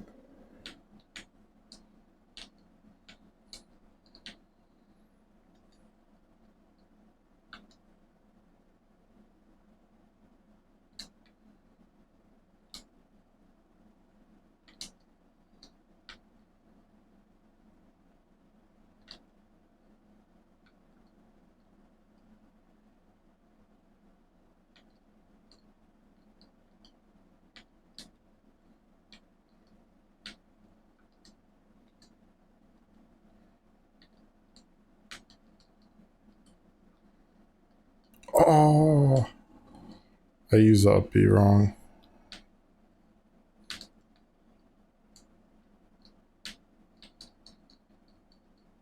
That was weird. I turned into like an icon. That is so strange.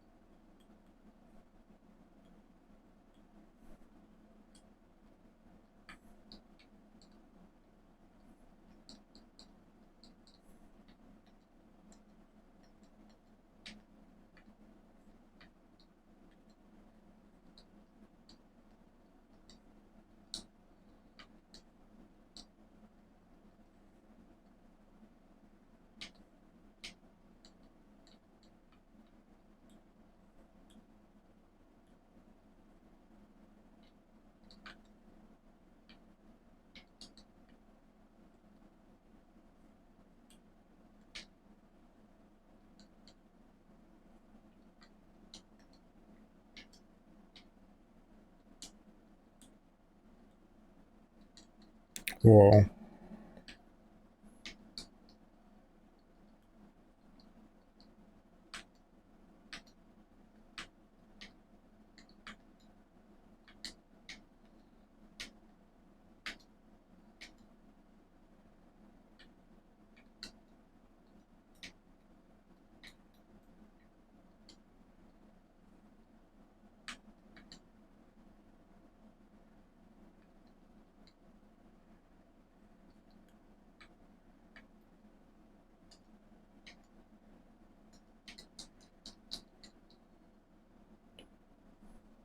What?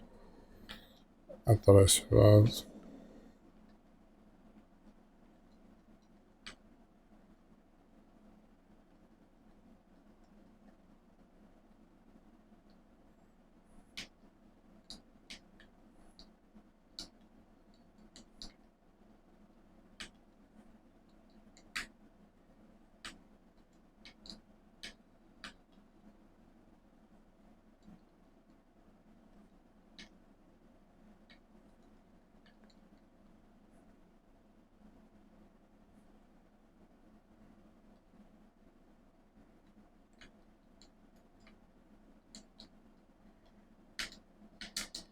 Aww.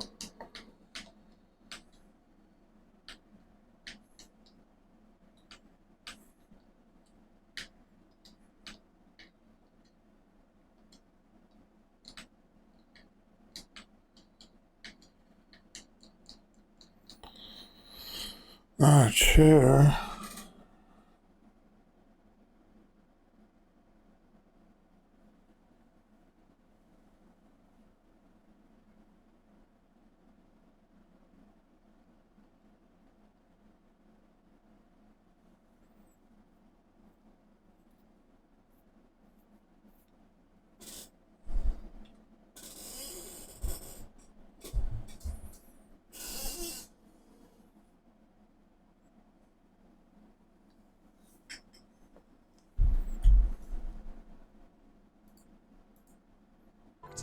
Guys! Just let me handle this. Well, it's Christmas, man. What do you have planned? Surely something legal and just. Though you must admit that your gifts lack grit. Perhaps this time you should indulge in sins outside of gluttony and lust. Like, now that's a sin. I know that it's expensive to come up with great gifts and the hottest games your kids already own. But if you listen to my song, the answer's been there all along. Perhaps it's time to buy a game that's brewed at home. So, maybe, how about the next best thing? Like this bootleg GBA game called Return of the King. It might not be Nintendo or Square Enix or Sony, but you have to admit that the name's got a ring. Ring-a-ding-ding, it passes the title test. There's Super Mario 4 and 14. Yes, that's real, look it up. They're just as good as Mario Odyssey. You know your kids will play whatever if it's wrapped up with string. So throw that dirty ROM hack into their stocking and get the next best thing. I've got some Mario and Kirby Red Diamond. Perhaps you'd like Pokemon Chaos Black. Mario Kart Fighter and 7. Wait a second. Kirby Red Diamond. What is that? Bootleggamesfandom.com.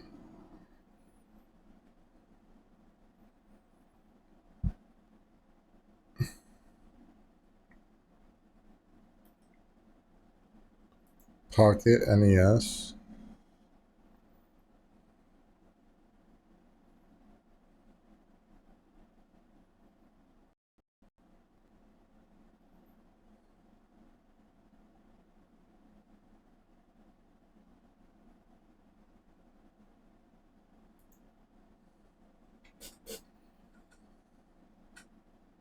What?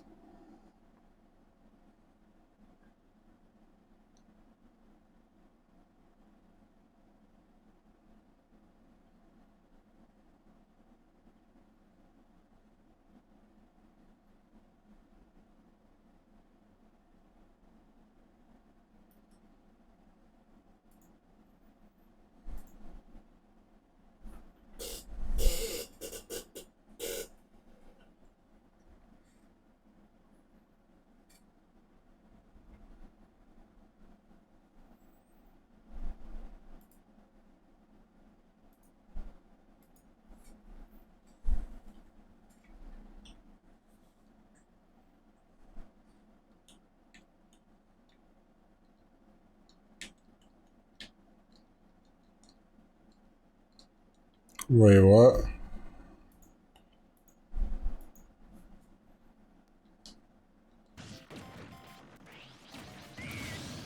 Oh.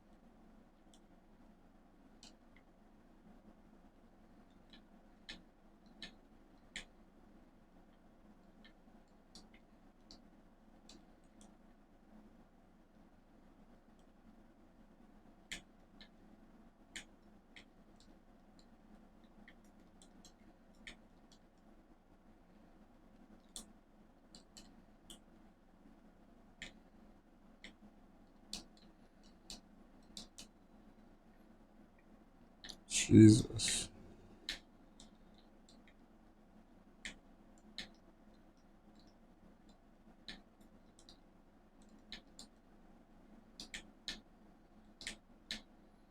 I love how Diddy's like holding his cap when he does that back kick.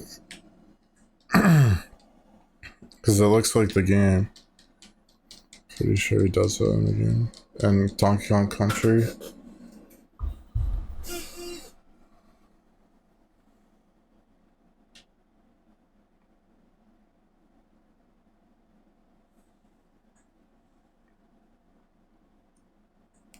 Yo, this GNW got cooked and rage quit. Yeah, his animations are dope, yeah.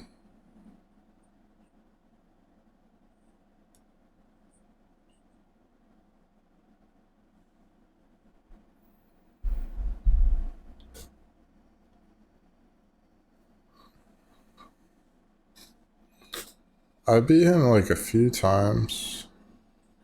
And then he beat me a bunch of times.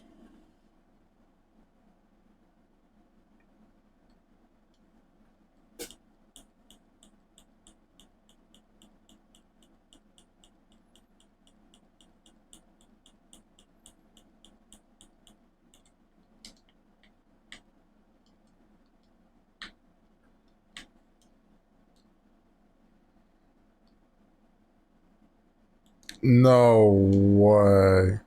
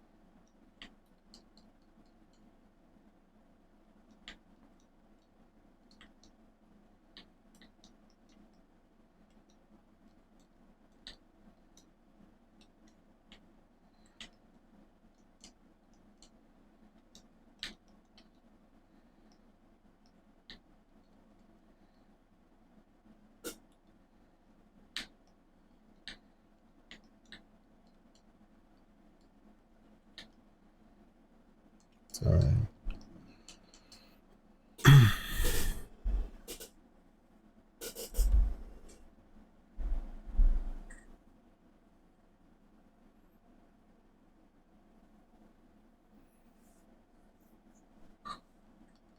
GG's.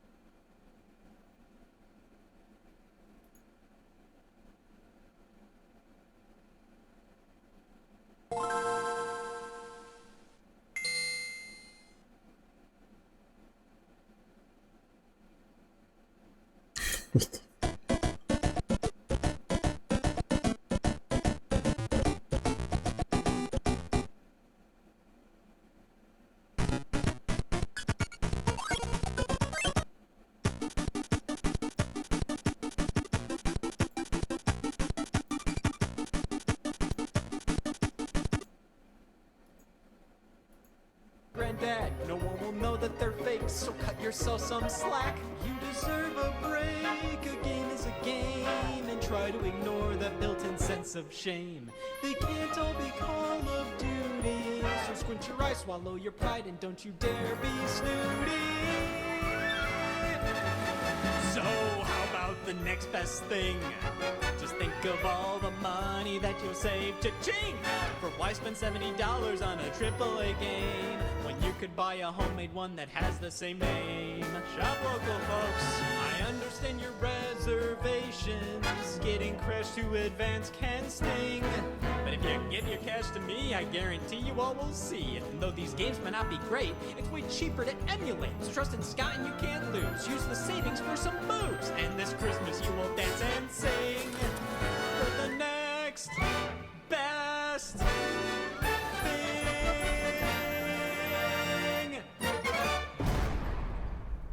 Sorry, fellas. What do I think of like how you play as Cloud or like the character in the game? I think you 3-stocked me. I mean, pretty good. Is that your main, Cloud? You and your sick law fetish! Officer, these were people I thought to be my friends. Tried to sell me products I didn't want. To be clear, officer, we weren't selling bootlegs. We were selling Boodle G's. Well, take a look at our police lineup here. Can you point out what they tried to sell you? Don't worry. I paid one of my buddies to be in there. I gotta admit, you really outscammed yourself. Here, take my scammy. What are you talking about? I wasn't trying to scam anybody. I was just trying to make as much money for as little work as possible by selling unofficial product I had no permission to produce. Playing devil's advocate here, that is a scam. Damn, when you put it that way. Listen, I get it. You thought what you were doing wasn't a scam? Me too. I banked and banked and banked and never once thought I was doing anything wrong. But apparently that was embezzlement. Guys, I'm sorry. I wasn't trying to scam anybody. I was being upfront about what I had. But I put myself over everybody else while doing it. I did this all to make sure I'd get the gift I wanted this Christmas, and I got carried away from there. But this season is about giving, and I focused too much on getting what I wanted, when I should have focused on what you all wanted. I want math. Who's PT? Yeah. Palutena? Is math vegan? Well, now I got what I wanted. Oh, Pokemon trainer? You know what, you guys? This may not have been what I initially wanted, but being here with all of you more than makes up for it. How the hell are we getting out of here? Oh! Community service! Couple hours here and there. We'll easily shave 5 years off our sentence. How can a bunch of bootleggers service the community? Well, if these are the next best thing, then what's the best thing?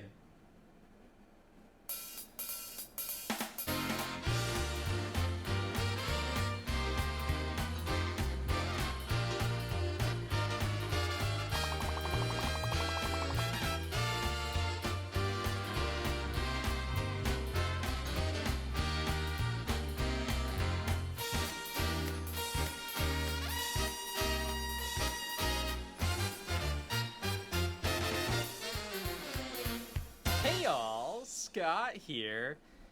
Don't f with bootlegs. Most of them are blatant and lazy theft.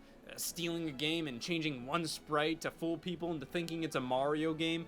Packing thousands of dirty ROMs onto something with atoms. However, for every dozen of those, there would always be one that, while not great, offered something of value.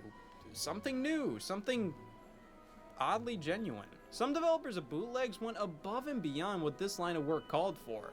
Sure, they were still breaking the law, but they still kinda cared, and it shows. Even if they had no money, even if they wouldn't get anything out of this, they still tried. Like I should have with my Christmas gifts. Maybe someday we can take a look at more bootlegs in greater detail. But for now, if they truly are the next best thing,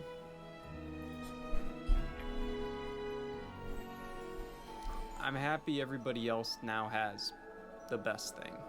But hey, fun perk of being an ex-con, you do get access to their special offers, like the yearly ex-con reward.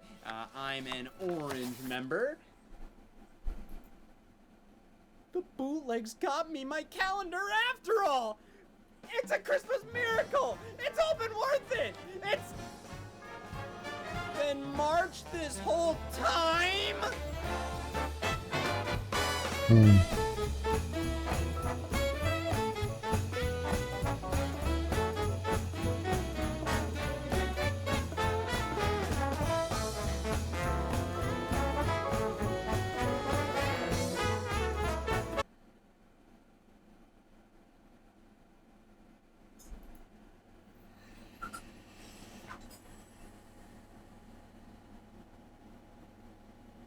We finally just got our first glimpse at the Switch 2 UI's home screen in action, thanks to a new update on the Nintendo Today app. Today, of course. Now, before we get too excited here, it isn't too much beyond what we've seen before, because we have seen this in pictures already, but this is, I believe, the first time we've actually seen it in motion, and it includes some new sound effects that we had not heard before, as far as I'm aware, that were updated from Switch 1. So let's go play the video real quick, in which they showcase connecting a Switch 1 Joy-Con to the Switch 2. You ready? Here we go.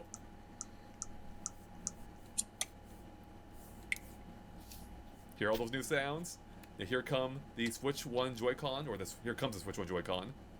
And let's see how quick they actually sync. Might even take forever sometimes. Pretty quick.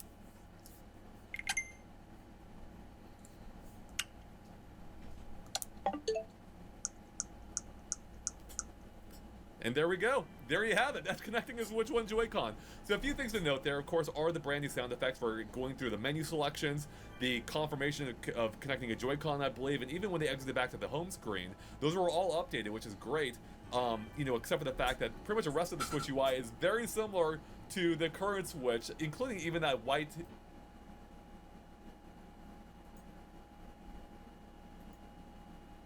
God. What is that again?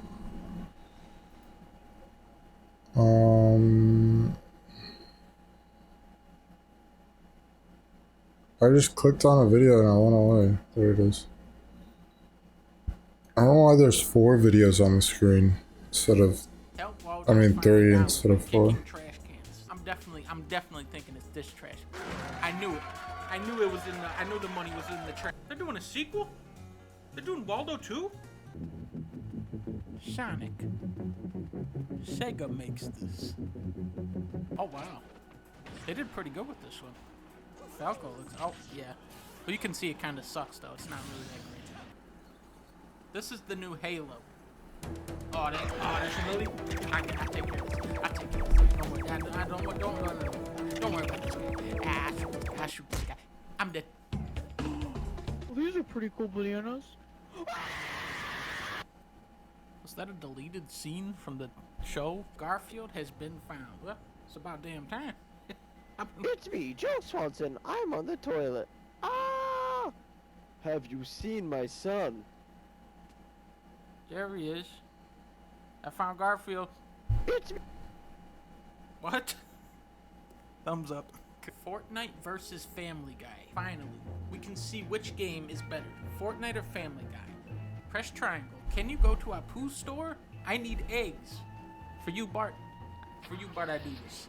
Now, if I believe, last time I played this game, I believe Apu's store is down here. This is where he's... Wario dies in a car. Oh my god!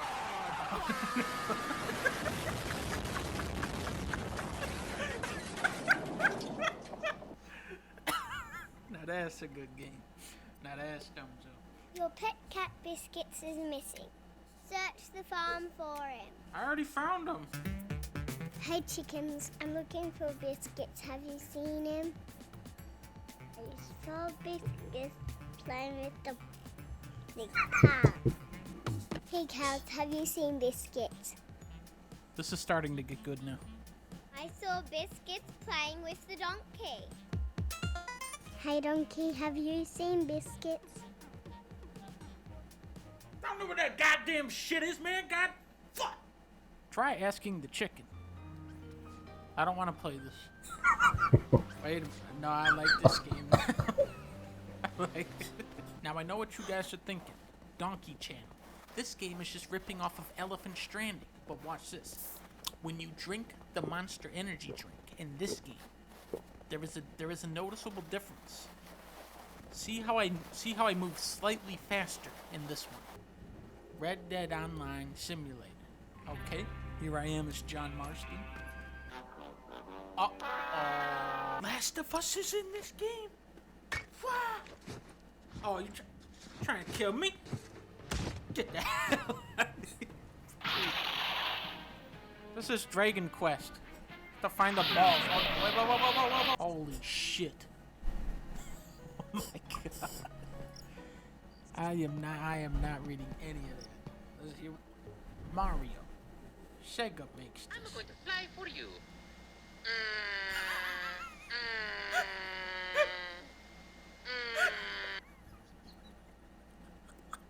Okay, I'm gonna take a break now from Dreams and try out this new Final Fantasy VII demo. Okay, now I can kind of see why people were excited about this.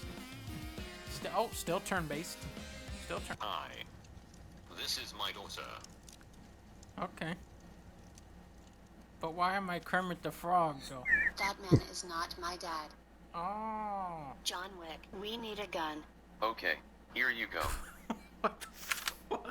Oh god, now here comes Baby Yoda. Kermit, keep shooting at him. He gains power every minute he's alive. Don't look outside the kitchen window. Alright. I'm gonna look out the kitchen window now. See? I knew nothing would happen. These games on here are not scary. Oh god. Did you guys see that thing move? Baby Yoda? Is that you? I told Kermit not to shoot, but he wouldn't listen. I died. Hello, GameStop? Yeah, I'm gonna need to go ahead and cancel my pre-order for the new Animal Crossing.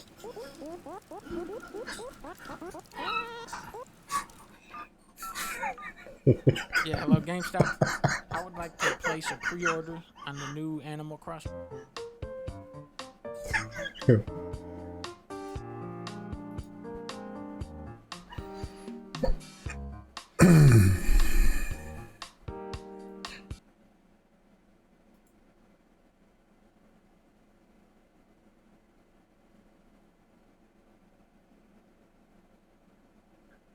Help Waldo find $1 by kicking trash cans. I'm definitely thinking it's this trash can. I knew it. I knew the money was in the trash. They're doing a sequel? They're doing Waldo 2?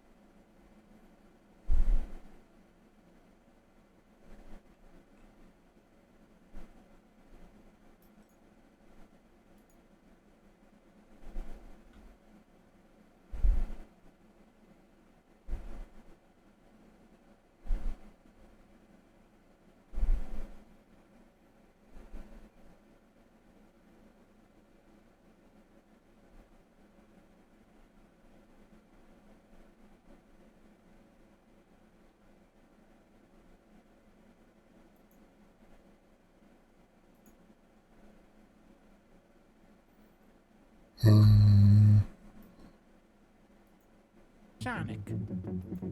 Sega makes this. Oh wow. They did pretty good with this one. Falco looks, oh yeah. But you can see it kind of sucks though. It's not really that great. This is the new Halo. Oh, that.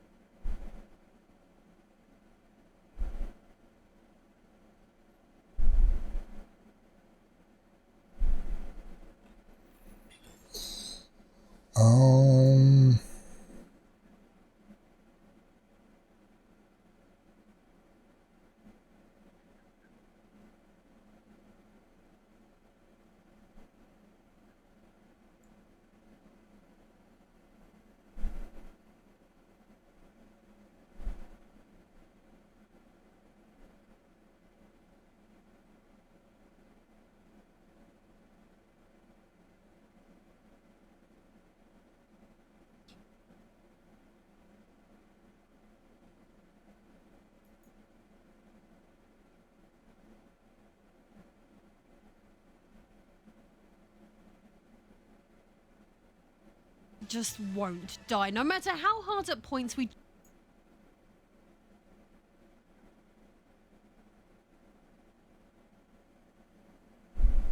Fatal Fury City of the Wolves makes Mortal Kombat 1 look utterly pathetic. After 26 years in slumber, Fatal Fury comes back doing everything better than Mortal Kombat. A series that just won't die, no matter how hard at points we just wish it would. City of the Wolves is fast, gorgeous, and surprisingly respectful to its legacy. IGN even called it a triumphant revival, and for once, they're right. The game doesn't just look the part, it plays like it's never left. It feels great to play and is stunning to look at in every sense of...